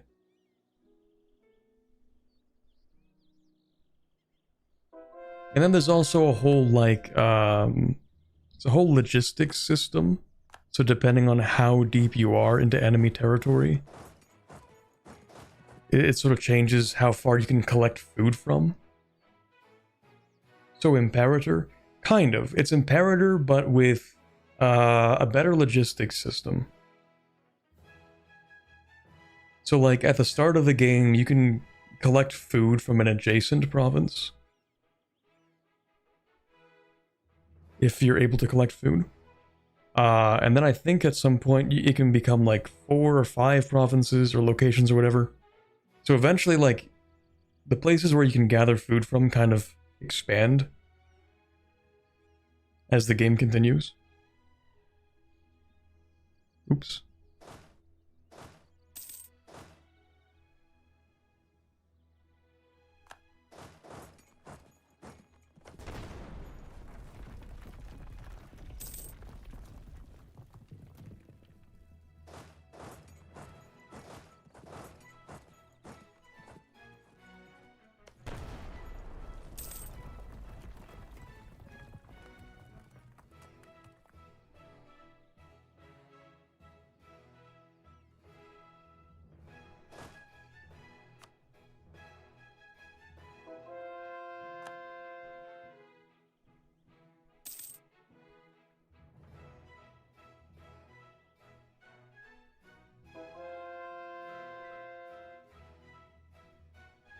Since EU5 starts in 1337, does that mean that an EU5 Anbanar will play through the Lilac Wars? I have no information on Anbanar EU5. I have no idea. So someone said, like, a few weeks ago that it's still going to start in 1444. But I don't know if that's true either.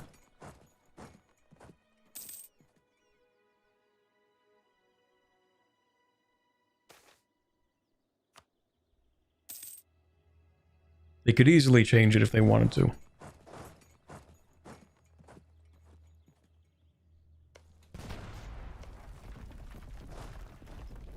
Oh, don't you use my trick against me. I don't think so.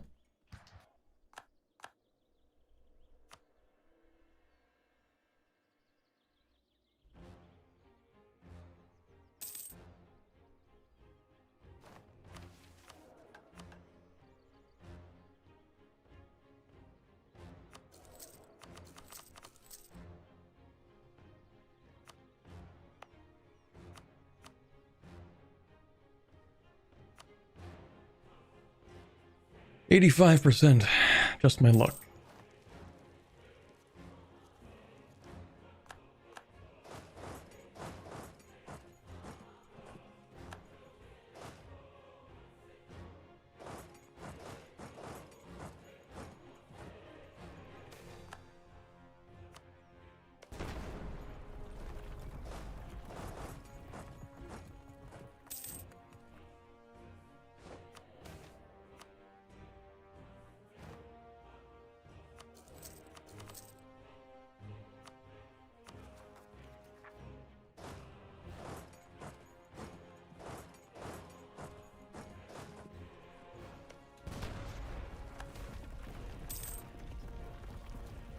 Okay, so what do I get when I do one of these?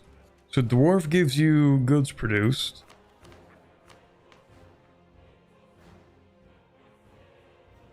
Elves give you Diplo rep.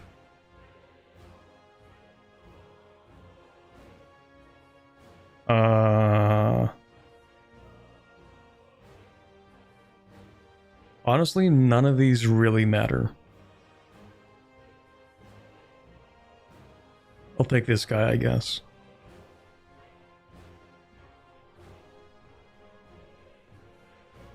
Although I did forget that I should make him into an actual a general.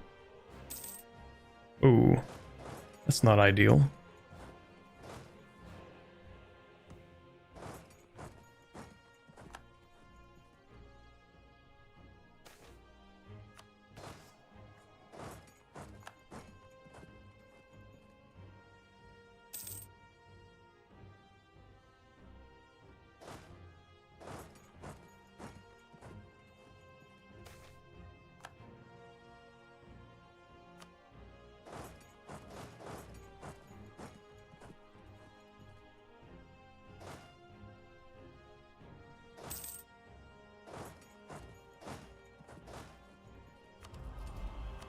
Like that, I guess. Okay, actually, would you leave after this battle? After you get stack wiped? Or Varia? Nope.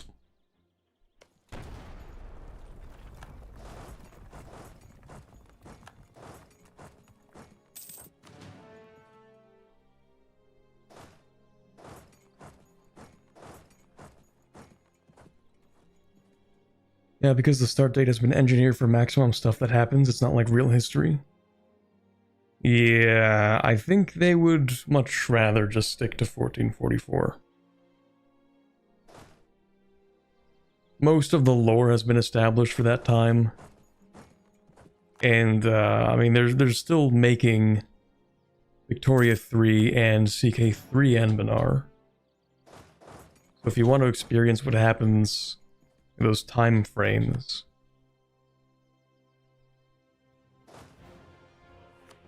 and they already have that, or they're going to have that. Who else? Shugamber? Yes, Shugamber. Silver Forge. Those are fine.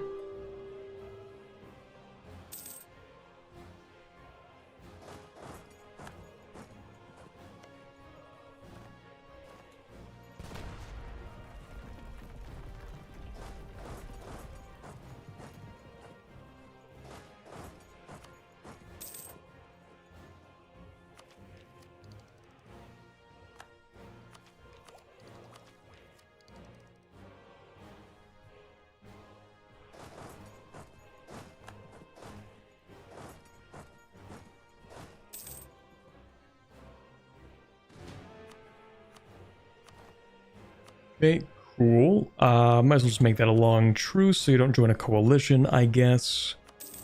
Very nice. Then we'll get you guys, and we'll send you back here, roughly.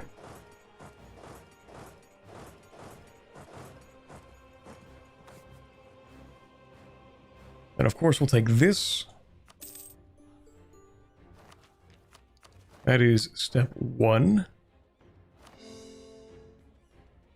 Maybe I should have boosted at least 1. Maybe. Because now I'm paying a little bit more than I should for stability.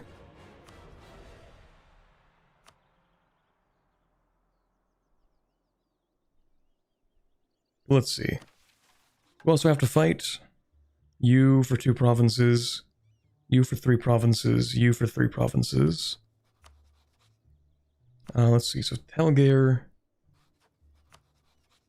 Even when I truce break somebody, I can't even, like, co-belligerent another guy that I want to fight.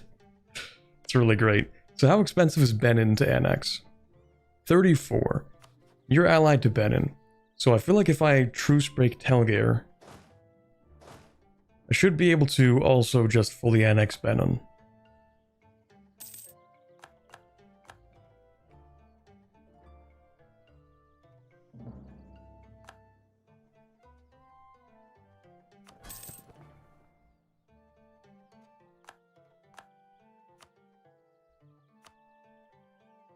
Why do you not like me? Development. And I have too much admin efficiency? Maybe?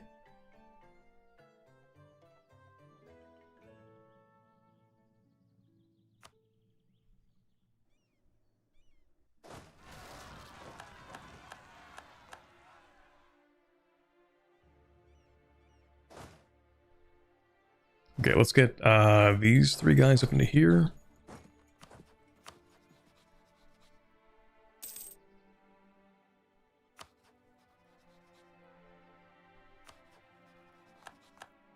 Who else am I fighting here? Arboron.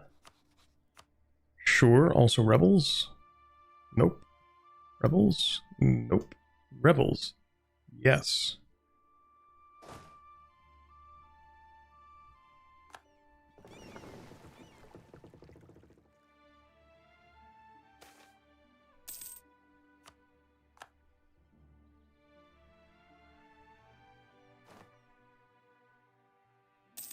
I'll just do this really quickly so that I don't end up having this entire fleet destroyed in the middle of a random war.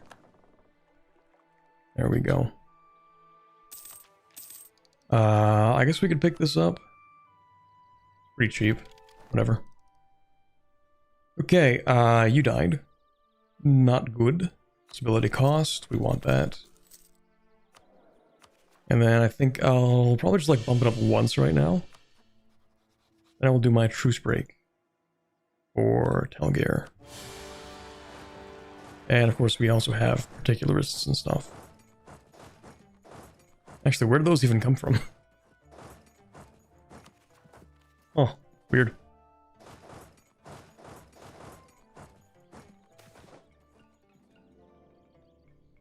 Oh right, I have over 100% overextension. True. You drop the estate privileges for stab cost reduction? I could. What do we have here? Courtiers of Adventure. True, don't need that. And aristocratic counselors. Don't need that. Ooh, hold on. It also gives us improved relations. But does that matter very much? Not particularly. Not compared to the stab cost. Also, I forgot to research artificery. So let's fund something.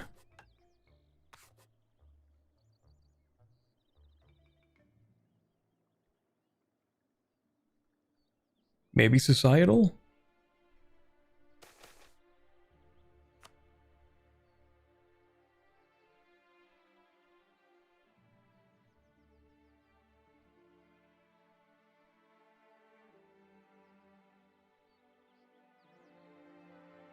Yeah, these all kind of suck. I'll take the spy network, I guess.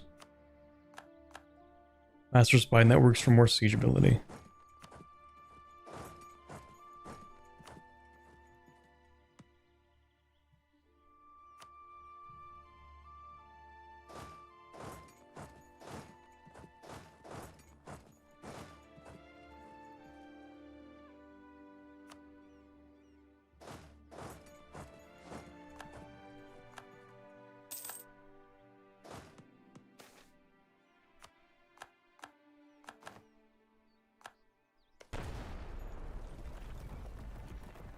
Ooh.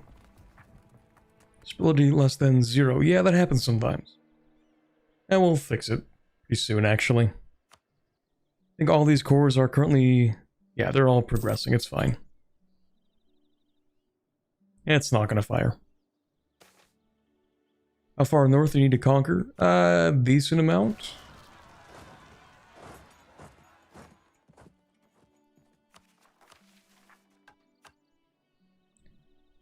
We need to take the stuff that we're currently invading, and then also Gibbard, we need to take and release the Rebellion state. We need to take 2 provinces from Gisden. And that's kind of it.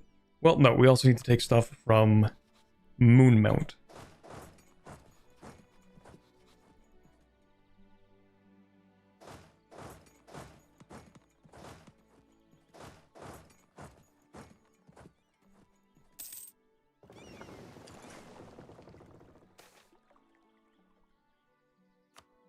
Why are you doing this?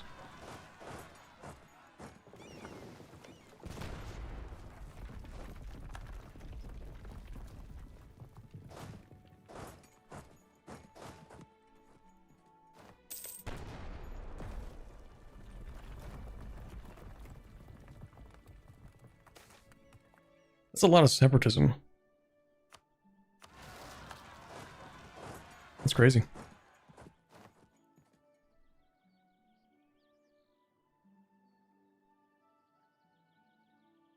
Okay, so where are these events even coming from? I have no idea what's causing these. These are like brand new events I've never seen before.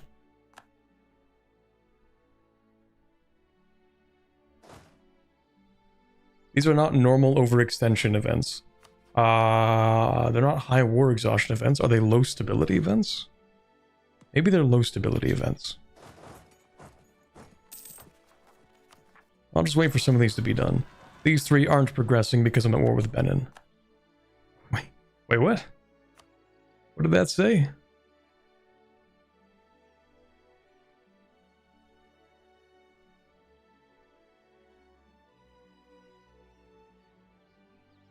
Something about evil? What?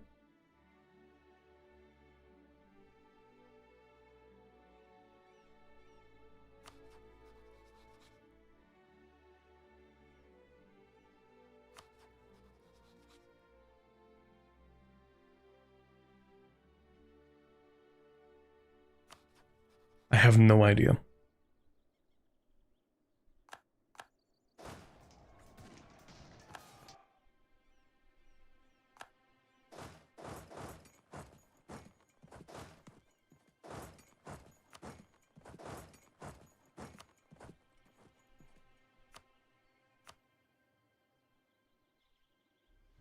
Okay, Benin Annex.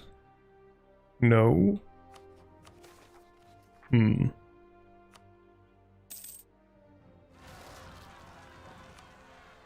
Yes, more rebellions, of course. Yeah, that happens.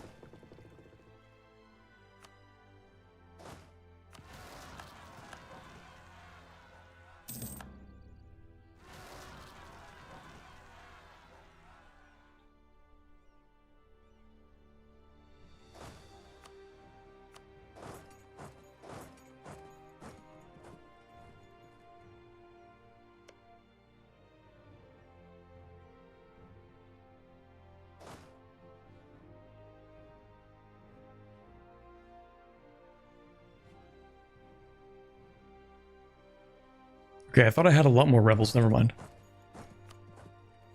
So, Benin, I want to annex you, but not yet. So I want to bump this up. 3? Yeah, 3 times is probably fine. Yeah, that's fine. So, Benin, take 2 provinces.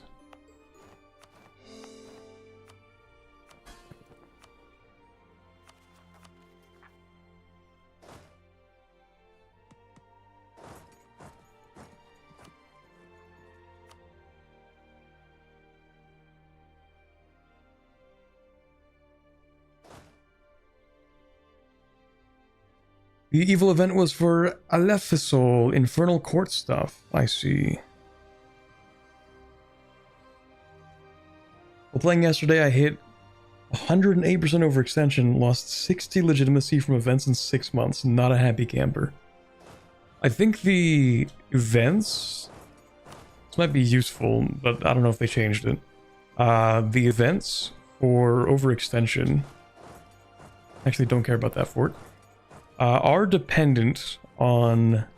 There can only be one at once. I worded that weirdly, but I think you get the gist. So, like, the reason I keep Separatist Sentiment open is because it's mostly out of habit, because I think someone told me that they changed this, but basically I keep this open because this means that a second event cannot spawn or fire at the same time. And this one's pretty bad. It gives just 15 unrest for 5 years to 2 provinces. So if you have this firing like every 2 months, it's really annoying. So, fortunately, if you just leave it open, it's going to stay open for like 6 months. And that means that for 6 months, it cannot fire again.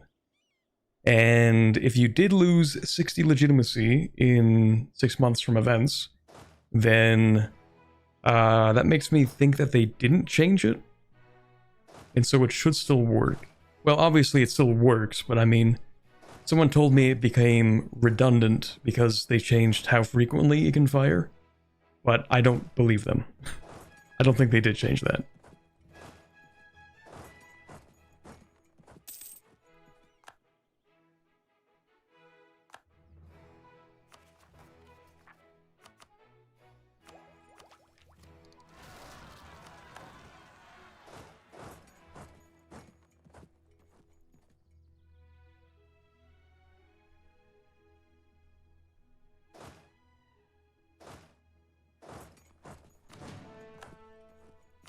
So, Dane's Crown. You're going to give me war reps. You are going to... I don't really know if it matters, to be honest. Break that alliance. Maybe I'll just fight you and wipe your army. Stack wipe? No stack wipe. Yes, stack wipe. Impressive. Okay, Dame's Crown. Once again... I actually just want a long-ish truce with them, so I'll actually do that.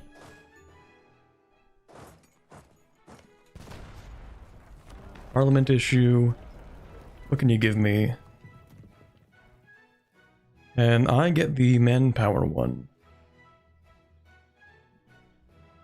Nope. Well, I don't really need the manpower one. Army tradition decay reduction. We'll take that.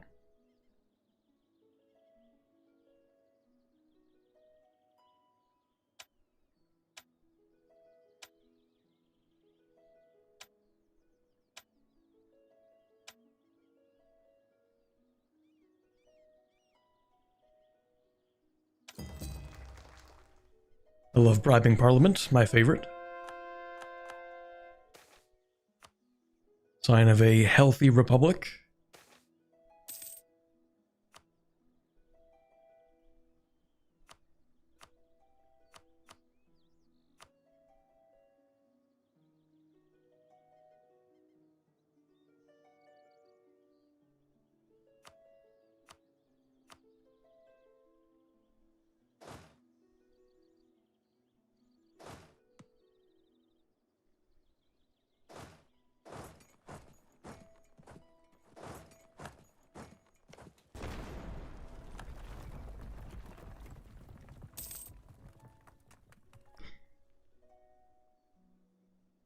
If you use the go-to from the event, you should see the separatism already there.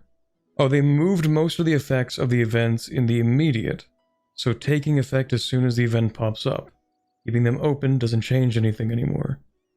Except for the fact that the event cannot fire a second time within the 6th month. 6 months, I think. Whatever month time frame. Okay, so yeah, no, like it does... It would change something. Which is that the event isn't going to pop up 3 times in the next 4 months.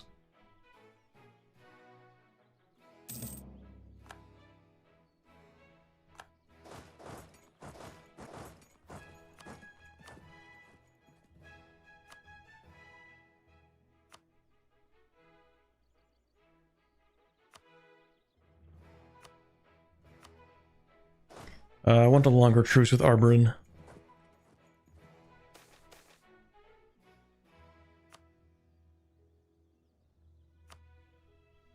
Oops.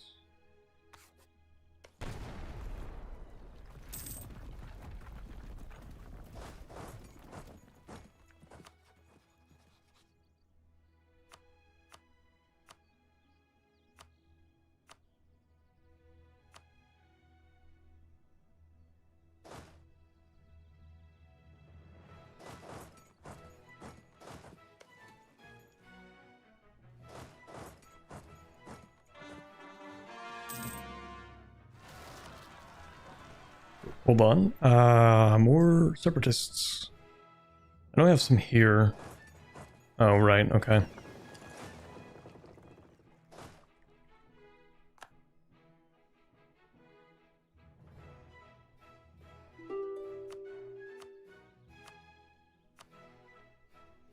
Okay, perfect. Arborin will leave for a decent amount of time. We'll do this. We'll do this, and we'll do this, and that's cool. I want to check on these cores real quick, actually. So I think I want those two to finish before I take this stuff. You won't even peace out with me, because of the Aramari Temple, which is up here. Okay. We will go deal with that quickly.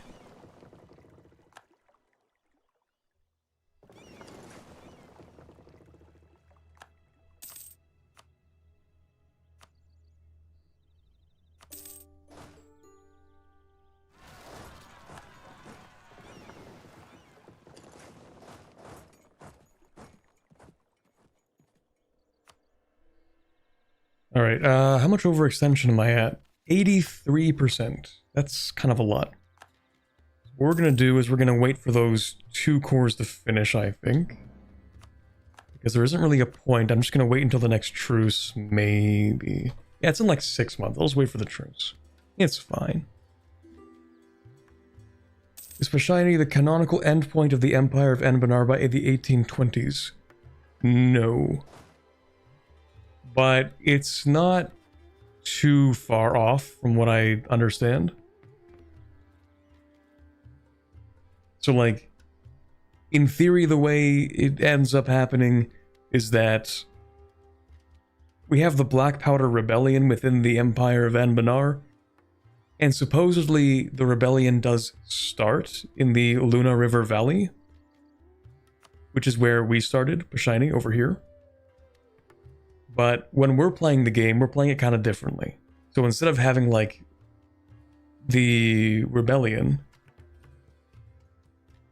and then, you know, we rise up against the Empire and we become Black Powder Anbanar, instead we just sort of, like, conquered a bunch of stuff.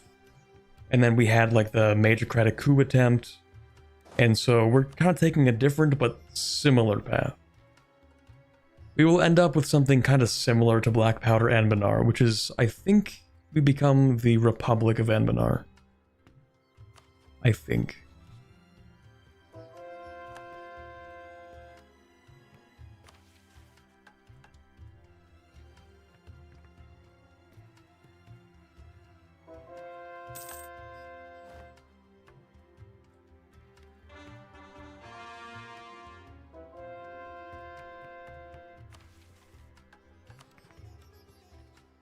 Okay, I will go ahead and take this stuff now.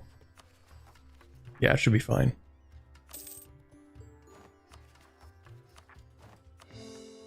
Start coring that. What's left?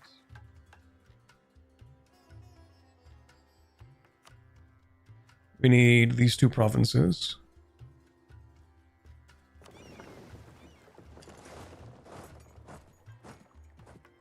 And do I need to fight you?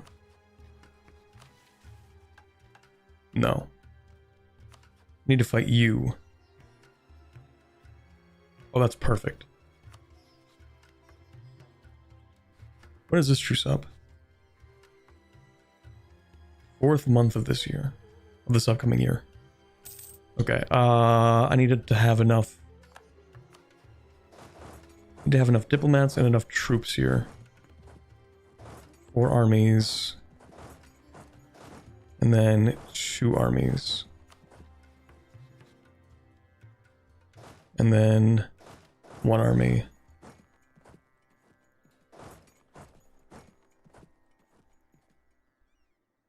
Diplomats are good. I would like to build... I don't really need a spy network, but I guess I'll get a few.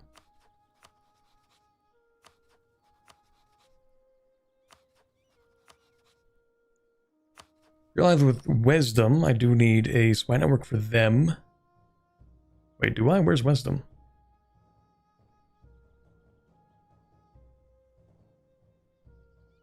Maybe the real wisdom was the friends we made along the way. Oh, you're 1 province. Oh, never mind.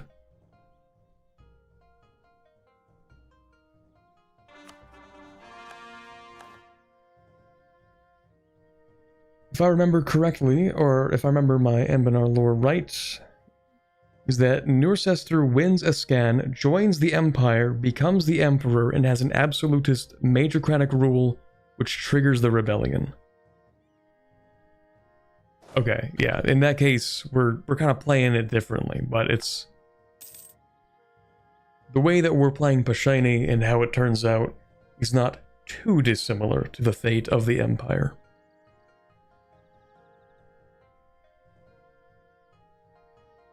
Okay, so which truces are up right now? None of them.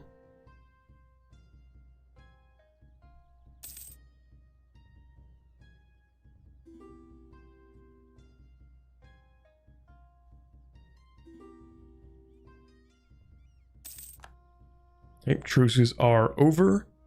The coalition may reform, and it definitely will. So we're going to start by declaring war on Gisden. Co-belligerenting Gibbard. That's cool. We're looking to take Ember Garden.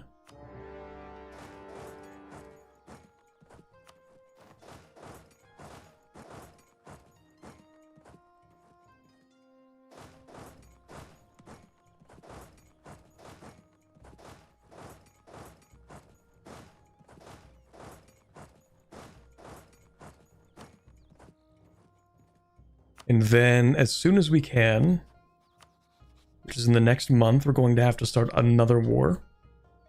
The coalition will probably start reforming soon.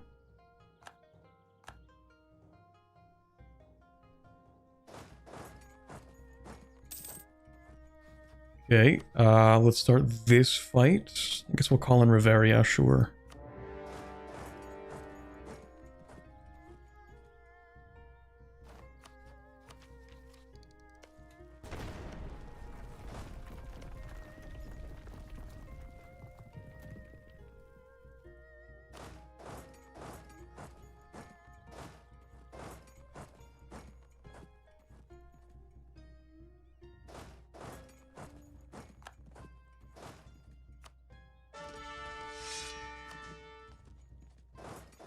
Actually, I need you to stand here for me.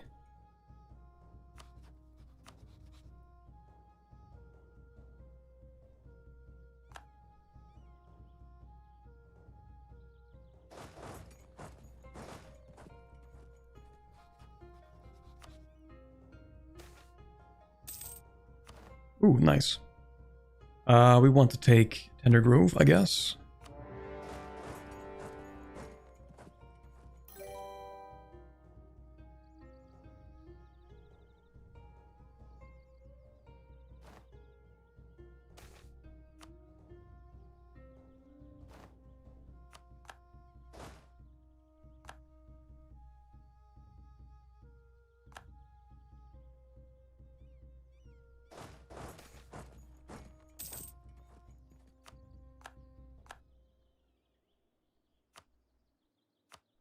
Okay, so Moon Isle, it'll just be these two. We need this, when that's done, and then this, and then this. I guess we'll take that too. Just while we're here, unless that's too expensive.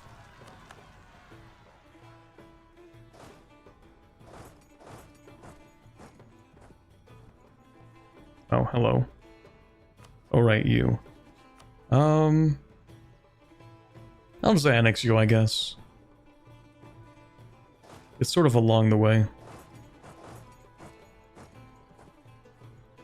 I think those are all the wars we have to declare.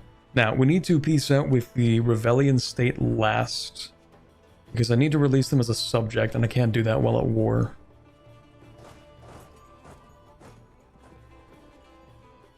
Wonder how many cores they're going to get. A handful. That's not great.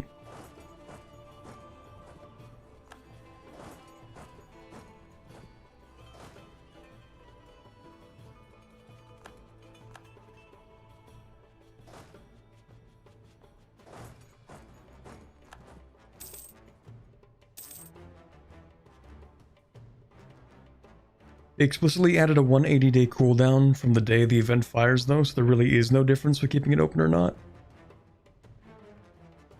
One of the last patches they ever added to the game back in last September.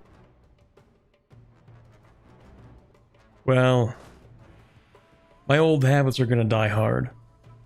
Can't you just take their provinces and leave them with Arantheel? But I have a core on Arantheel. They could keep Leslienpar, I guess. The only problem with that is that they hate me. And I kind of want them to not hate me. So if I annex and full release them, then they will not hate me. And then I get free Pope points because they don't hate me. Right now I'm getting 0 Pope points because they despise me.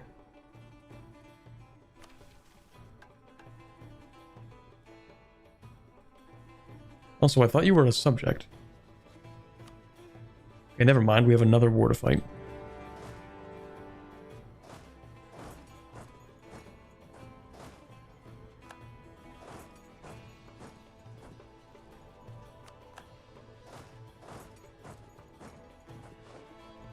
But Arantheel is literally not Rome?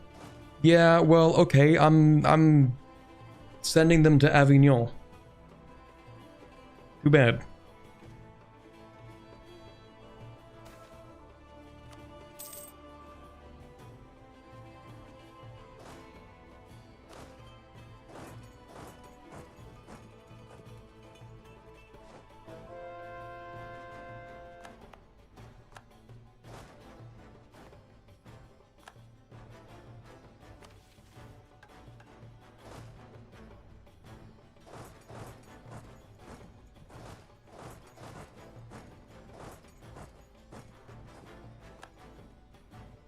Okay, yeah, that's too expensive. I'll just take this then. Unless... 135 Diplo for that. But what else am I doing with my Diplo? I'm like teching up and I don't even want to develop anymore. This Diplo is free for me to waste. And waste it I shall. Yoink. I'm gonna go ahead and core like... this... Terra has a core? How do you have a core there? What? 2 months ago I completed all EU4 achievements. I ended up really burned out. Your Ambinar videos on YouTube gave me the push I needed to try the mod out. Now you can't stop playing. Yes.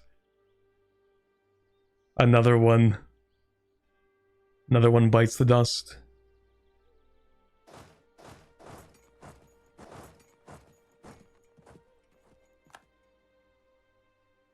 Arantheel is where Anbanar was founded by the Magisterium. That's why it's a symbolic takeover by the Artificers / Revellions.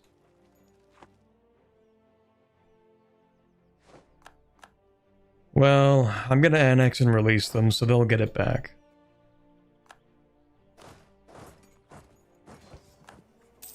Stack wipe? Hell yeah.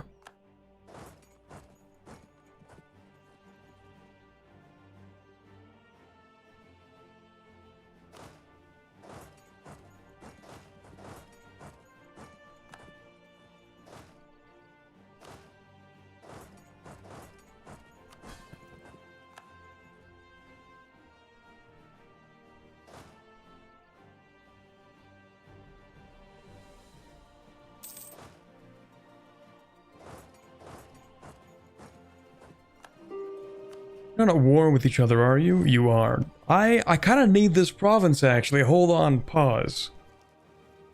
Pause. Hey, hold on a second. You can't siege that, I need this. Good thing I barely caught that. You don't get to have that, that's mine. Is that the stuff that I need? This and that province. Yep. Alright, I'll be taking that.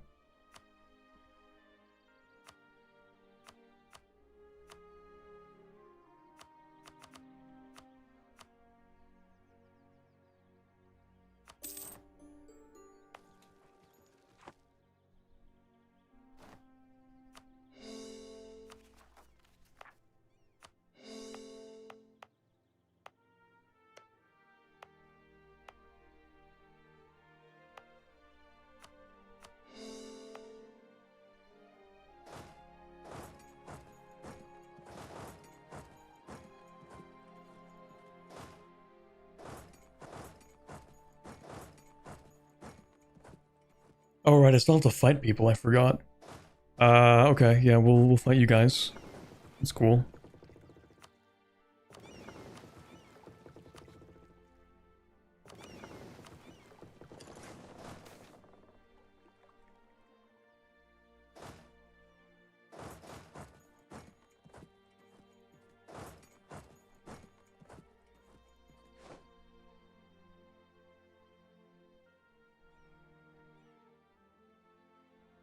Ooh, War Wizard? That's crazy. They didn't get the memo. Magic means nothing. We have the anti-magic bullets. Oops.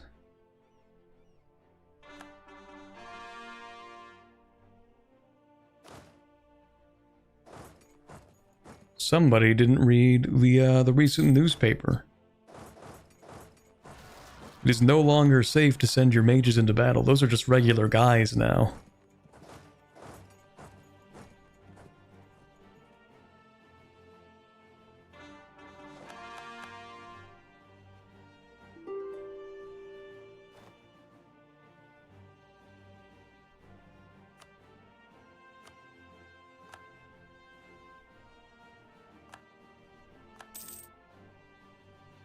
I'll just annex this as well.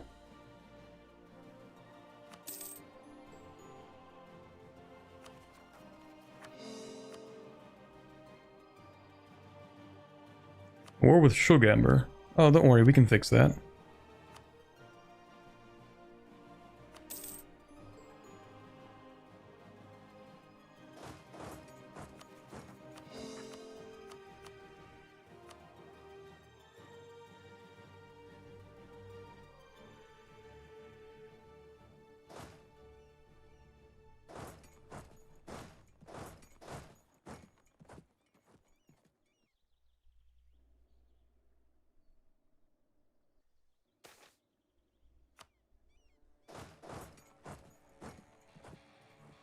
So I just need to get these guys out. Pearl's Edge. It should be easy. It's overextension anyway. It's just a number, I think. Pretty sure. Hold on. You need to deal with that.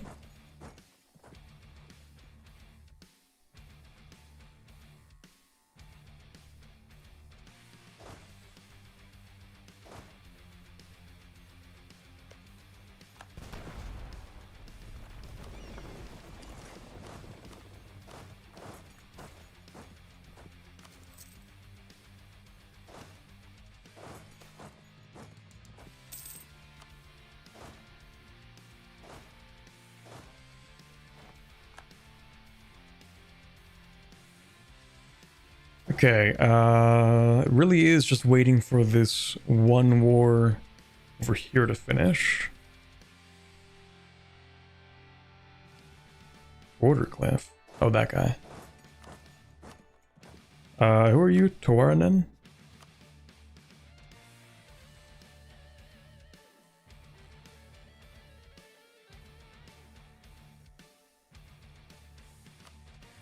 You know what, actually? You do get to live. Congrats. Feeling generous today. Let's see. BPEC. All these guys, eh?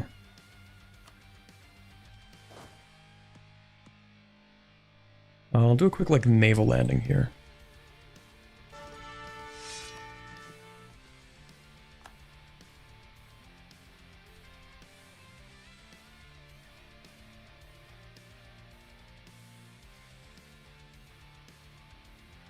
I have one question if you don't mind. So my first run was Laurent, then Adshaw.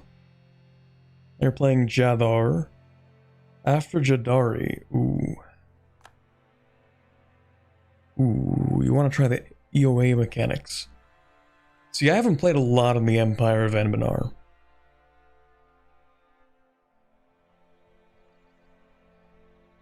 So let me think here. Use the mechanics like you want to become the Empire by reforming it? As much as I hate to say it, I think Wex would be your pick. I think they're supposed to be the Emperor. As cringe as they are. Istralor is good. Actually, that's true. That's true. I've changed my mind. Wex is cringe. Istralor. Right over here.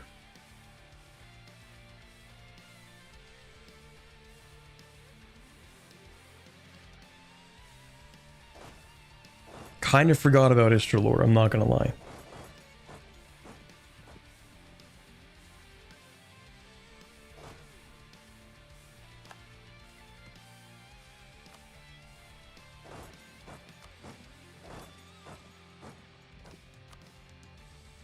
Wait, Silent Repose. Oh.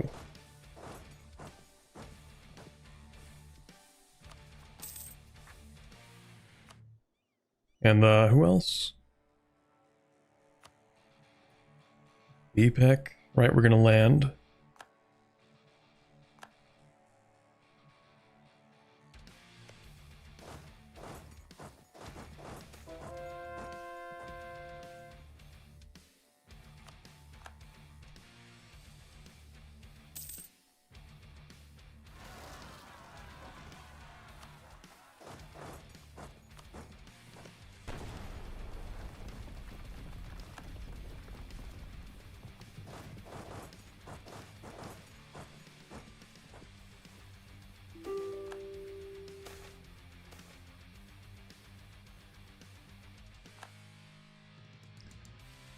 What do you want? I am not deving the 24 manpower, you're crazy. I can give you this. Manufacturing here? Sure. You get soldiers' households. Also, I want to build more of these. That's a great place, that's a great place. That's really good, and sure. That's fine, that's a good spot, that's decent, we'll take that. Yeah, it should be good.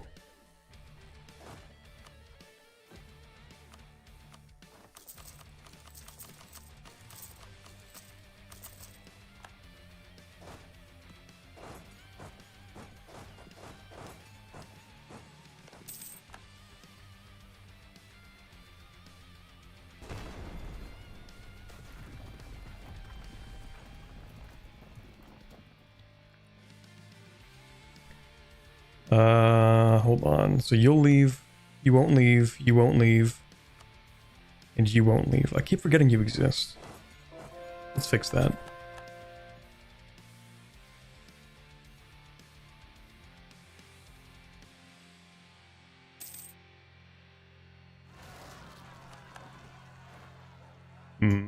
Right. Deal with that first.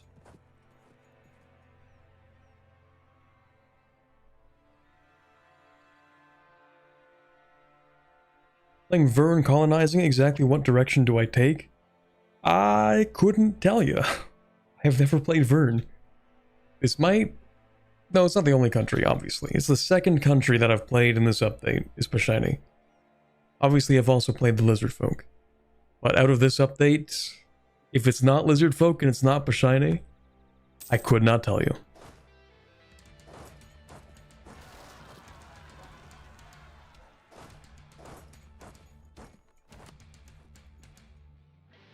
Oh, Reveria left, right.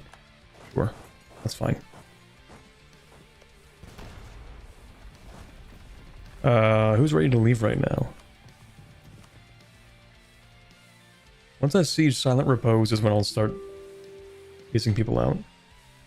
Because it'll take a while.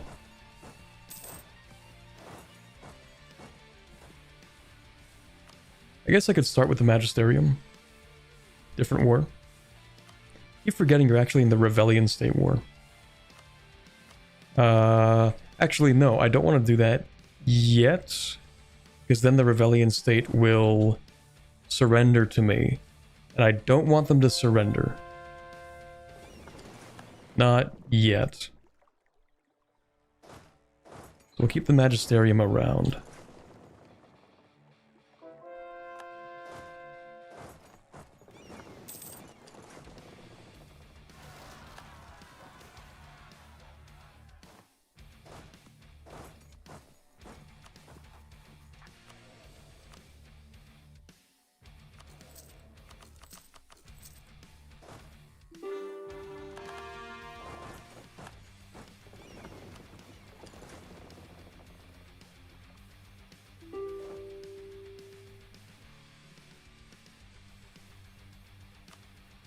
Okay, be back. No. Thank you for the follow. I haven't really been thanking people today because I don't really have it popping up on my screen. It pops up on stream, but it doesn't really show me who. But thank you.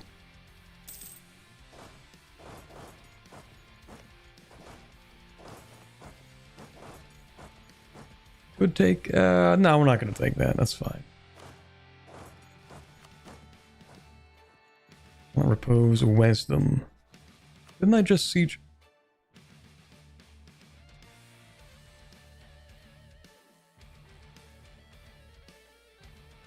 You're kidding me. Well, I'm not doing all that.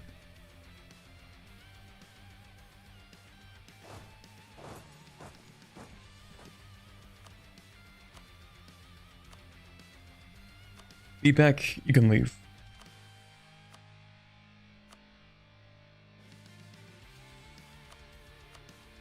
That's cool. That's fine, actually. We wait for a day. Or not. That's cool.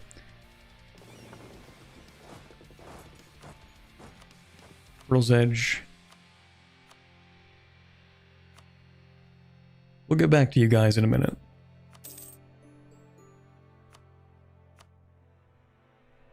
And it's literally just Wisdom, who is not real,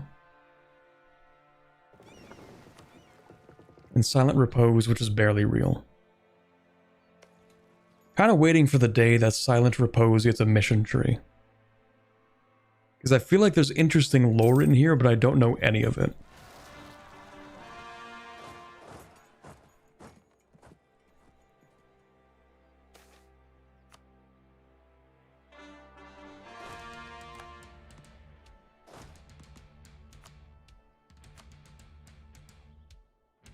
Okay, well, I'm going to use the war score from Silent Repose to finish this off.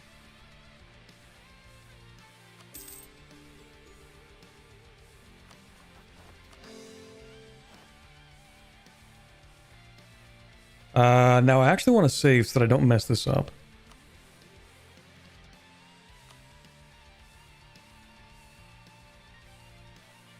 Do that, I guess.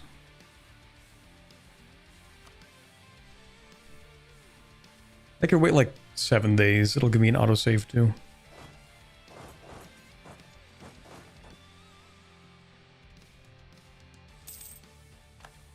So, okay. I don't know exactly how this is going to work. But I'm going to fully annex the Revellion state. Actually, Magisterium, you guys can leave first. Just, like, give me a few years, I guess. It's actually really, really funny for the Magisterium to ally with the Revellion state. Like, now that I think about it, that is a really funny outcome.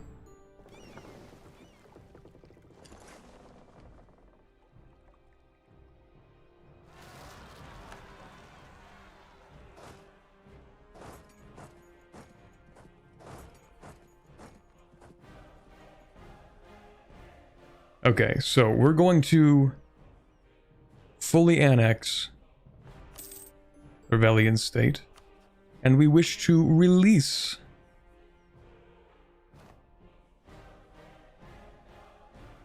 we cannot release the Rebellion State. Where did it disappear to? It moved to here. This is aggravating. Okay, so you can't do that.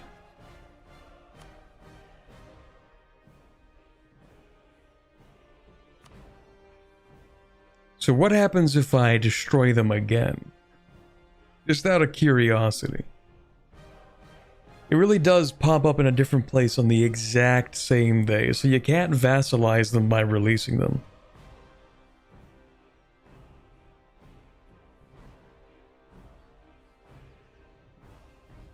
Truce is 0 day, that's true. But, like, how many rebellion countries are there? Like, how many times can they hop around? Like, once they're done in here, what's next? They're gonna move to Ravenhill? And then what? They're gonna move to X-West? Then Wisdom? Like, how many times can they hop around?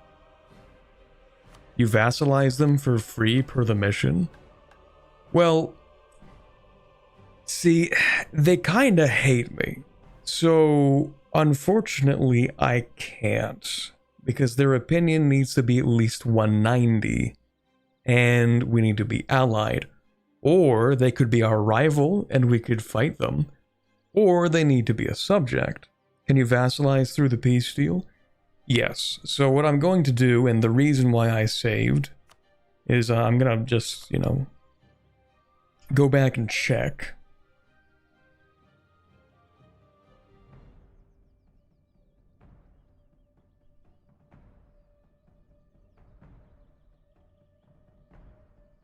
Now, if I vassalize them, I think they're going to hate me for the rest of time.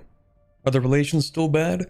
They inherit the relations of the country that they get the land from. Allegedly.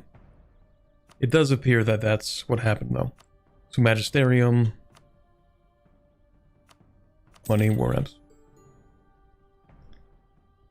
Okay, I guess I just have to vassalize them, which kind of sucks. They will not like this. They will not like this one bit.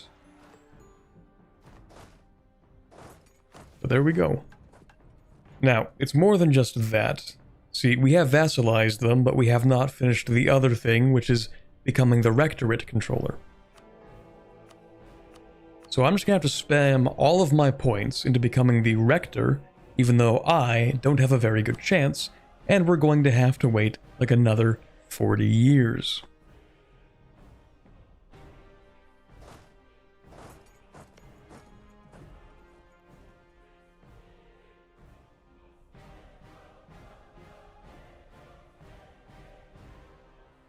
Can they not ask for the land off of you? What do you mean? The Rebellion State? Like the Rome thing in base game? Not really. They just kind of teleport to a different place. Console command it? I guess we could. I don't really want to console command it though. If you kill them and they spawn inside you. Oh, they're not gonna do that.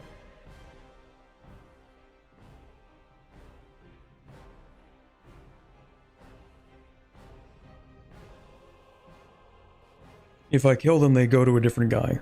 They go to the next smallest Rebellion state, I think. I don't know what the maximum Rebellion state size is before they can't teleport. But I figure if I kill them here, they're gonna move to like here. And if I kill them there, they're gonna move to like here.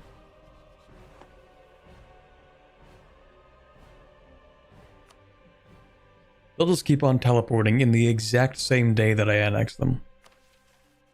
But anyway. So yeah, we need to become the Rectorate. The Rector.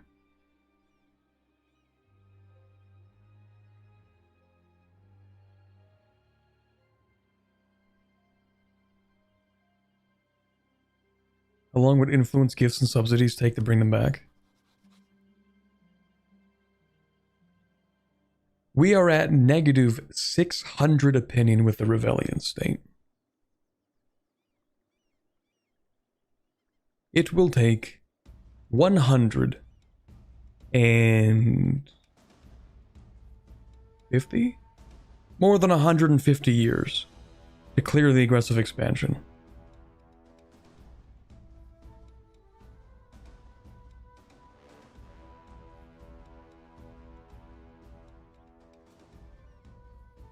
You're unlucky that Toriath already died. Yeah, you could say unlucky. That's an understatement. You need their opinion? Well, I want their opinion to be high so that I can actually get Pope points. Right now, the only way for me to get points is to convert things. Because the Rebellion state hates me.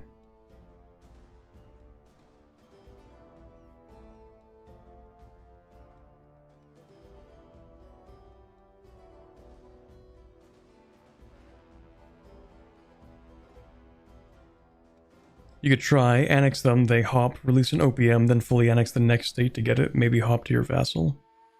I don't think it'll ever hop to my vassal, but we'll see. Does donating money give you points? It gives me 1 for 5 years, and it's actually going to turn into 0, because it's going to add 1 to this, and then be modified by 100%.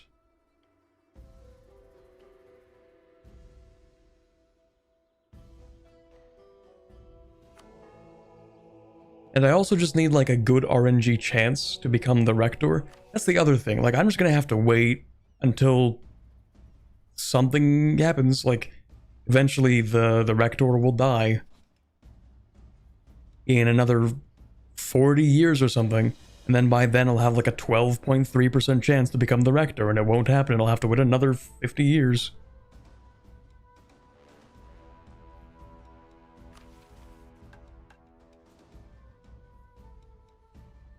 Does the bird when the Rector dies until you get it?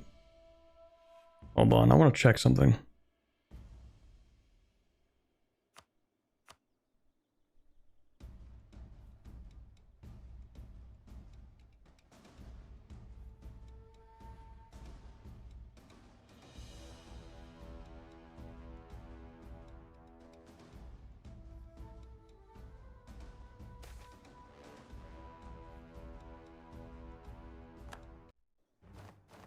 Use the console. I kind of hate using the console though. I'd prefer to find like any method that doesn't require the console.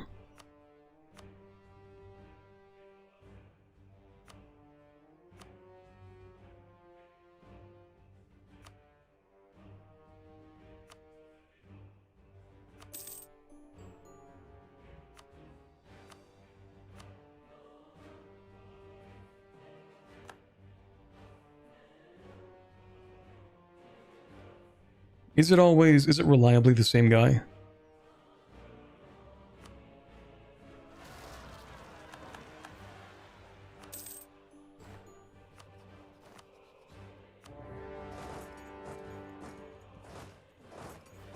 I just want to check.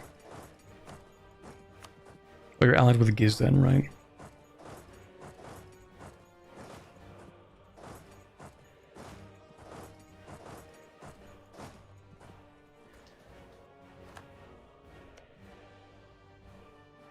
And do you get cores on this? You get a free core.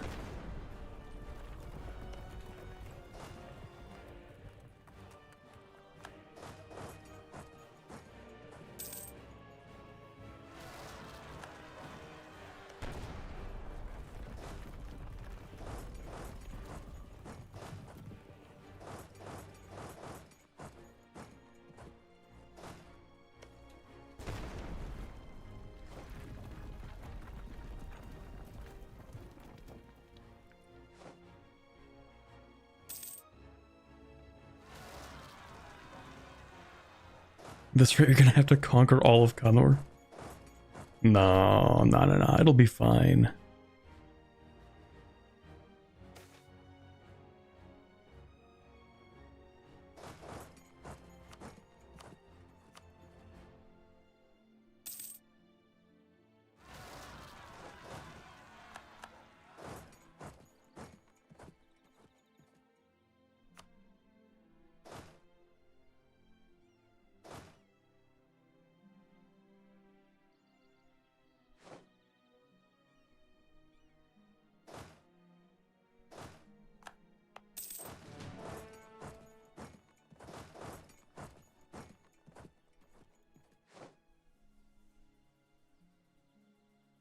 Gotta game it hard enough? I'm just checking. I'm just checking.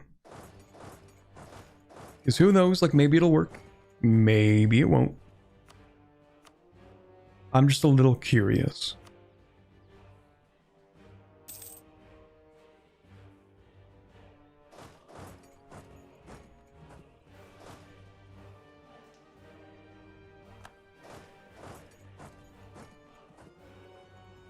Silent repose separatists? You're still alive. What? Okay. Sure. Gizden.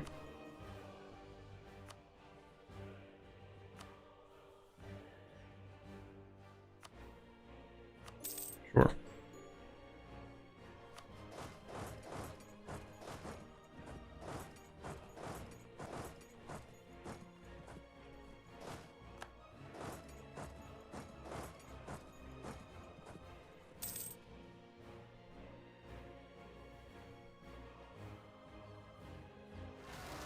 It'll probably work. When can you create a client state? Not yet. Like 23. So, okay, so are they gonna move again?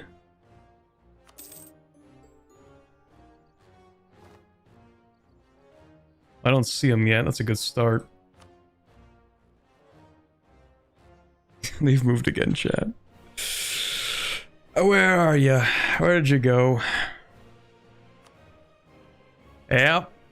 Dude, they can actually just teleport literally anywhere. This game, dude. This game. It's killing me.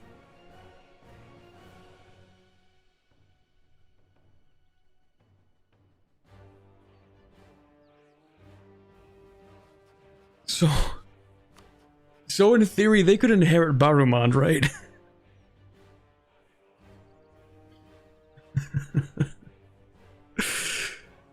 Oh, man.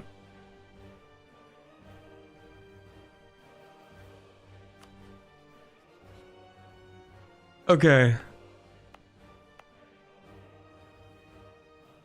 No, I have a better idea, maybe.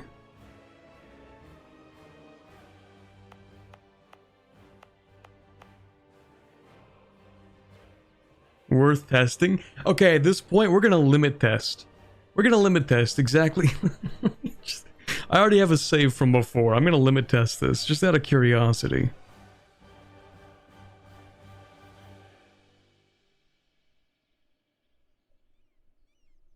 How crazy can it get? Oh, maybe it doesn't work like that. Hold on. No, hold on. Okay, silent repose. I see, I see. Let's do it again. Okay, they move here. Okay, cool, cool.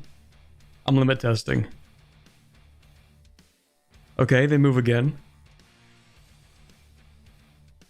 Okay, they move again.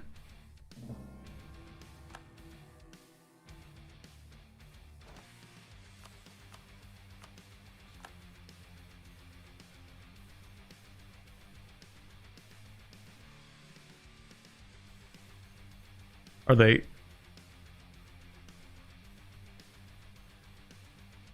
So the limit is this many times. The limit is that many. So in theory, if I just fight all of those guys, no, wait, I can't release them. They're somewhere. I will find them.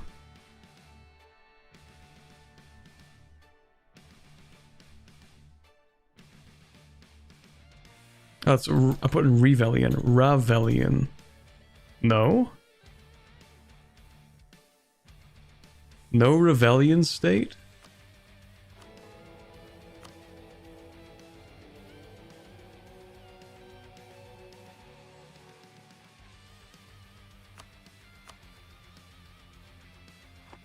So that's the number of times. Let a month tick.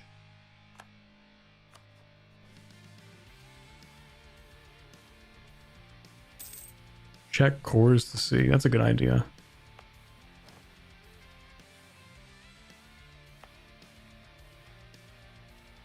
The rebellion state does not exist. It is gone. And yet, even in the state of non-existence, you still cannot release them. Hold on. Now, this can't be true. We have now confirmed it is impossible to release the rebellion state. Even when they don't exist and you have cores, the rebellion state is not able to be released. I have never seen this before.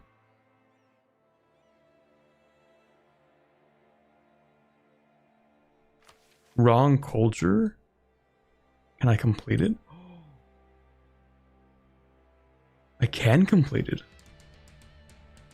If the rebellion state is gone,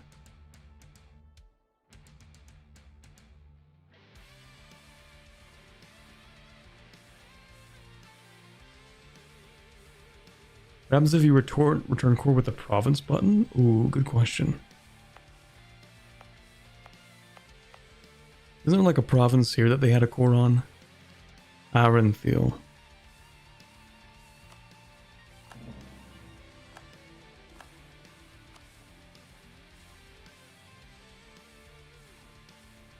Yo, what? Okay, pause. I don't think he's supposed to spawn as a Lich King.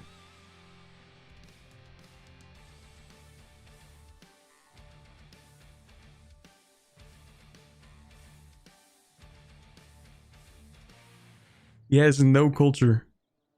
Oh, he has no culture. He's not even a mage, that's why. He's had nothing. Primary culture is no culture.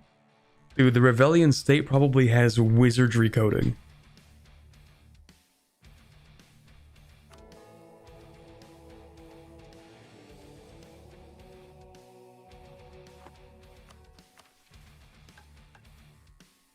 Okay, so now we've confirmed that the only way for us to complete that mission is for us to vassalize them.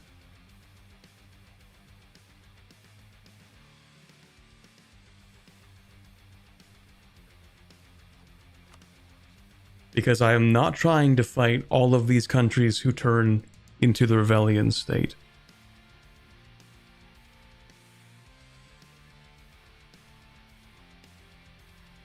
Or you could just eliminate them. That's true. That's true. We could eliminate them from existence. I could keep chasing them down over and over again until they no longer exist. Which I feel goes completely against the spirit of the entire mission tree. But then again, I don't know what the spirit of the mission tree is supposed to be, because obviously, they're gonna hate you. If you provide a smaller country by releasing one, that might work. Okay, let me go and load again.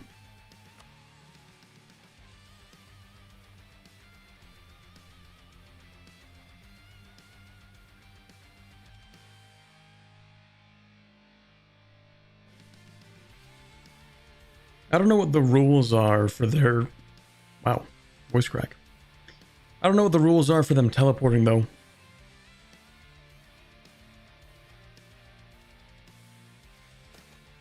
And I don't think they can become a subject.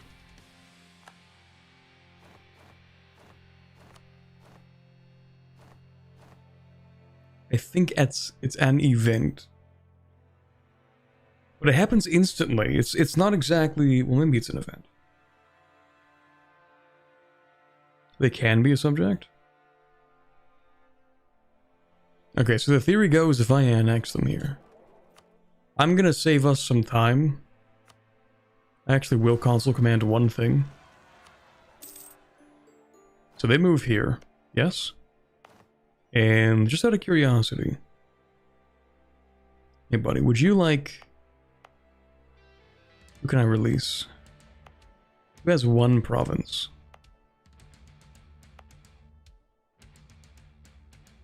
Varine.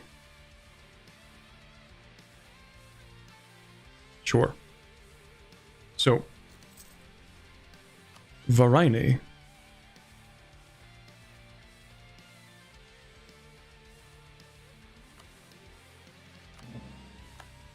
And then just out of curiosity,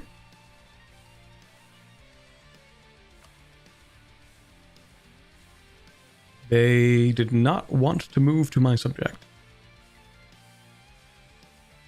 Instead, they moved still to Dame's Crown. My subject is closer. So what's the algorithm on that then? How do they pick? Because it seems to be the same order. No, not that way. I don't think they can spawn enough vassal. Oh, okay. Okay. Let's run that again. Maybe it's up the tag order. If it is, I mean, that's kind of cooked. Unless I can figure out the tag order. You can just vassalize them. But I don't want to just vassalize them. Oh, you mean like if I release them and then they move to somewhere smaller and then I can vassalize? Yeah, okay, I can do that. That's not a problem. So yeah, we're gonna do it again.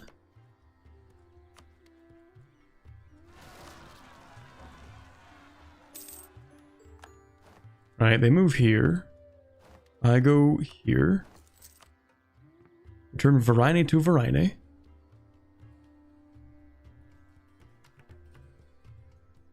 I think it's tag order, chat.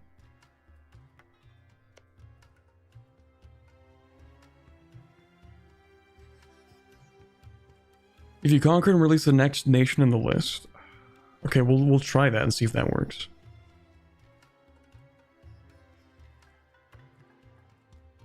Wait. Conquer and release a next nation in the list. Okay, yeah, we'll try that. We know it goes to Dame's Crown, so.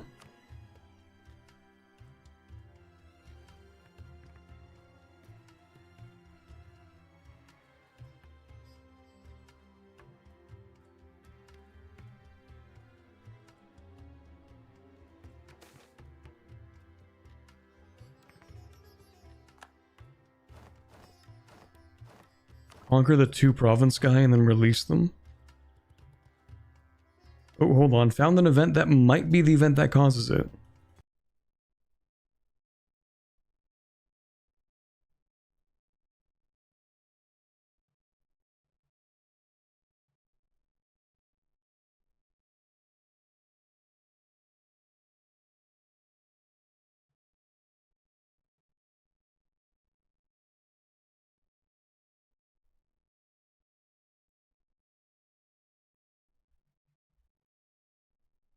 Oh, do they use the exact same thing as the Pope mechanic for that?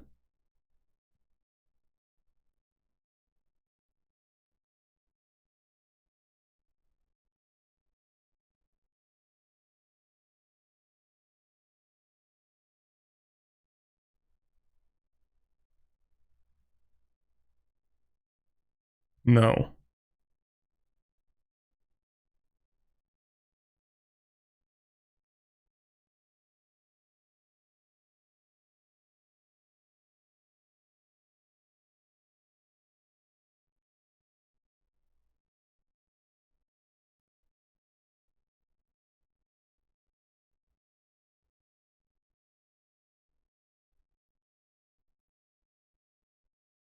It's just reskinned Pope? Yeah, but it's not the same thing.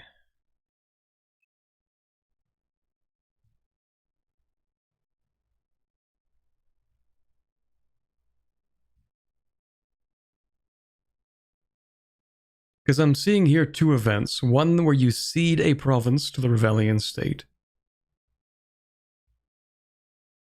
And another where you cede another province to the Revellion state. But neither of them make you the Revellion state.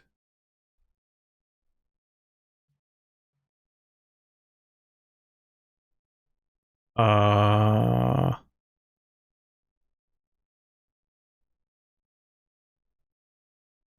think this is a different part of the code.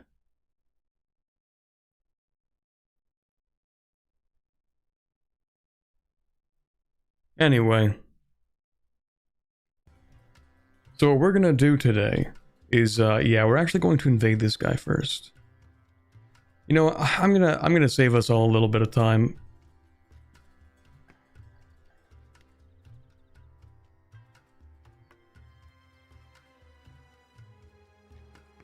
Actually, wait, no, I still need to finish this war. Like, I can't release this guy until I finish this war.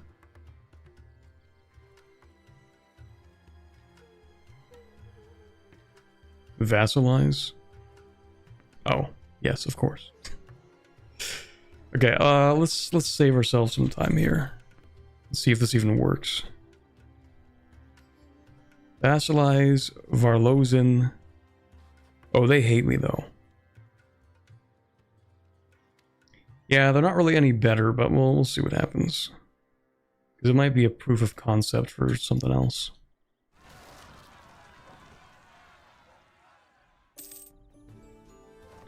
So they actually skip Varlozen. So we have a new condition that we understand.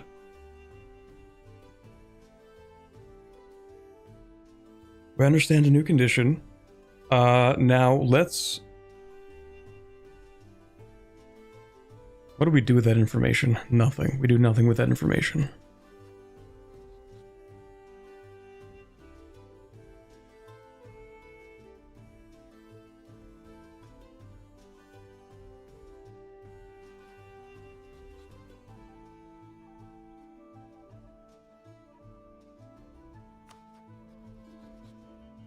Every country in Kenor hates me. Now we know we have to return province. Yep. Can't do that during war, though.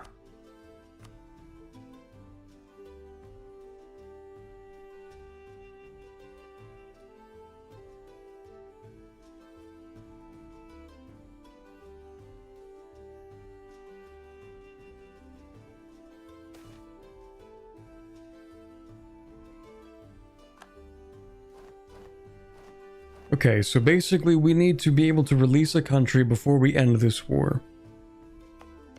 This is not possible.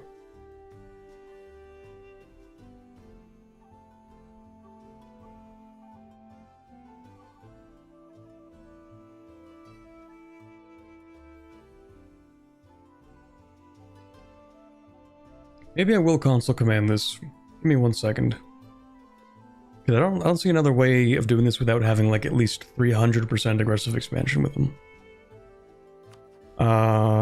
So in theory, we need to...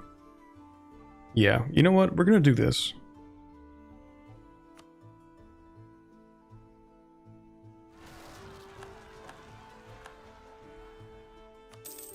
We're gonna keep him there. And we're going to...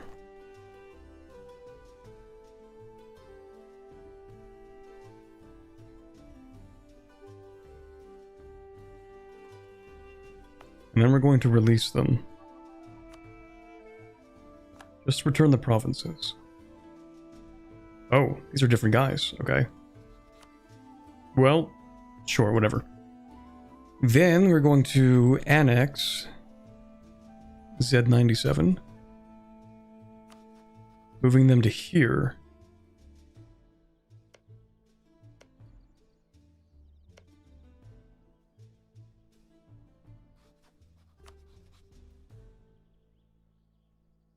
And then maybe I just save myself some time.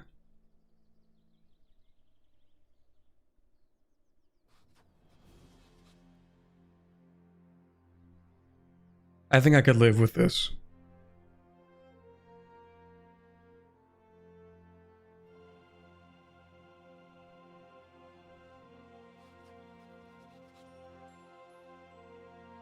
Yeah, I think I can live with that. It sucks, but I'm looking at the situation and I'm really thinking like this has got to be like the only way that I can get influence for the rest of the game. And it sucks. But sometimes that's just how it is.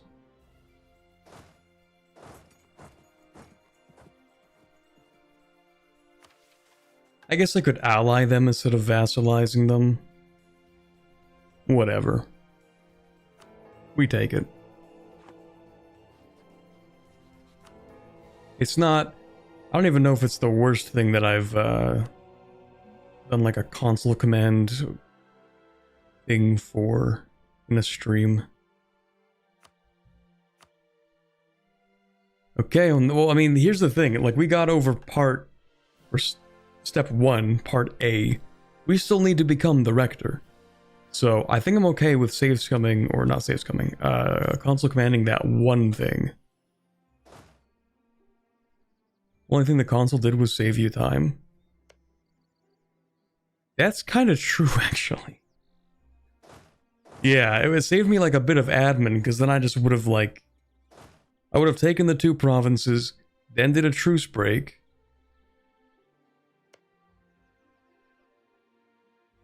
Well, yeah, okay, I would have taken this stuff, finished that war, released these guys, did a truce break, and then vassalize. I guess I could have done all that without commands. It just saved me some time.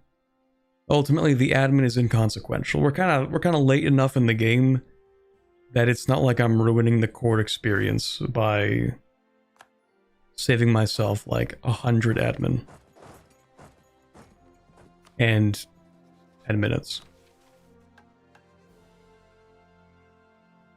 Anyway, so that's gonna take however long. Now we can finish this though. I'll get rid of debug mode. Perhaps you tire, as do I, having figured that out. You also subtract admin with the console? Yeah, that's true. How bad is it? You know what? I'll just... Was it ADM? Minus 200? Let me do something a little small just to check. Okay.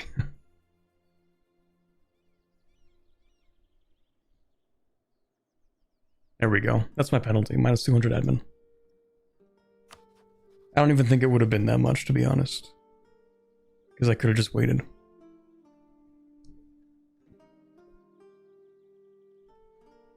Perhaps you tire, honored members of Parliament, of my reminders that Anbanar means unity. I do not.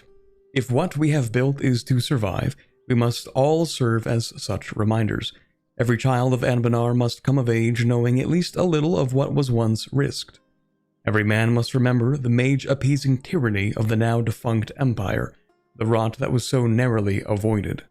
And while the borders of Anbanar may encompass many various peoples, all must come to cherish the most profound of bonds, the bond of fellow citizenship. That's the guy who's actually dead. That's crazy. Anyway.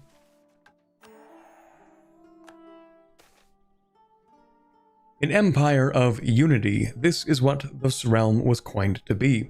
And yet, in so many 100 years of Imperial existence, it has been beholden to a certain few dynasts, yes, of greater or lesser skill and stature, but also to mages, any who could accrue power by virtue of asymmetrical advantages.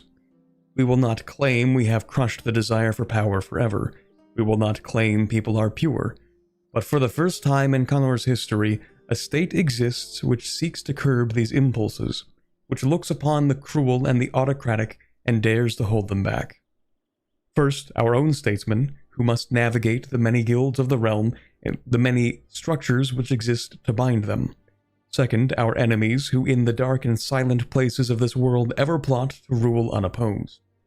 Third, the petty evils, the vampiric parasites, those who would make petty tyrannies over men who deserve by natural right to be free. Guilds within guilds, each protects us in part, functioning on the basis that solidarity of the many is worth more than the fallibility of the one. Against the local tyrant, the local guild. Against the seditionary, the guard. Against the statesman turned rogue, under whom the peasants of old would simply have suffered the great machinery of the unified state. This is what we have made.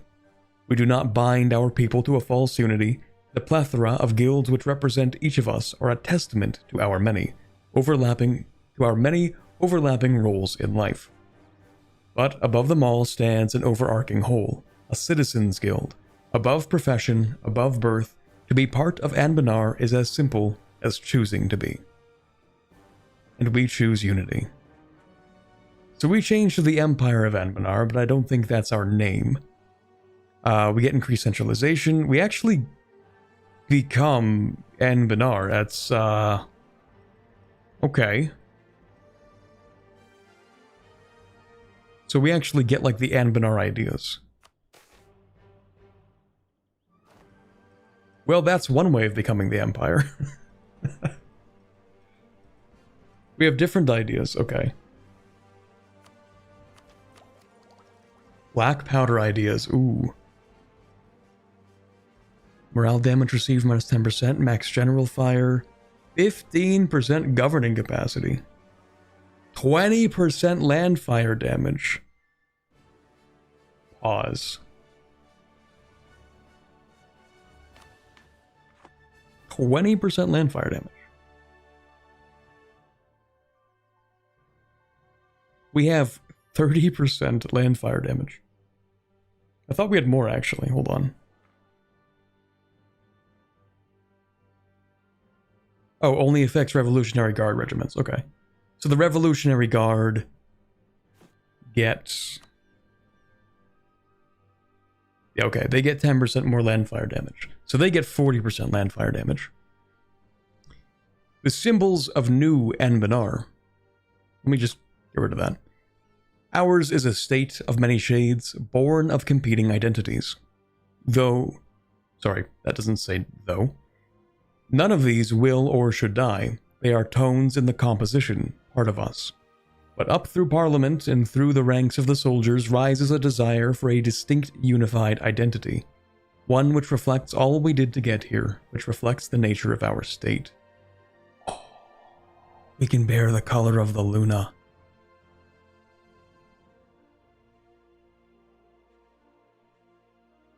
Yo. We get to keep the color? I think I'm gonna keep the color. I kinda want it. But Black Powder and Bernard, like, your map color is just kinda gray, right? And obviously we aren't gonna honor the silver legacy. That's cringe. Try Black Powder? Okay, give me a second. I'm gonna save. That's not the save button.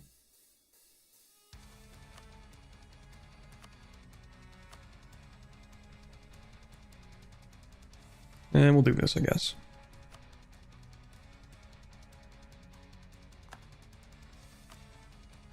You don't get the name if you do that? Yeah, but what if I don't want the name Black Powder and Benar? Yeah, let's see what this looks like. Okay, yeah, we're Black Powder and Benar. It's kind of what I expected, I guess.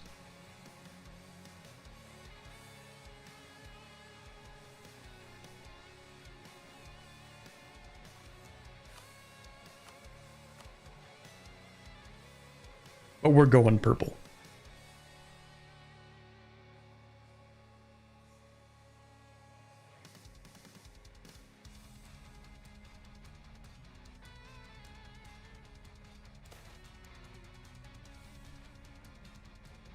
Overruled.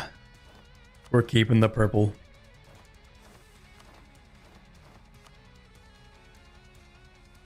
That right there is the Republic of Anbanar. Now that's peak.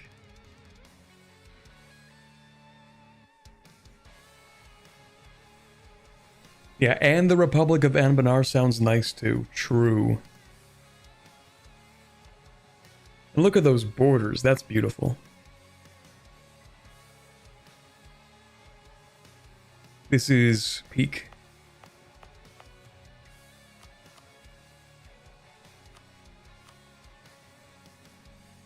I like how our development map mode, even though it's like so much higher than most places, is completely compressed by the existence of the Dwarven holds.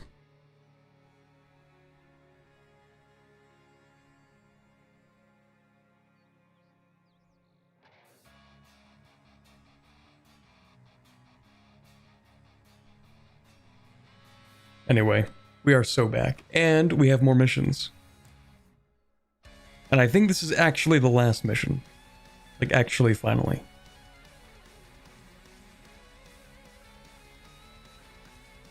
Is that Napoleon? Interesting reference. Surely we won't be reforming into an empire or anything. No, we wouldn't. We wouldn't do that.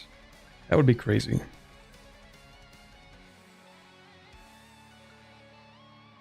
Gain a cultural union with the Imperial cultures of the Empire. What are the Imperial cultures? Oh, all of these? Oh, we're already in this. Hold on. I assume they mean, like, all of the other, like, the Wexenards and, like, the other guys, too.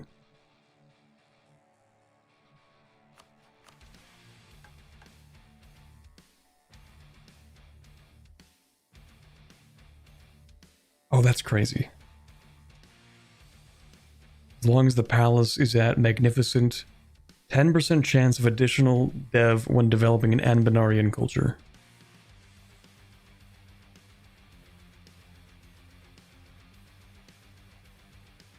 Oh, we need to... Oh. It's a lot.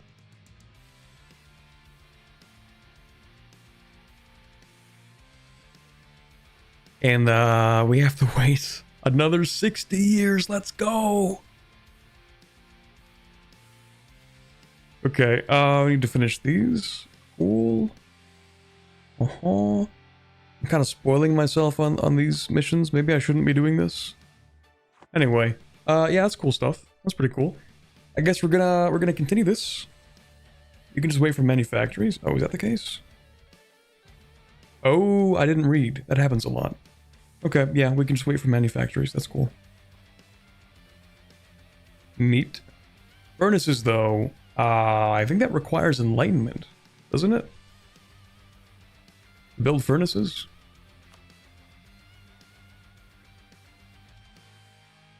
Need admin tech 21, but for coal to actually spawn in, you need enlightenment in the province that has the coal.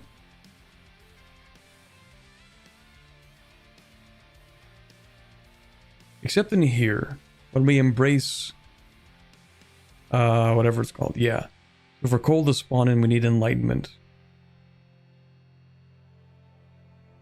You can get coal faster. Hmm.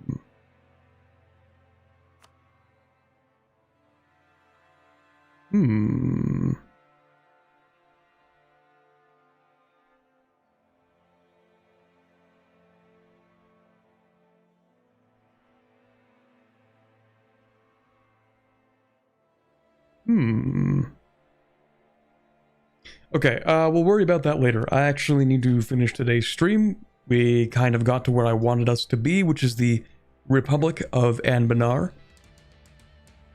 Of course, keeping the color of the country that forged the new nation. Naturally. I'm gonna go ahead and save this real quick.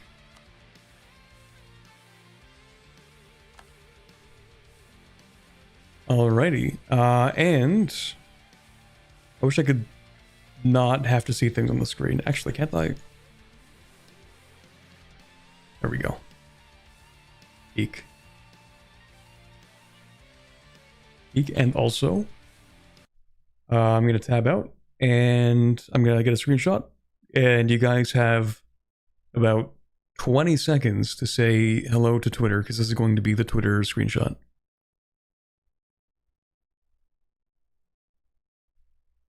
I'll do this and that.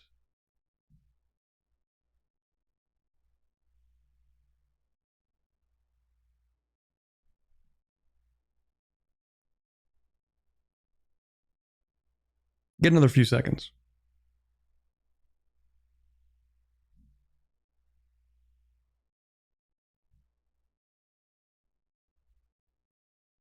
Okay, there we go.